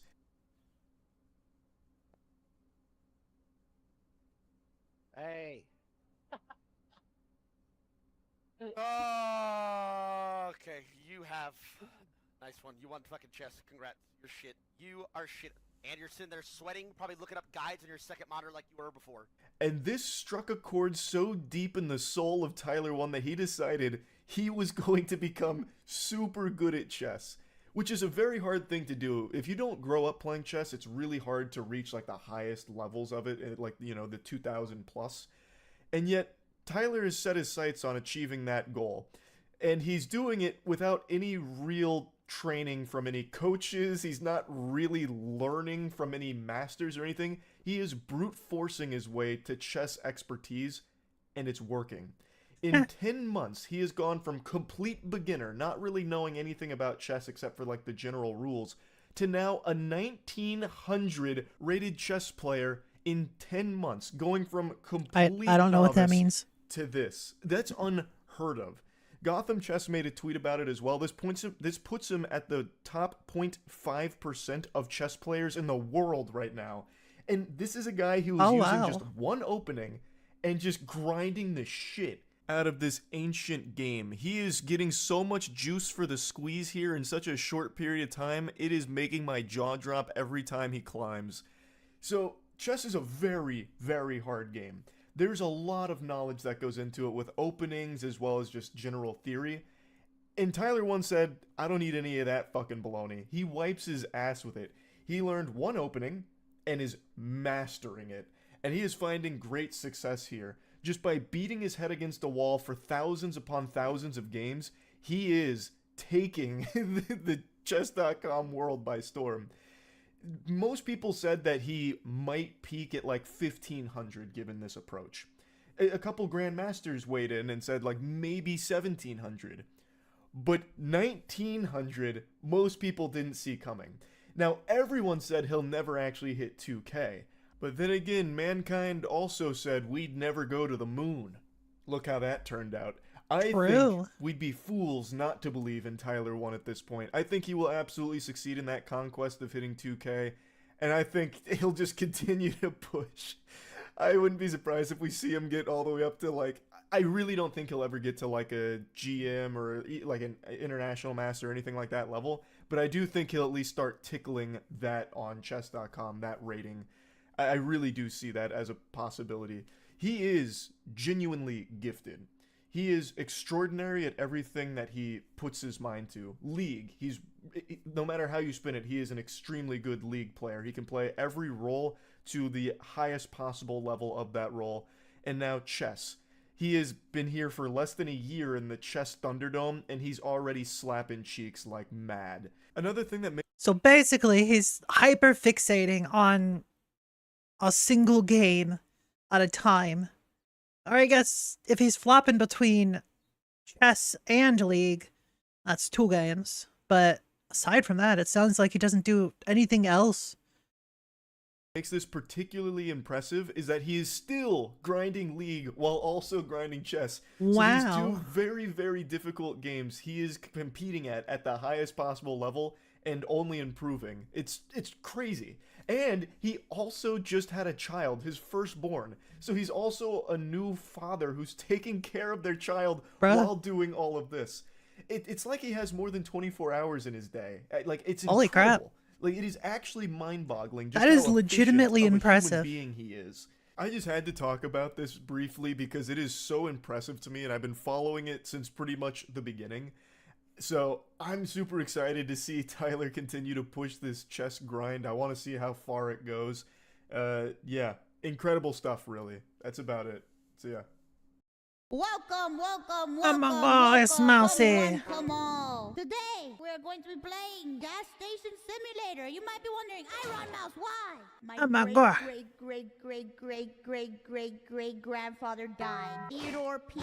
Hoover. And I inherited this gas station. Whoa. Including $5.2 What's a million gas in debt. So station? now I have to move into the gas station and pay off my debt. Well, let's see how it goes. Great grandfather proud? I don't know, but we'll see now. Holy shit, I'm the proud owner of garbage. Yay! I also own myself. Oh, it's pizza. Oh, I can throw shit? Oh, I have to throw it into the trash. Where's the trash? It didn't even make it in! Woo! Is this my fucking house? Oh my god. Jesus Christ, this is a fucking dump. I'm the proud owner of garbage. Follow the high voltage cable and find a way to turn on the electricity. Oh no. Woo! Pick up the phone at the booth in front of the station. Oh god, who's calling me? Congratulations on your purchase Whoa. and investment, little nephew. It has been a while. Read the email on the computer. Oh shit, check out this sick ass computer. Howdy, or greetings and salutations. The dialect never really was my forte. Get into the mini excavator. How the f do I get into this thing? Oh, F. Remove the sand piles from away from the gas pump. Yeehaw! Oh, 20 minutes later. Okay, it's time to take out this sand. Excuse me, I need to get rid of this freaking sand. Am I doing it right? Probably not. I did it! Open the gas station for customers. What do you mean, open the gas station? It's night time. Who's gonna come to the gas station at night? We're officially open. Refill your fuel supplies using the PC. Hold on, I gotta go on America Online. The only time I ever watched I'll get someone 200. playing this was when Kurtza did it. Test your It was skills pretty on entertaining. arcade while you wait for the next assignment. What arcade? Oh, is it the game over here? Ah! RC car race. Woo! Woo! Oh, Oh no, there's a customer! Guys, there's a customer! Oh, there's fuel delivery. What the fuck? Ew! Is this how we give gas? Thanks. Ah! You're welcome, asshole. Give me my money. Get out of my gas station. Don't ever come back. Your car's ugly. Oh, there's a customer. Hello, sir. How's it going? Nice hat. Thanks a bunch. You're welcome. Hello, sir. Want some Whoa. gas? Yeah, I'm giving you the gas. Nice. get all You're gassed welcome. up. Get the out of here. With a trash bag, you can pick up small garbage and replace garbage bags and trash cans. Ooh, I could pick up trash. I feel like I'm being scammed. We got a customer, quick! Pero hola, señor. Holy shit. You looking good, Gladys. You want the usual gas? Super. Thank you. Oh, you gave me a tip? Super. Gladys, you shouldn't have. Dispose of filled trash bags and old furniture. Guys, it's time. Time to clean this shit up. I'm gonna leave this place spick and span. That's a lot of garbo. I'm coming. Well, well, well. Aren't you a sight for sore eyes, lady? Just as I wanted. I know what women want. What women want is good service, respect, and a smile. I mean, true. That is true. Oh, sir, I'm sorry, I didn't see you there. I got you. You want full service? That'll do. That'll do. Get the fuck out of here, and let me tell you something. Your hair looks interesting. That's all I'm gonna say. Bro got the Mr. T hair. Dennis will appear on station occasionally and paint graffiti on the walls. Stop him by throwing items. What? You stupid. Eat shit, you piece of shit. Now that's what you call a piece of art. I'm gonna Ma'am, I'm sorry you had to wait. I'm just saying. I swear, if I see him again, I'm gonna kill him. I mean, I don't mean I'm gonna kill him, but you know what I mean. It's time to buy a gun. Once equipped through tab, press shift to select a color. Oh no, I hate this. Ah, my finger! Ah! This kid, his graffiti is garbage shit balls. Look at this shit. What is that fucking shit? A Dorito bird? Where's the other scribbled wall? Dennis was here. Dennis, I'll get you back. I'm gonna fuck your mom. Bro. Who the fuck is that? What the fuck is this? What is that? What is happening? Lockpicking. You won't get anywhere playing strictly by the rules. Many of them are explicitly made to build people down. They're trapped. Hello? Can you... I'm trying to fucking read! Santa? What the... It is Santa! What in the world? Santa! Santa, come! Oh my god, Grandpa Oh, wow. is Elvis and Santa. Oh, we gotta order more gas. Hello, sir. Holy shit. First off, your truck looks like a fucking hot dog. Second, you look like you sell hot dogs. Give me me my gas. What the f? He looks like Elon Musk. Oh, shit. Well, if it isn't Jessica Wilson. Long time no see, Jessica. Been a while. Don't worry, I'll fill it up. Lord knows your husband doesn't know how. Oof. What seems to be the trouble, officer? I didn't notice that you were here. What's that? We'll take a guess? Okay. I don't want any trouble now. You know, my mom always told me not to trust the cops. Whoa, super. Don't tell me that, you piece of shit. You think you're top shit just because you became a police officer, Frankie? Fuck out of here. Oh, the cars fly? You shouldn't have never told me that. They're not flying. Oh, shit. Howdy, Smanums. How you doing? Leave!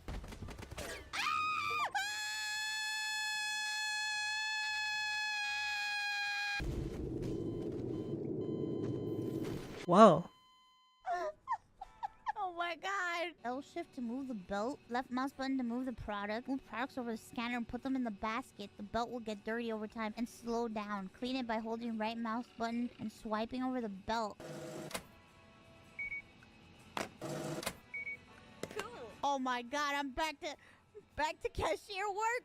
I'm back to cashier work. I can't escape that job. You'd be stranded. Whoa, what the fuck? Holy tittle balls, lady. that dude is jacked. You're welcome, sir. Nice titties. But you know what? Holy. Next time, put a fucking shirt on. Jesus, what a fucking slut. Bro, you're not wearing a shirt either? What the? Get your fucking man titties out of here now. Hey, punk. Huh? Where's our goddamn money? Holy shit, what the fuck? Bruh.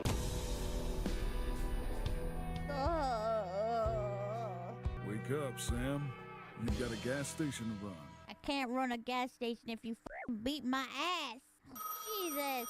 I can't feel my fucking balls. I have to get a loan? Complete all challenges to be able to upgrade the gas station. I don't want a fucking loan. You can keep your shit loans to yourself. What the? What? Did you just do a fucking fart cloud in my fucking store? Bro, what the fuck?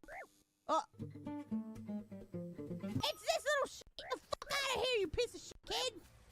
Get out of here, you little shit. Popularity. Gather positive feedback from customers to increase the popularity level of the station. Alright, so do a good job. I get it.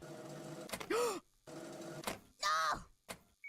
You botched it. My popularity! Fuck you! You would think that me giving you free shit would increase my popularity, not make it go down. Clean up the toilet with a broom. Oh my. Bruh. Ew! Somebody did caca on the floor! Ew! Fucking caca! It was caca on the floor!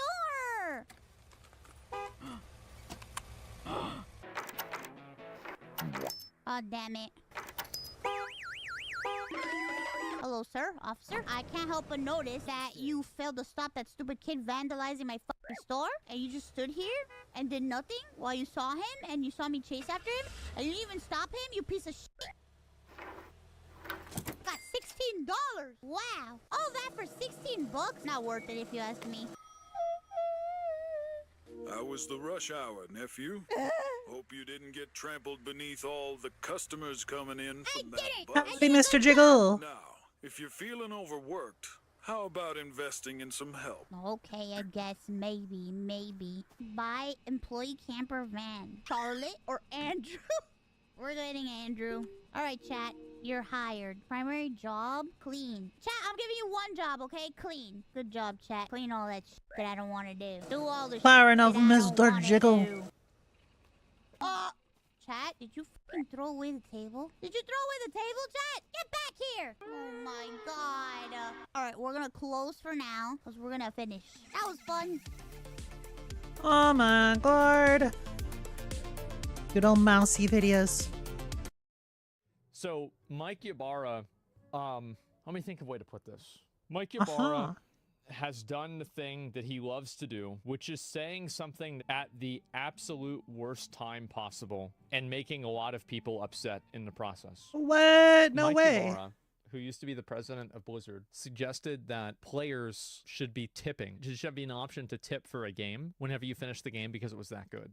So, yesterday, Microsoft, which is now owning Blizzard, shut down a number of studios that seemed to be performing kind of well. And a lot of people were getting mad at Phil Spencer. And they said, oh, Phil Spencer is a piece of shit. He's wrong. I see a lot of shots at Phil over today's Xbox announcements. I get it. But knowing him as a human, I know this hurts him. Well, hopefully that doesn't happen, Mr. Jago. Leadership there, but I do know him, and I know what he is likely going through. I'm not trying to defend the decisions. I think we all get ourselves into situations that are tough and unexpected. I certainly have. It's part of the job as the accountability for the outcomes. But he's a good human, and he cares deeply for the creative process and developers. That's my first-hand experience working closely with him for 8 years and knowing him for 24 plus. This will not bold of you change to assume he's a anybody's human. opinion, okay? And this is the problem, right? I don't know why Mike makes tweets like this, because I just think what ends up happening is that whenever he makes a tweet like this, he'll go and he'll say something like this. He'll be like, oh, well, think about the way that they feel. Nobody cares about the way that Phil feels. Nobody gives a shit, because he's the guy that's in charge. And whenever you're in a leadership position, nobody cares how you feel. It doesn't matter what's hard for you or not. You either bring home the bacon or you get the fuck out of the kitchen. That's why Phil is getting paid probably over $1 million a year. If you look at, compensation, nobody wants to hear about how hard it is for an executive to fire somebody. But read the room, my guy. Historically successful studios are being shut down. People are losing their jobs to inflate the bottom line. Who cares if Phil hurts? He still has a job. Exactly. Begging you to read the room for once in your life. Yeah, exactly. Well, dude got cooked so bad that not only is Asman agreeing with Taliesin for the first time in his life, but even Larian's publishing director came out calling his ass out.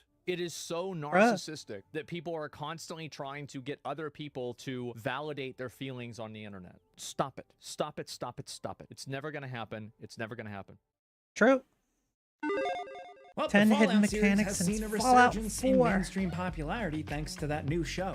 Maybe you're new, but maybe you're coming back again. Here are 10 fun hidden things in Fallout 4 that might get you playing again. Starting off at number 10, did you know that there are special attack animations that can be triggered by pressing the power attack button twice? Well, we didn't. How it works is that I didn't you know double that. tap the button, and if you do enough damage to kill the enemy, then it'll trigger a special takedown animation. Now, even for people who know about that, you might not know about the body slam. Yo.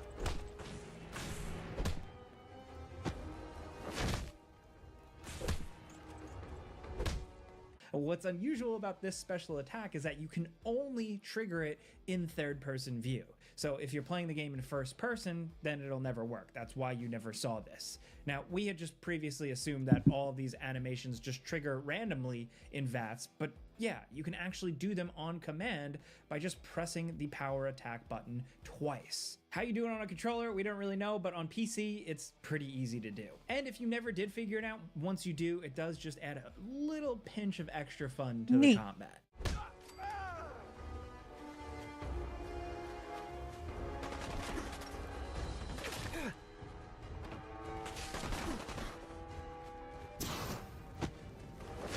Next, over at number 9, there's a cover system. Now, you would think this would be insanely obvious. Like, of course, there's a cover system in Fallout 4. How could you miss it? But believe it or not, people have played for tens or even hundreds of hours and never really noticed this, that you automatically will aim when taking cover if you aim near the edge. That's literally all it is. Just get behind something, point at the edge, and if you're close enough, then you'll just lean just a little bit to be able to fire while still mostly remaining protected. Now, this was a common feature of many first-person shooter games back when Fallout 4 came out, but without any tutorials or reminders that it can be done, we've seen it out there. Apparently, a lot of other people just assumed that it wasn't in the game, but it is. Here, you can do it. I bet some of you wish you knew this hours ago.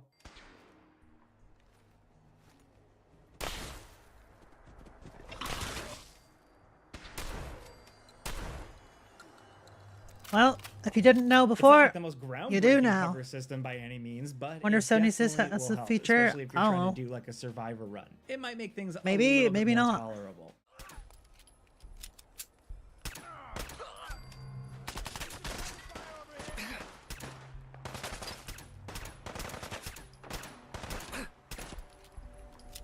Next, over at number 8, so you probably know about jetpacks. They can be constructed and attached to many different types of power armor, and they allow you to fly through the air as long as you've got the AP to support it.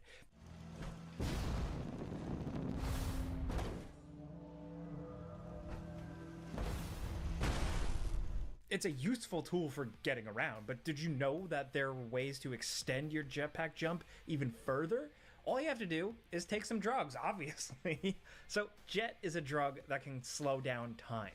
It doesn't actually do anything we need to stay in the air longer. Instead, we're going to need something that looks the same and sounds almost the same, but it does something totally different. So what you really want here is this superpowered jet drug called jet fuel.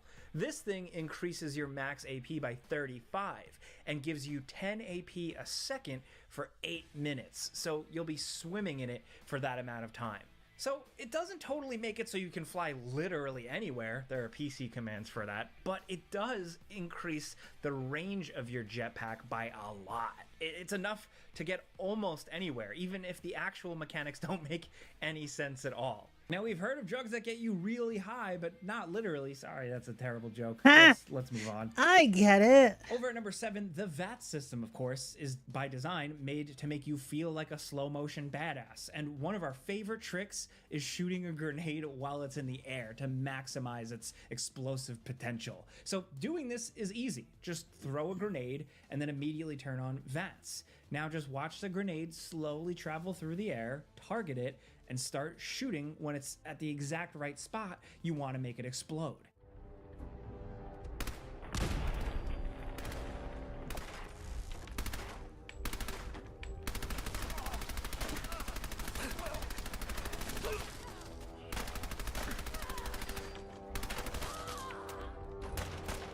It's incredibly satisfying when done correctly, man. But you don't even have to do that. For some reason, the way Fallout 4 works, you can simply just shoot your target after throwing a grenade, and it'll explode at the exact time you fire every time. Now, in this case, the grenade needs to land somewhere, so you can't just blast it out of the air, but it's even more effective. You're not wasting your shot just hitting the grenade. You get the grenade exploding on top of the direct damage you're doing from shooting the enemy. Now, it's not something that will always work because what the game counts as landing can be a little wonky, but it's otherwise an effective and easy little trick to use if you want to maximize your damage, and chances are, most of the time, you probably do.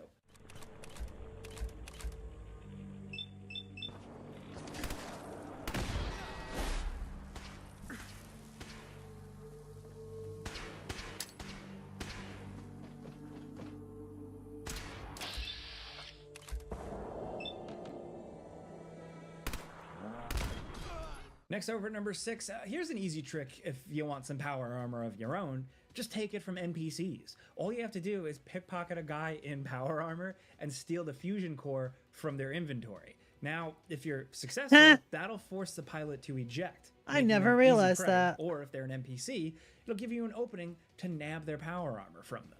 Now, it's seriously as easy as that. Like, you'll just need a decently high pickpocket skill, but taking fusion cores is simple, and you'll be swimming in all the power armor you could ever really need.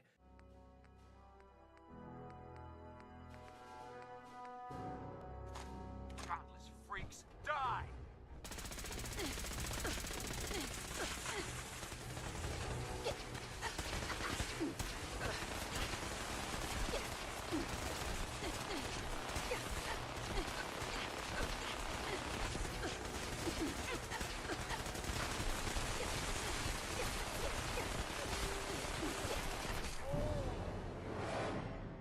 Especially if you do this at the Atom Cat's garage. Those guys are just asking to get robbed. So have fun, go nuts.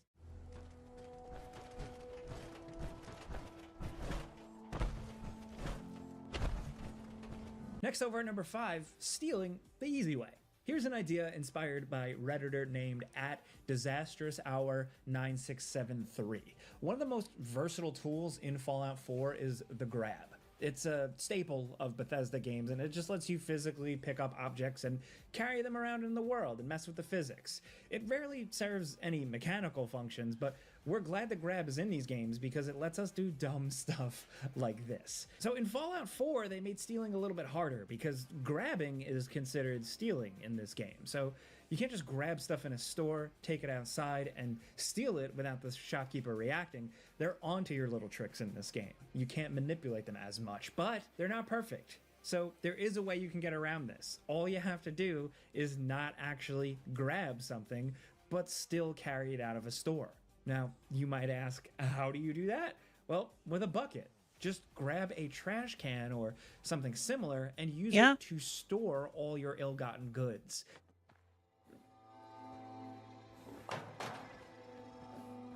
Yep.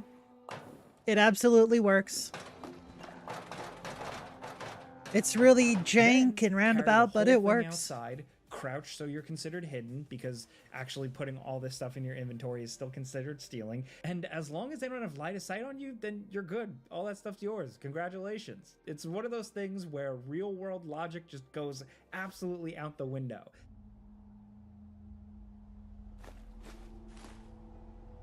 In video game logic, it makes perfect sense. Yeah, obviously you can steal like a store blind as long as you're not technically touching anything. Makes sense to us. God, I really love video game logic, but let's move on.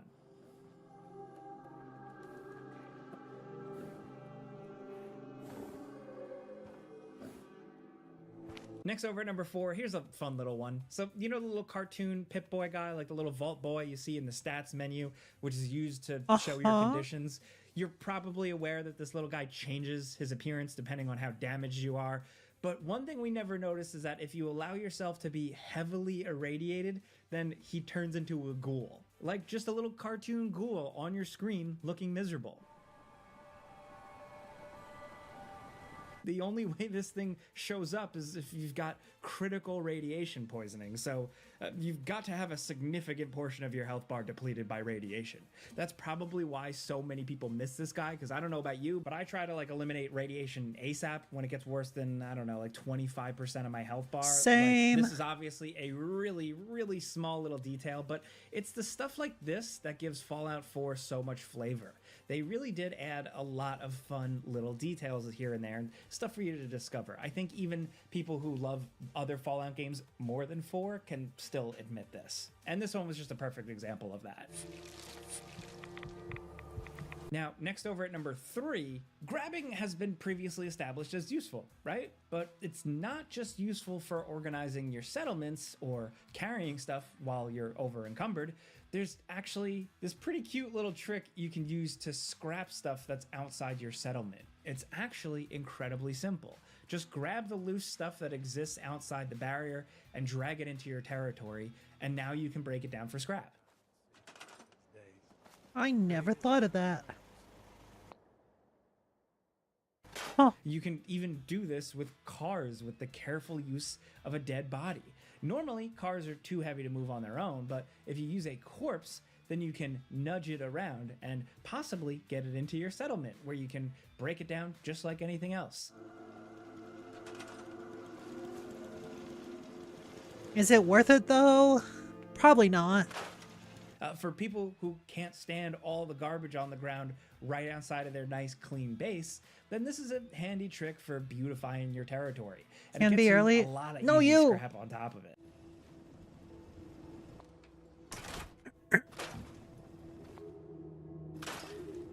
Now down at number 2, obviously playing on easy or very easy can make Fallout 4 a much less challenging game, but did you know that there are actually some benefits to cranking up the difficulty? It's not a lot. Like, this isn't like a Witcher situation where both your enemies and you get more lethal on harder difficulties, but if you want to farm legendary equipment, then turning up the option to very hard can be beneficial. Now, on very hard and survival, the chance of legendary enemies spawning increases to 150%. Now combine that with the increased chances of finding legendary creatures when you level up, and post level 50, you can make it so these special enemies and their powerful rewards are appearing all the time.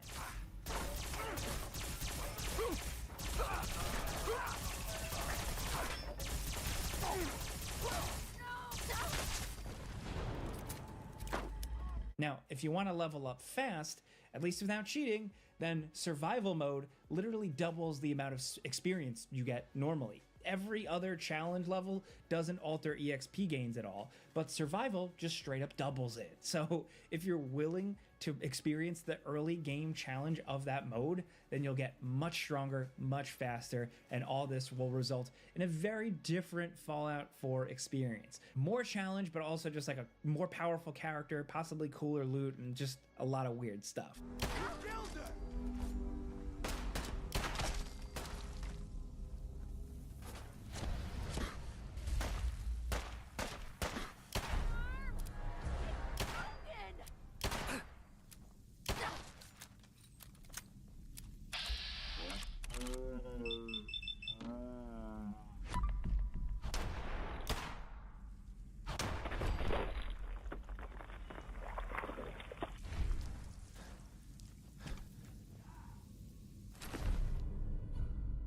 Now finally, down at number 1, you've probably seen a chameleon deathclaw in the wild and didn't think much of it. It's just a slightly different color of brown and beige, right? You'd never know that this thing actually does something special unless you have it spawn in the exact right spots and observe when it's not trying to kill you, which is usually a pretty unlikely scenario.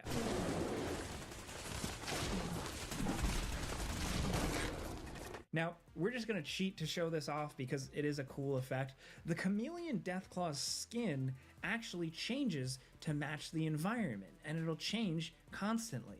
If you see one near a blue and red house, then the Deathclaw's skin will actually turn blue and red and shift between a few different variants of that color. They could have just made these things turn invisible and call it a day, but they put a little extra work in there that most people will never notice, and that's pretty the kind cool. of commitment you love to see.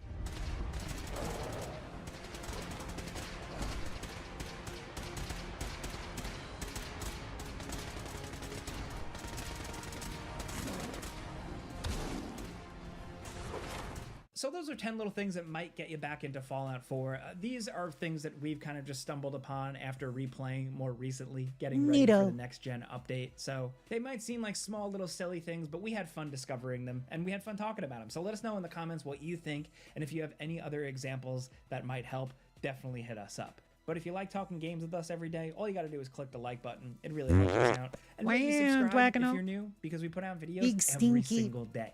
But as always, thanks for watching, and we'll see you guys next time.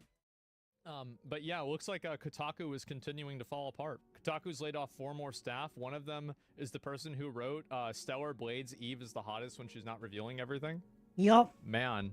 Context. In Screw the past Kotaku. months, They suck. Kotaku's holding company, Geo Media, has been trying to sell every website that it owns, and Kotaku is one of the few it has left. 2 months ago, the editor-in-chief resigned. Now, 4 other employees were laid off, which is basically the entire YouTube team of a channel that has been dying for years. It is still not quite clear if Kotaku's extraordinaire Alyssa Mercante resigned too, after she updated her Twitter bio. Just yesterday, she was proudly sharing how she was DMing somebody's wife of a person she was having Twitter beef with. Like, this is like IRL doxing and like getting involved in like people's real life. I would not be surprised if something like this caused her to lose her job. She then defended herself by saying that people can DM her parents as much as they want. Not a problem at all. Turns out that's the stupidest thing you can ever possibly say on the internet, since there are schizos ready to take up the challenge, and please do report anyone who does this. People are just tired of it. It's exhausting. Young people don't read Kotaku. To be fair, nobody does. And that's why they're really firing everybody. It's because they've destroyed their reputation. I don't think Kotaku is going to be able to redeem its reputation. I think they have to rename the company. They have to like remake the entire thing. Oh my god. Ravens. It's ravens. Oh my god.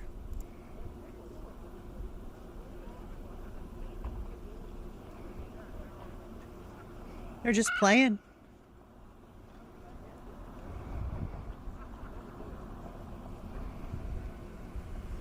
Yay!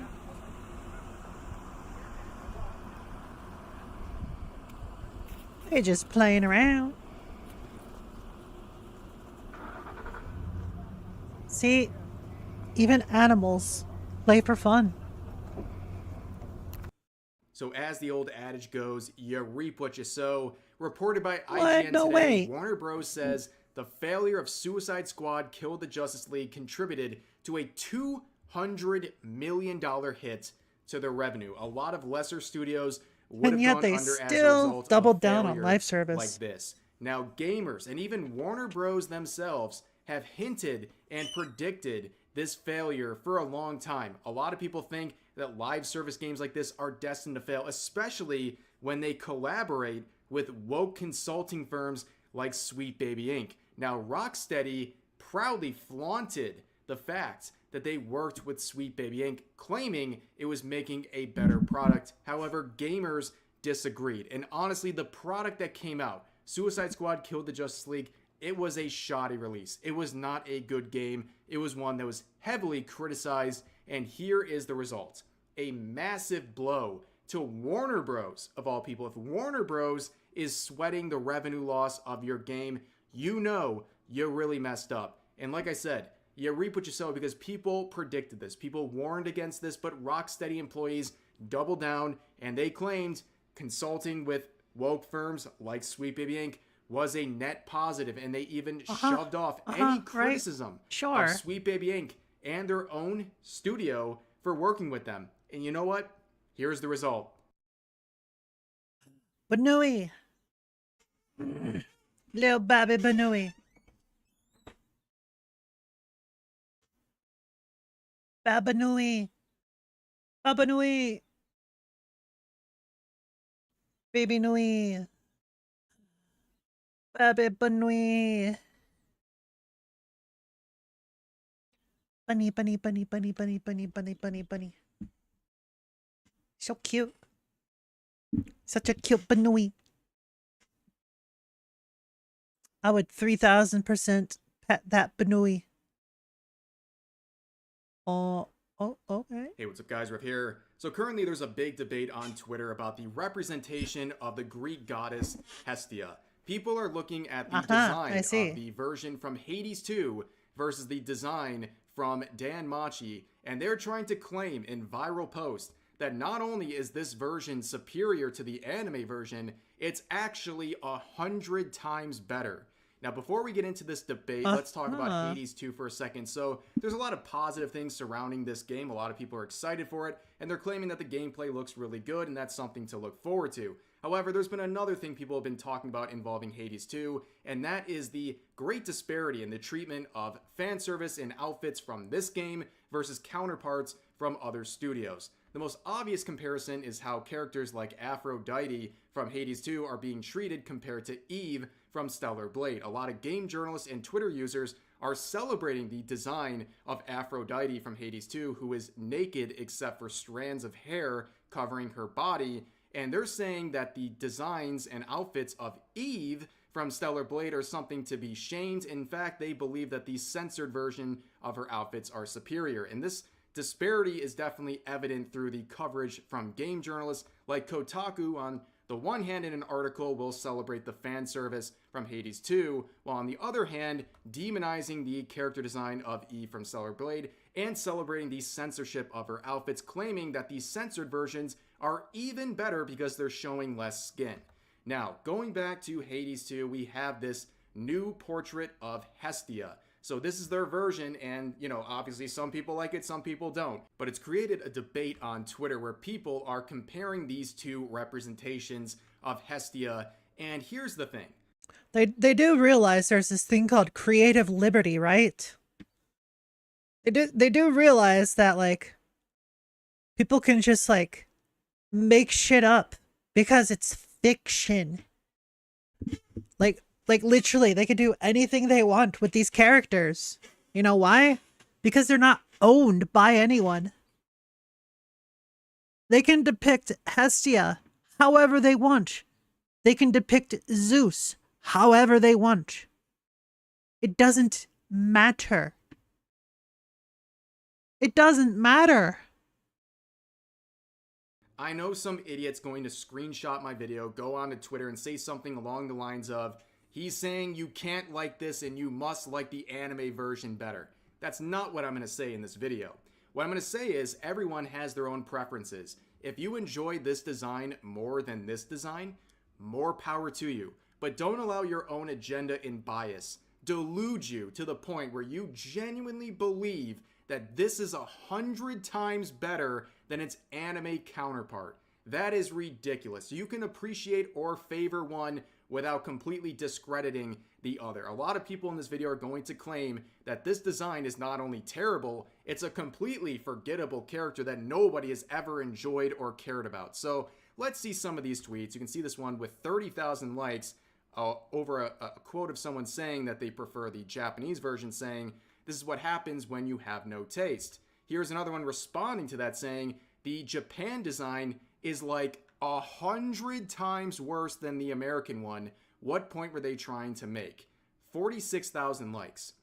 They are saying that this version is 100 times better than the Japanese version from Danmachi. Do you really believe it's 100 times better? It's ridiculous. And we also see people try to discredit the Japanese version, saying, "Funny how no one would guess the second one is supposed to be the goddess Hestia without the caption." Well, To be fair, gods in Japan are treated much differently than gods in, like, Greek mythology.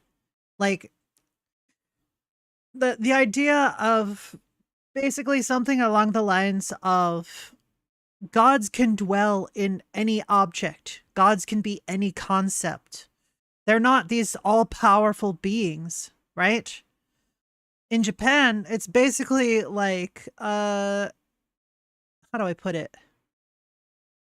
I can't really explain it very well. I'm not as educated in this matter, because it's like I believe it's a Shintoism thing. I'm not really up to par with my religious studies. But, yeah. In terms of, like, Greek mythology, these gods and goddesses are supposed to be like these incredibly powerful individuals, right? Practically like, well, gods. I can't really say much aside from that.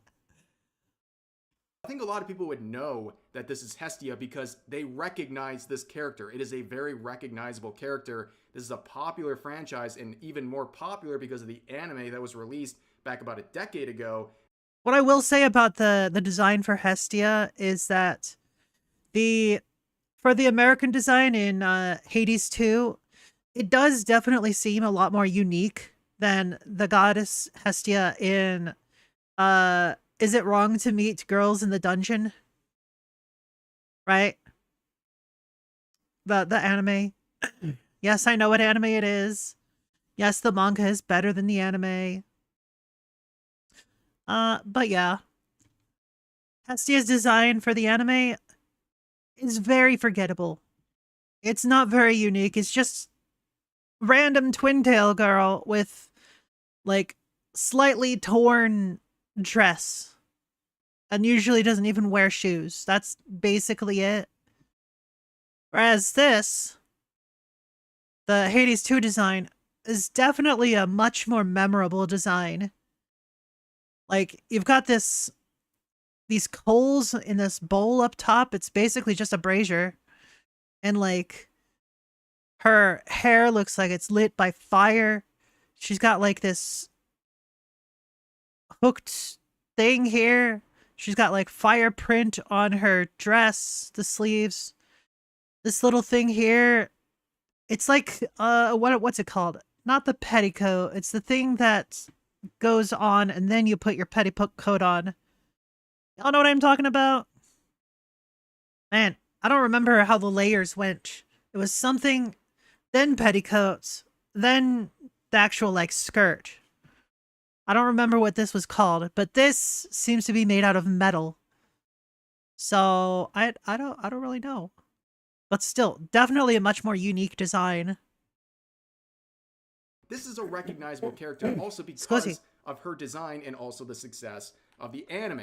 But talking about this whole thing where no one would know that this is Hestia without the caption, none of these characters look like Hestia. Based on the original interpretations through Greek mythology, this is what you got. And what's Hestia supposed to be again? About today. Neither of them look like the original interpretation. Like, let's be real for a second. If you think this is unrealistic, so is this. Come on. And moving forward, Yeah, I'm pretty sure like all of the gods and goddesses in Greek mythology are basically just people that could do these special things. Now that I think about it, you could basically just consider them to be superheroes. Like, with how their abilities work, right? Like, Zeus can be considered a mutant that can do 2 powers, shape-shifting and lightning manipulation, right? Loki is just shape-shifting and illusion. Hercules was just super strength. There's a lot of like superpowers you could glean from just these depictions of gods. Like for Aphrodite, she's just like the goddess of love and stuff. So like you could just say that she had this ability of charm, like super charm. A lot of these are basically just superpowers. Yeah. I think this is a good thread from Sabby Just here, but people with at the end superpower. of the day, it's down to interpretation. These are very different interpretations of the Greek goddess Hestia. And at the end of the day, what's going to be remembered is the defining characteristics of each interpretation. And despite what everyone's saying on Twitter, the character design of Hestia is one that a lot of people still remember and acknowledge to this day. And we'll see if the same thing holds true for the Hades 2 rendition of Hestia going forward. But we see people, the delusions, they say this, and yet Hades Hestia is much more iconic than that generic anime girl will ever be. Iconic is not the word I would use. Unique, definitely. Iconic, no. Right now, do a Google search for Hestia, and these will be the results. That is the more iconic character as of right now. That might change over time, but right now you're trying to pretend that the Hestia from Dan Machi is some completely unknown hidden character that nobody cared about. This was a very popular anime and franchise, and one that has remained relatively popular, and also one of the most memorable characters is of course Hestia, and a lot of that has to do with her design. And now we have a tweet here with nearly 100,000 likes saying, "Weebs attacking an actually unique portrayal of a character to hype up a copy-paste anime girl is a tale as old as time." Now, I know that her design is relatively simple, but I think it's still pretty unique. Like, again, it's down to preference. You can like this without acting like this is completely the worst design, Using Ubisoft's iconic, yeah, design clearly of all time. I don't think a lot of anime characters look like this. It's a pretty unique design. Whether you like it or not, you can't really deny that if you're being objective. And on top of that, if you think she is a bland design, what do you think How you about doing, the original Sadra? interpretation of Hestia? Do you think this is a bland design? I don't really understand. Wait, what was the goddess of the domestic and civic hearth, the home, sacred and sacrificial fire, virginity, family, and the state? Okay.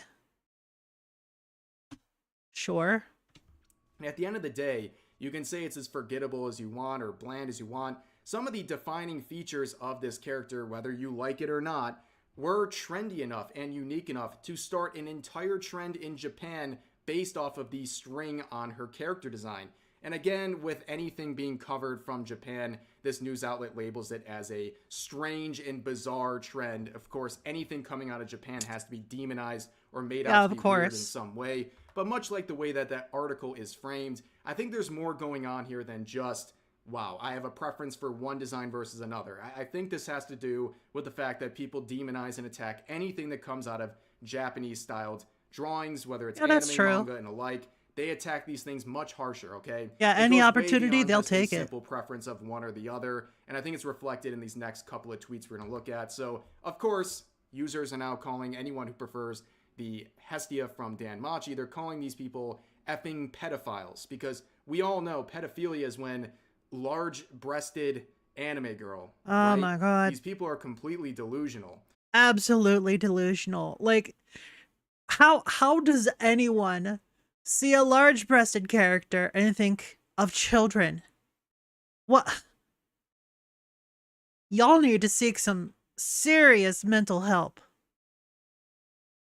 Here's another one. I don't even have to translate this wall of text to know this person is seething extra hard. It's like one of those examples of the left can't meme, where in order to make a joke, they have to have a never-ending wall of text. Like, they have to write several light novels to explain a very simple concept. They could sum this entire thing up by saying, I don't like the Hestia from the anime, I like this one better. That's it.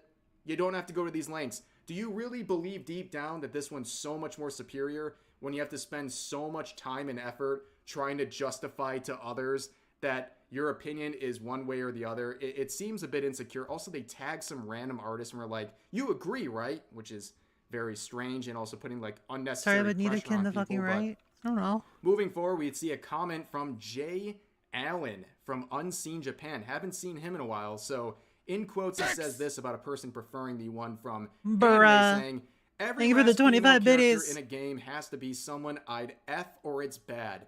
Is such a cis hetero porn-brained take. Obviously, the fact that you think if a character being attractive is creating these urges in you is something you should reflect upon yourself. But like, who wouldn't want to bone down with Hestia?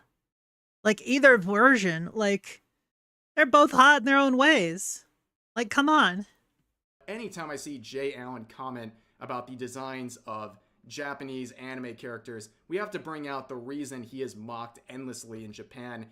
A few years ago, he tried to cancel a blood drive in Japan because they were using a fully clothed picture of Uzaki-chan to promote it. He was so mad about that, he tried to cancel a blood drive. And this would backfire so badly that the Japanese mainstream media would openly mock him.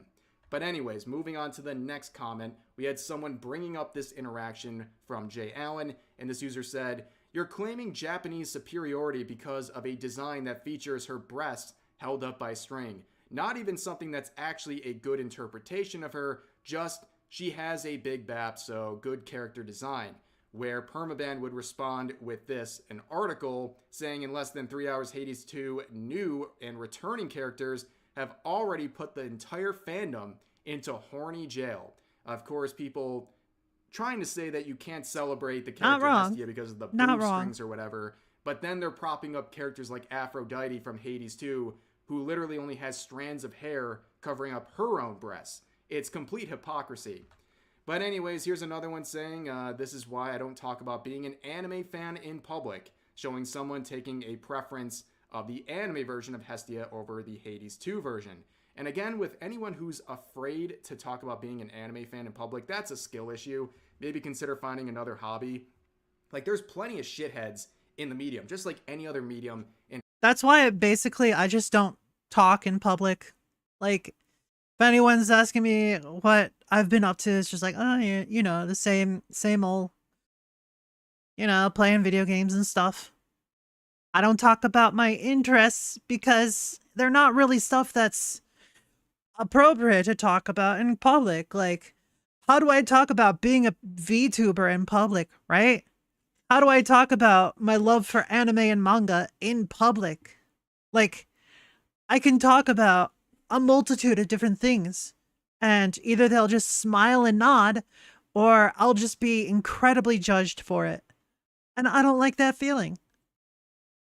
Simple as that. Hobby, but I'm not going to allow that to keep me from sharing my interests or saying that I'm an anime fan in public. Just seems insecure. Like, if you enjoy something, be proud about it. If something like this is going to ruin it for you and like silence you in your public expression of how much you enjoy the medium, maybe you don't enjoy it that much in the first place. But this has been a very strange debate. Enjoying something is one thing. Having shame for it is another. To be fair, society chooses to shame people for different things, especially if it's something that's seen as weird. You would think that after all of these years, I would be used to being shamed. No. No amount of exposure therapy is going to stop me from being shamed.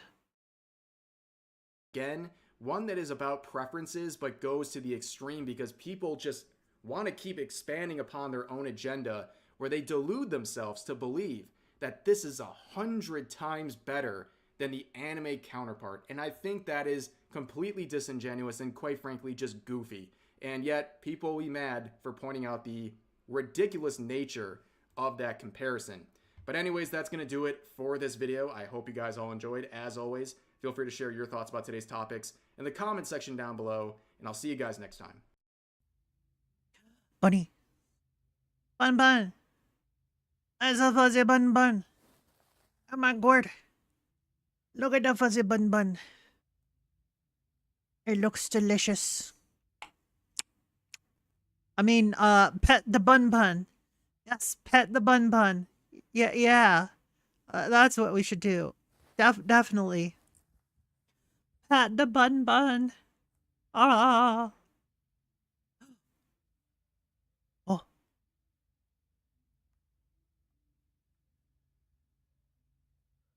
Bun bun. Bunny. Bunny. YouTube, that's the Twitch chat. Whoa. With their channel points here on Twitch, hanging out at 3 Hey, o'clock. what's up, Eastern Nuna? for How you submissions for doing? VTuber videos. They've selected them. We're gonna react, laugh, have a good time. Enough talking. Whoa. Let's get into it. Here he makes Let's Mount get eat a into sperm it. Sack. It's really soft. And this is Uh, all goodness inside. This is all milk. This is an easy one, chat. Let me blow on it. Make it cool. Are you ready? Mm-hmm. Okay, coming in. It might be a bit hot. Oh. You better swallow that. You better swallow that, bitch. Don't cry, you little bitch. No daughter of mine cries when I give you food. Swallow that shit right now. Swallow it. Close it. Close your damn mouth. Close your damn mouth. Now chew. Go through the motions as I did. Go through the motions as I did. Don't you fucking dare. You got this. You're a big girl now. She still hasn't swallowed it. You're a big girl now. You can be adventurous. Did you just like close your eyes and just one full swallow? That You looks- gotta do. I'm guessing they're gonna say what it actually is. It is, right? It is. It's like. Do you want to? Let's just put some into it. Boils a little. Now the main longer, so you problem can try- area you can is up test for here. different All types. of this going on up here is what's causing Can I have me the some soy most sauce? physical No, discomfort. but you're supposed to taste it in the raw. It tastes great. It's like slightly salty and Okay, just do it. Just oceany. do it. I'll let this one boil a little longer. What's wrong, Bao? Why don't you like it? So we can have some. What are they though? Firmed up shirako. I hate how quickly it Shirako? gets warm in your mouth. It literally just like. Wait, it's actually. I thought it just looked like. Yeah, it's actually fish sperm. Has anybody had it? No. Oh wow. And you guys tried everything. Just the roof of your Wow. mouth explodes, and you go like, "Well, here I am." And you have to gotta like deal with it now. use your tongue to like rub against your mouth to like get the rest of it 'Cause like it's out. thick. It's really thick. It's like plaster. You have to like you have to rub your tongue against the roof of your mouth like 20 times to like get rid of all of it. A fish just nutted in my mouth. これ嗅いでみて。何これ？これはチョコレートです。ふざける。Chocolate? 時計だった。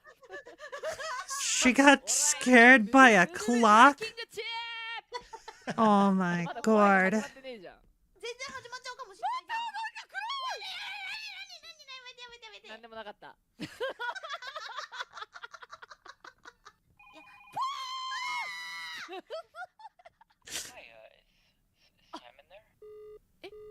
Clocks are scary? No, time is scary. Clocks are fine. テンション上がってきた。あっちの画面怖すぎなんだけど。 So it's all right. So her scream. She's controlling it. She's controlling it. Got it. Go, go, go, go, go, go, go, go, go, go, here we go, go, go, go, go, go. Guys. Hi, is Simon there? No! There is not Simon! Get out! Really good English.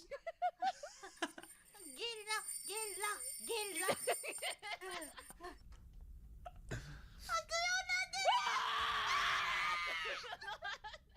This right here, what's happening is the equivalent of like when you were younger and you slept over a friend's house and you get the giggles. I've said it before, where you'll be sleeping, right? Well, not sleeping, but it's time to go to sleep. Like, you know, you were having like a sleepover with some buddies when you were younger. All right, the parents are like, you gotta go to sleep, you know, and then you guys are quiet under the bed and just. And then you're all of a sudden you're chuckle and you're laughing over nothing. They are scared over nothing because now they have like the giggles in a horror sense. And it's really cute. It is adorable. 待ってミュウちゃんあれ手じゃないよねやだあんなでっかい人いる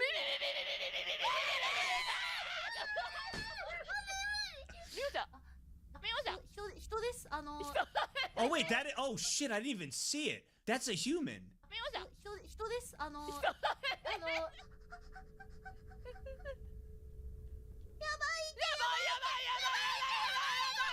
I actually.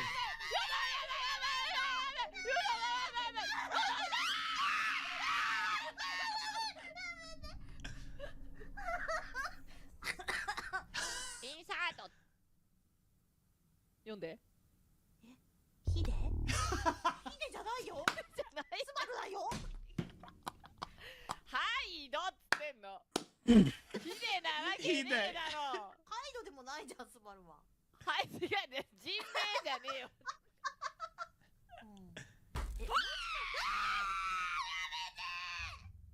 スズメのサンバ歌ってあげるね歌って歌って待って待って待って待って待って待って待って待って待ってやばい皆さんサンバ歌ってスズメが123皆さんこれどこ行けばいいのスズメがサンバ踊ってるサンバちょっと待ってサンバじゃないここが保管室 I want her to read that. 備品お前は備品だってこと So be in his office supplies? Behind you あなたの後ろってこと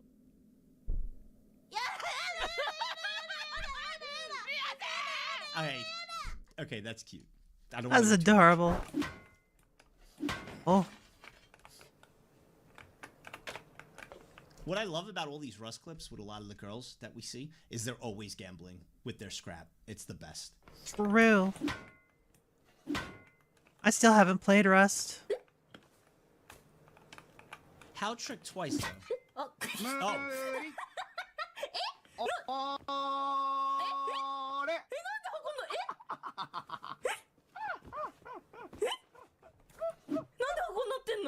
Okay, that was pretty cool. Don't tell me there's another one.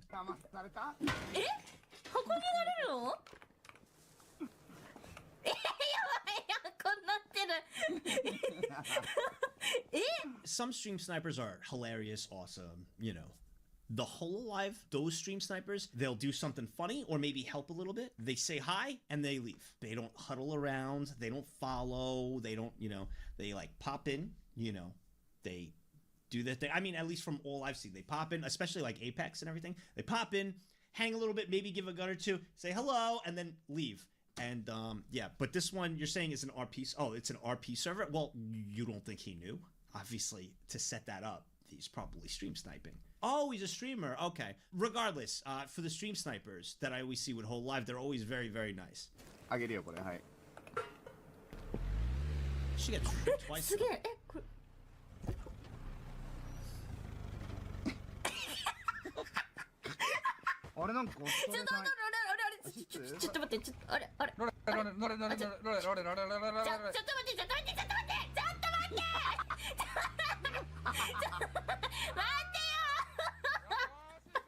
They just took her stuff.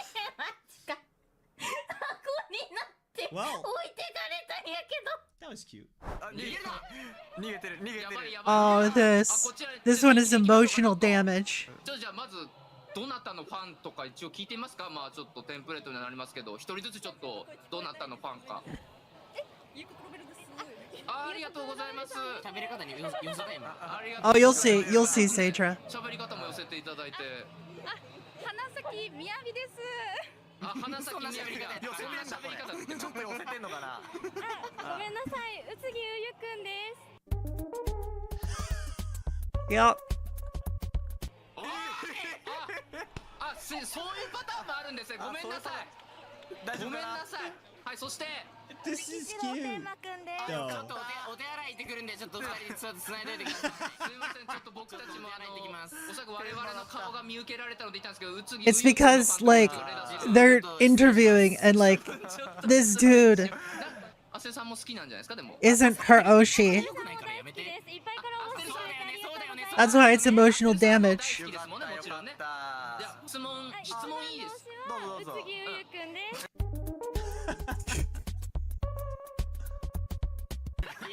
Poor guy.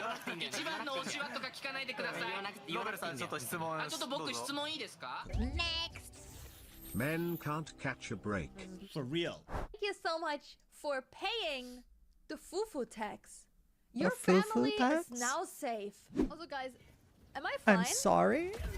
Oh, I've actually never seen the model is beautiful. that is a very good design. Are those warps? They're really No, she got portals in her ears. For everything. Oh, it's wormholes.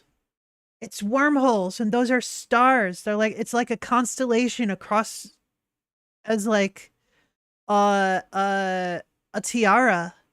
Dude, that is so cool. And she's got like stars in her hair, and that's a really nice design. Oh, she's got a black hole like right there on her chest. Is she supposed to be like a universe? That's really cool. That's a cool design. He wanted this timestamp right here. So we could be like, boys, I got to hug my Oshi.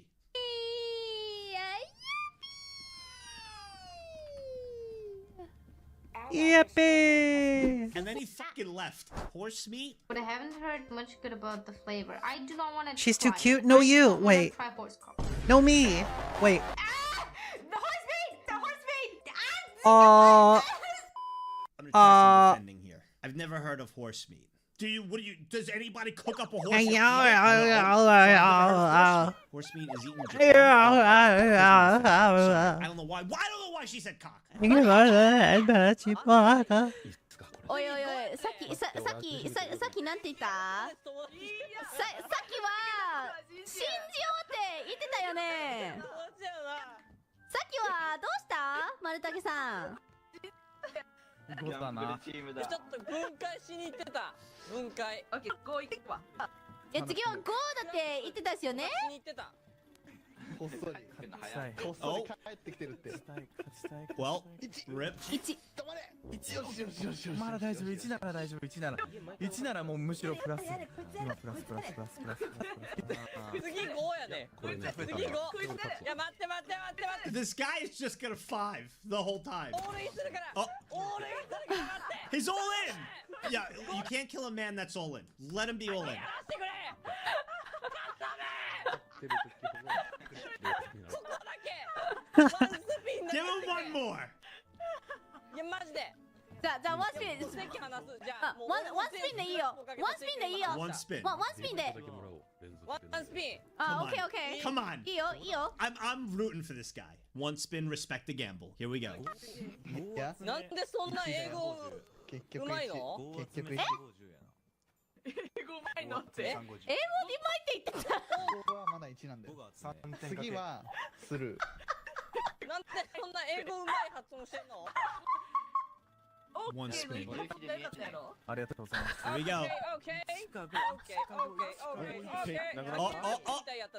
シカゴ、いや大丈夫。1なんだよね。オッケー。まだ大丈夫。まだ終わっちゃいない。ちょっとずつ増えてます。Actually like a gambler, bro. ちょっと待って。ちょっとこっち。ちょっとこっち。そうこっち。今すいません。英語うまいって言いました。英語上手ですねって。アメリカの人みたい。いや海外の人ですよ一応。アメリカの人みたい。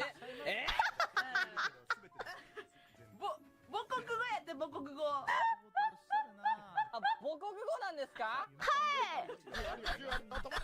マジ？すごいっすね。南テックさん日本人みたいな話しますね。いや全然ありがとうございます。 He's being really kind, and I hope he gets some scraps so he can keep gambling. というかアメリカから来たんですか？二人とも。二人とも。日本人です。 Goes hand. あ、そうなんですね。あ、勘違いしてました。すみません。He's so nice. とても面白い。 Oh my god, he's so nice. Yo, give him some scrap. Let him gamble some more. He sounds so nice. Ah, yes. What's he doing? Why is he doing that? Why is he doing that? Is he hacking my computer? Okay, that's awesome. Hey everybody, welcome back to my channel. Did she put this unregistered Hypercam 2 and go back to 2010 and play Minecraft to do this? That is genius. Oh, God, it is this great. Amazing. An April Fool stream, so good. Should I turn on my webcam? Is that okay? Oh, is my sound too quiet? Okay, hold on. Is that better? I can has cheeseburger? I love that meme. Oh my god, the cheeseburger, I can has cheeseburger memes with all the cats. That's my favorite meme. My mom said that she would buy me an Xbox if I got to 100 subscribers. Please don't unsubscribe. I really want to be able to play Skyrim when it comes out. Oh my gosh, Kiara, my bestie. Oh my gosh, I love you, Kiara. Kiara. Am I going to an anime convention? What's an anime convention?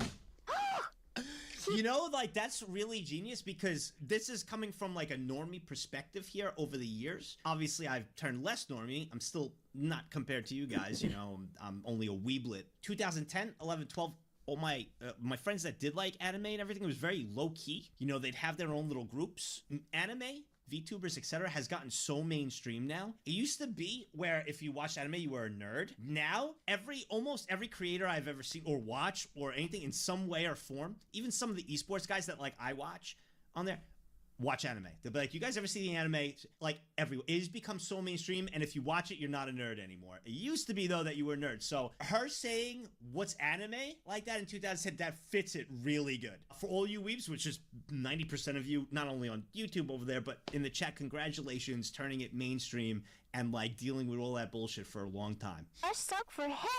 Sucks to be you. Is that my bestie, Shiori? I love you! Glumps you! I was trolling! I was not trolling! But really, I was trolling. That was really good. Fauna is great. Charlie, their smug aura mocks me. Where's the gotcha time? Where's the gotcha? Where's the gotcha? Gotcha, gotcha. Okay. Alright, we're gonna... Oh, debut. Alright. Okay. Oh, hey! Hey! Alright, you're not meta. Oof. You donned my soul. I told you guys when well, I mean, I know about Jade on My Soul, but I thought I was getting, like, YouTube bot rated in the comment section on these videos. When it started happening, bro, everyone was spamming in the comment section, Jade on My Soul. And I was like, who the fuck is Jade on? Is it like a creator? Did he send someone here? In one of the, one of the react videos, bro, the comment section was just filled with it. And I was like, what the fuck, bro? I was like, does he stream? Does he stream on Twitch? I'm sorry. No, I need meta! No, Crony! Honestly, if you're gonna keep getting doubles, Crony's the way to go. Why? Are you serious? I needed like one of these three, and I get YouTube twice.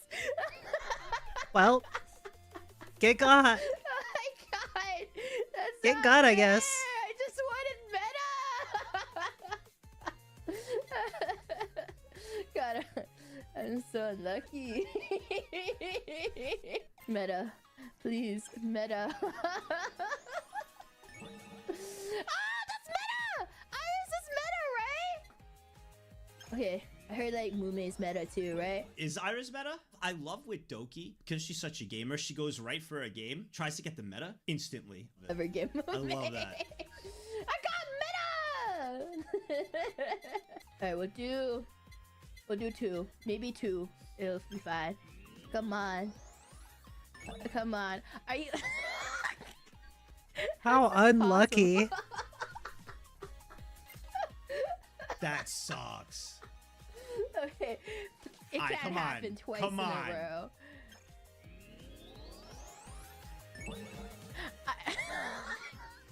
It can and it will happen twice in a row. It can't happen 3 times in a row, right? No shot. Okay, we're at the pity stage. Let's go. All right, there we go. We're at the pity now. We're at the pity. Let's go. All right, you can get it at least. Wait, no. Wait. Okay, we have pity. What is Fauna or Mume? That's my Oshi. Just use the tears. Okay, I can't believe it. I can't fucking believe it. I can't believe I had to pity pull for Mume. Like, I can't. Hey, listen, it's that I do like liking games like that, but I remember when we did it, I refused. Okay. I guess if you're ready, it's unmuted. It is already? Yeah, if you're ready. If you're a bird, I'm a bird. What is that reference? It's the Notebook. The Notebook. Oh gosh. Oh, maybe I wasn't. What the hell was that? I know it's hard. You're adjusting to the new afterlife, pre-afterlife. It's crazy because I didn't see any of this, so this is actually good. I'm like getting thrown everywhere. Hello, everybody. Here we are. Hello. You kept us waiting, darling. Kept you waiting, huh? Oh, it is real. We have to say, I know our biggest April Fool's joke is that there's no April Fool. Yeah. Sorry if I sound weird, guys. I'm sick. I'm sick. I do have to say, the other day you told me that you were sick. And I was like, oh, it's not that bad. Just send me a voice note. And then I laughed at you. I was driving somewhere, like I was in a taxi, and I was like, I can't talk much because do I sound a little sick? I am Atara Khan of Vishojo, and yes, I have summoned this demon. It's not a demon, but I guess somewhere my ritual went wrong. I don't really know when or where or how, but this is who I'm stuck with, and I'm stuck with her for the summer. I'm a demon to you, maybe. Yeah, you are. You're my Satan. Yeah, that's what you get. Karma, She bitch. is back. Insult me again. We're here. We have an April Fool's podcast for you guys. I need to take a quick break because when you gotta go, you gotta go. Made Mint was formerly Pomu Rainpuff, the Niji Sanji. Anyways, BRB.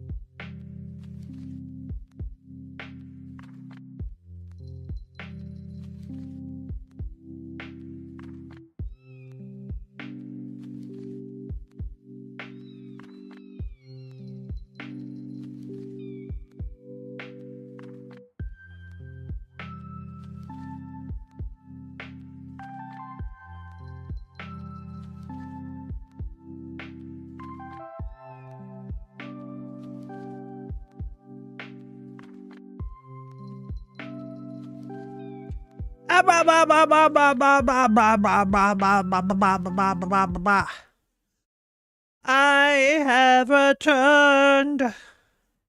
Sorry about that. You know how it is. When you gotta go, you gotta go. Thank you. You baka. Except it's not an April Fool's. It's a real podcast. Gonna be going live every Monday at noon. So it is a real one, huh? I wasn't sure if it was real or it was just for this time. They're actually doing it? Yeah, those two are doing a month? podcast. Really? So I thought it was a one-time thing. That is awesome. That's sick. PST, 3 p.m. Eastern. What? Did you think it was an April Fool's? Maybe a little bit. Nah, we chose this date to fool you guys. Were you fooled? Were you fooled? Be honest. That is cool. Through the summer? But yeah, Maid Mint, aka Mint Phantoma, was Pomu Rainpuff's past life account. So she's basically just returned to her previous account. Just like how Doki Bird, who was selling Tatsuke, returned to her previous life account. Right? Fooled. Say yes. I was fooled. Yes. That's fooled. I was fooled. That's cute. 3 episodes so far. Hey, Yo. sexy lady, want to come over to my house and you know what? Get it on, right? Get what on? I wanna Get what I on? have a special night with. Special in what way? Miss. Yeah, I wanna. In what way, though? I want to, you know, when you, you want to come over to. I'm sorry. I have to do this. Have you ever had a dream? Yeah. Yep. It's exactly like that. Get it on, and then you come over and it's this. Oh. You come over and it's this. That's like Fan's bedroom, except in. Actually, that's a really cute room. That's actually a really cute new room. Right? You come over to do the nasty, and it's this. This is the bed where you do the nasty on. That's What if fine. we made love on my Twilight Sparkle blanket after I turned all of My Little Pony figures around so they didn't see. My room. I'm fine with that. And my boing pipe. Is this what Irina's room looks like? Come on, guys. It can't be that bad, right? It can't be that bad. Come on. It's not anything to. Oh yes! Oh my gosh! It's the best C's together, the best friends of Magic forever. Oh wow! 3D Twilight. This is my favorite game already. Yeah, this is Irina's room. Sadra, calm down. Jeez. Okay, bye. Calm down, Sadra. Oh my goodness. Bruh. Heck. Heckin' heck. Bruh. The heck. Oh. Another next.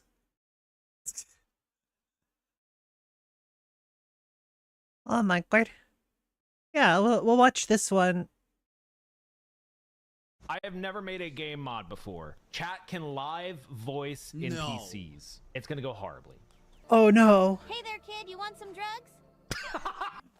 Oh, hey, dogs. I used to be with a girl that had huge, gigantuous. Yup, enormous okay. You have the most beautiful package I have ever seen. It's Study. Let me show you the throat of the world, Gluck Gluck. I can't wait to go home and goon for a little while. No! Hey, Rasher. You ever tongue punched a chocolate starfish? God! What is wrong with people in Whiterun? I heard of a guy in Whiterun with a very nice, very large and... Nope. Oh. What you were expecting, huh? Anyways, he's got Let's be doubly less than Wait here. Chippy chippy choppa choppa dooby dooby da. I need that. Holy shit, that was beautiful. Oh my goodness. Oh my god. We're a minute in. Jeez. That was a strong start. Holy crap. Oh, bruh. One time with you guys, it would be so much fun. Nags. How much does this cost? This was $250,000. Obviously not worth it. But here's the thing. What? Here's the thing. I don't know.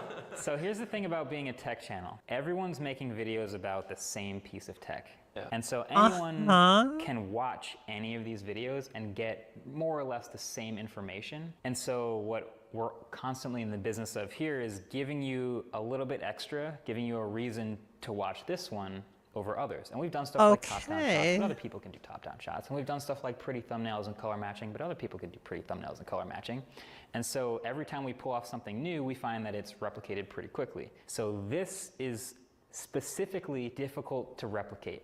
Every time we do a robot shot, we want it to be not just fun and exciting to watch, but leave you with a little bit of how the f did they do that? I get everything he's saying. Okay. That's awesome. And I could see how a successful channel gets replicating. Was the shot that angle? Because anyone could. Where's the robot? The last little bit where it showed the different angles. Also, I'm not an expert when it comes to cameras. I would have to talk to Rags. He's an expert with cameras. So I bet you watching that video, Rags, he's one of my best friends, would be like, dude, did you not just see that crazy angle on there? I'd be like, what? I just saw an iPhone. Regardless of, seeing it or not, or whatever the point is, that innovation right there, because that's true. To separate yourselves. Great marketing. To sell the angry British guy on YouTube. This took forever. What do you want? I want to know why you just shouted at me down the microphone. What did I fucking shout at you down the mic for? Playing your fucking mouth, mate. I'm a grown man. You sent me a message first, yeah? I live in Smethwick, Birmingham. If you want the fucking brawl, come down Smethwick, ask for Danny G. I'll come out of my house and I'll break your fucking legs, you little prick. EU gang! This is you guys! So whenever anything American comes up and you're like, hey, Kona, this is in it. It's not butter, and it's not a fly. It's a butterfly! Be free! Oh my god. That was beautiful. Well, I had Let it be free. in Texas because Pat Mahomes, who you don't know, came to see me. I love Pat Mahomes. Who is Basketball. he? Yeah. What sport? What sport? Okay, basketball. What team? Mavericks. He does play for the Dallas Mavericks. What position? I don't know. Well, guess. Center forward. What? Center forward. Pat Mahomes, the center forward for the Dallas Mavericks, came to see me do stand-up comedy. Did I get it right? He's a football player for the Kansas City Chiefs. I got it right. I know you did. That's amazing. I had to stop for a second. I was like, wait, what? Do not litter. Don't litter, please. Oh, yeah? Who gonna stop me? Oh. All right, so what had happened was I actually meant to pick this up and then... That's That was a jump scare. This is the blower's disease. He's blown hard every day for years, and this enormous positive pressure causes loosening of the buccinator muscle and causes deformation of the cheeks. Oh, wow. Whoa. Bro, it's I wouldn't for call that a kids. Who disease. cares? I would call that an advantage. Like, that just means that he's really good at blowing. They're for kids. Because you can't tell me that this is not cool. Hey, Grimlock. Yes, we know. Hey, Prime. Greetings. Transform. Yo.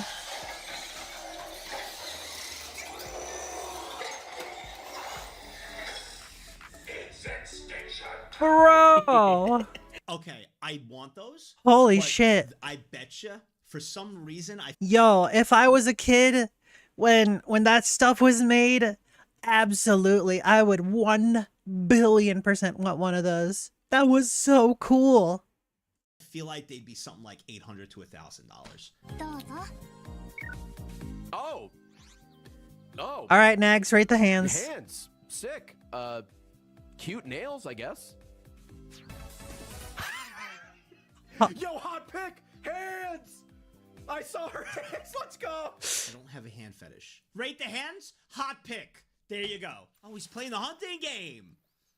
Oh, a diamond. In the Okay. world? So in this game, a diamond, it has to be of like it's certain weight, this and that, diamond caliber, and you have to kill it with one to get the diamond. You have to kill it with one shot. Everything has to be perfect, and they're extremely rare to find. Why are you blabbering? I'm explaining this. So he's saying a diamond walked up to him. So this diamond. That was an organ shot. One kill. That was random as fuck. A diamond? That's actually really cool. Little people are currently banned from the MLB, and it's all because of these guys right here. In 1951, Eddie Goodell stepped to the plate. He weighed a mere 60 pounds and stood 3 feet 7 inches off the dirt. Bill Veeck smiled from the crowd. This was his brilliant idea, and he was famous for thinking outside the box. For example, in 1979, he created Disco Demolition Night, a promotional game that ended in the fans burning down the field. 3 foot 7 inch Eddie was Bill's golden ticket. After signing the contract to become a legit player in the team, Eddie was given the jersey of a 9-year-old bat boy. When the game started, a confused crowd witnessed the strangest at-bat in MLB history. The normal leadoff hitter stole to the plate, but pinch hitter Eddie took his place. He was instructed to get into a tiny stance, and above all else, don't swing. Bill went as far as to say that if Eddie swung, he would personally shoot him with a rifle. Of course, his strike zone was impossibly small. He took 4 balls and jogged the first. Naturally, the league was furious, and Eddie's contract was voided the next day. But he still owned Yeah, the that makes record in sense. baseball, a 1,000 on base percentage. 1,000 on base percentage. Holy crap. Undefeated right there. Hey, you look really pretty today. Oh yeah, you think so? Don't you think I look pretty every day? Are you calling me fat? You're calling me fat, aren't you? I can't believe you Yeah. say something like that. You literally just lied to my face.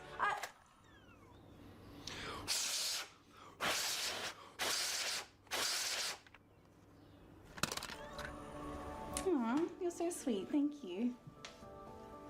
If only it were that What easy. just happened? Women are crazy if you don't blow their cartridges. That seems kind of sexist. Sexist? Guys get their discs clean all the time. Disc.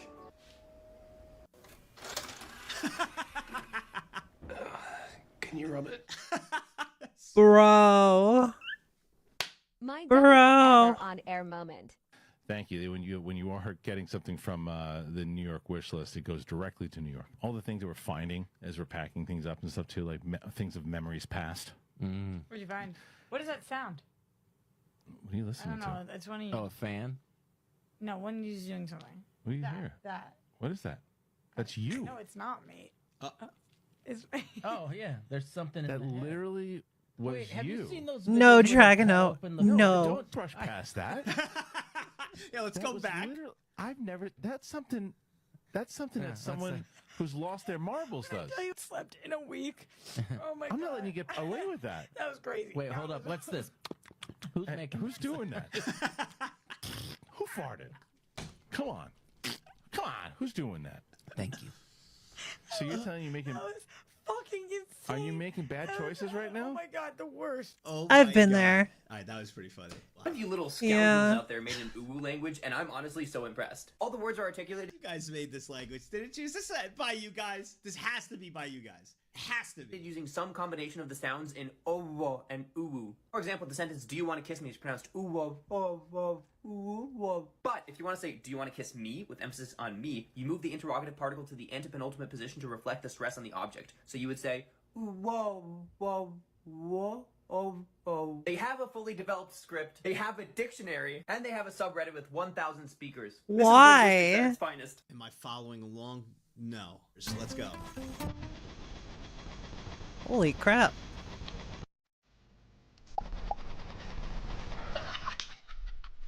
There are two types of gamers. Beautiful core performance simulator, triple screen, one up top. Me. Boom. I do not speak fluent OWO. 2, 3, 4, 5, 6, 7, 8. 1, 2. No. What? What? Oh. So lucky, dude. Oh my. That's pretty green. Are you kidding me? That's his reaction? Is he wrong? He's not wrong. You He's know how not much wrong. that's worth? Triple kill. Here comes the party. Nice. It's fine, it's fine. This game is just very hard. Go!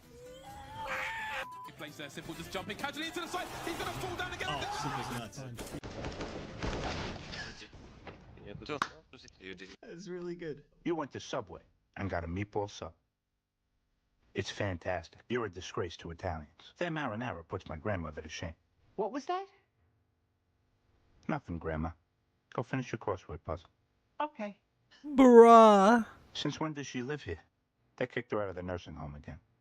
You can only bite so many people before it's a problem. You call It's this true. a foot long? That ain't a foot. If you drop a dumbbell on a soap dispenser, soap should shoot out. But the question is, how far?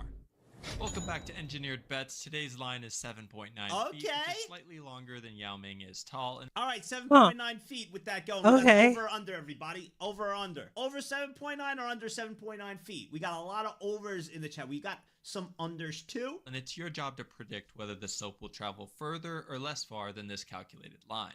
How on earth was the line set? Well, if you want to learn all the details before placing your bet, you can check out the full video on YouTube. But to quickly summarize, I used the conservation of energy principle to get the velocity of the dumbbell at impact with the dispenser, and then the conservation of mass to estimate the launch velocity of the soap out of the dispenser. And finally, kinematics was used to get how far the soap should travel, which ended up being 7.9 feet. And now it's time to see what actually happened.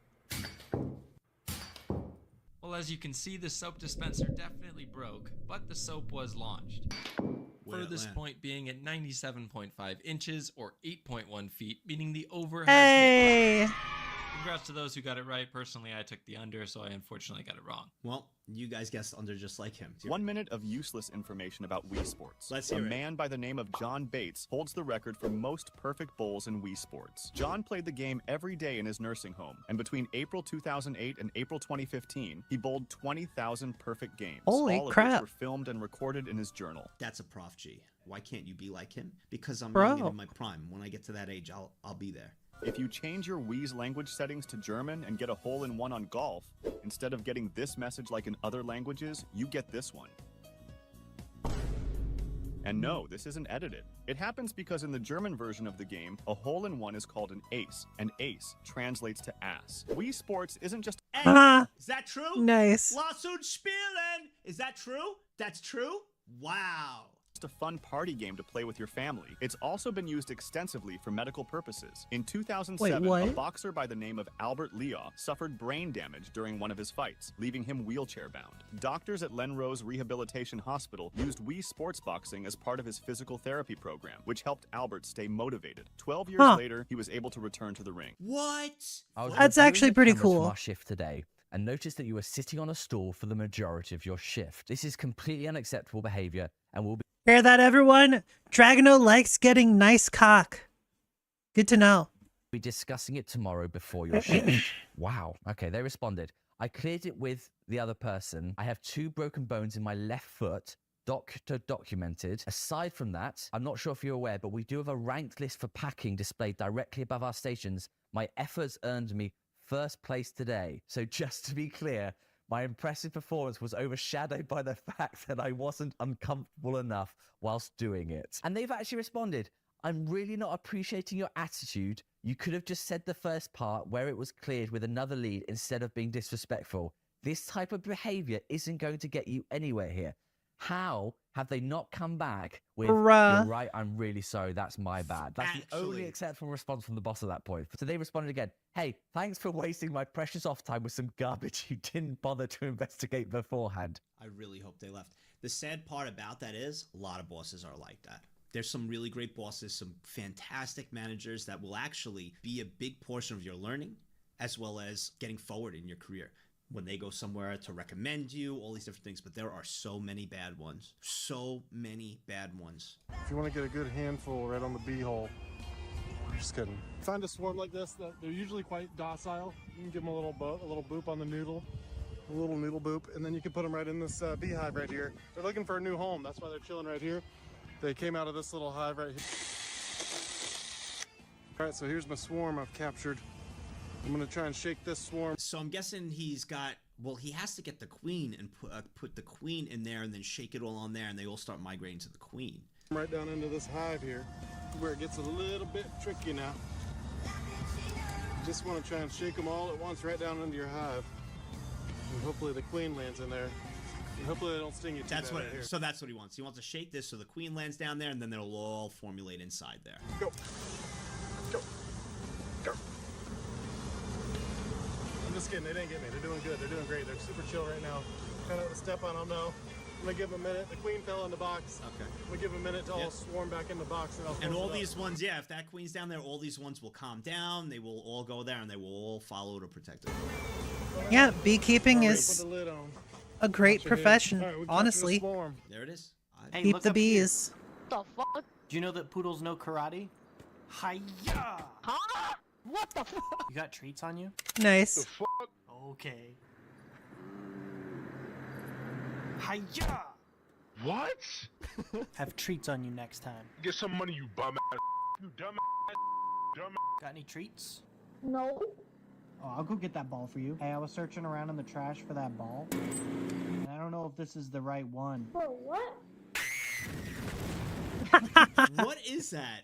Bro, some of these mods are so cool. You know a group of people That was I think deserves hilarious. more Holy respect? shit. Fucking stepdads. You think those guys want to be stepdads? No. You think they were like, I don't want my own kids. I want Melissa's 7 kids that she has with 6 different baby daddies. I want those kids. Fuck no. But they do it anyways, and that deserves something. We gotta start respecting these stepdads because I don't plan on getting married for a long time. So chances are I'm gonna be someone's stepdad. So I'd like to fix this problem before then. I'm part of the problem. I had a few stepdads, didn't respect them. One of them kept a 12-foot long snake in our garage, and he couldn't tell me shit because he had no permits for it. Oh, you want me to do the dishes? Okay, yeah, that's fine. I just gotta go report something to the authorities real quick. Oh, wow, you wanna ground me for a week? Okay, that's cool because I'm 13 and I'm gonna let that snake eat me. Now you're doing 10 to 20. And he didn't deserve that because he was just a cool guy that kept a 12-foot long snake in our garage. That's an oxymoron. Anyways, we cooked Cajun pasta.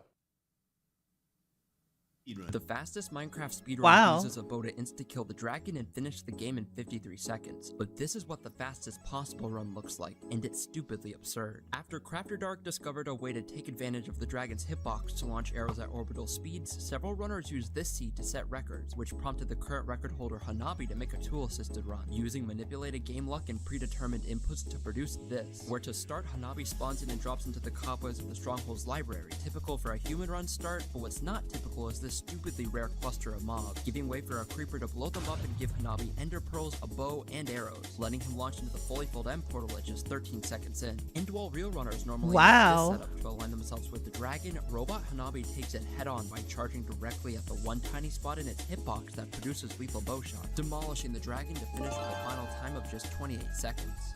I would totally do that. Obviously, that was Holy tool-assisted, crap. but I would totally give it a try.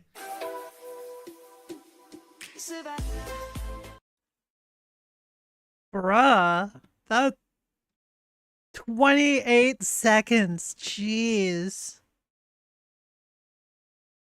Bruh.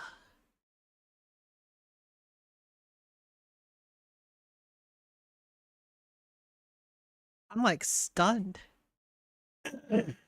Anyways, you know what? I've been going for 8 hours. This is probably a good place to end things. Yup. We have a hydrate. Y'all better hydrate before you dehydrate, folks. Mm.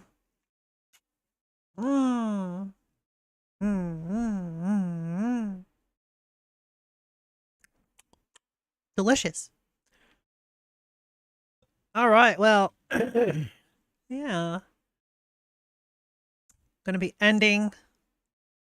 Let's see. Anyone I want to raid? Oh, when's the last time I raided them? It's been a hot minute. I could raid them. Meow. Meow, meow, meow. Meow, meow, meow, meow, meow. Meow, meow, meow, meow, meow. Meow, meow, meow, meow. Oh, snooze. Oh no! I didn't hit the button quick enough. There's gonna be an ad. You know what? No raid today. Y'all know the drill.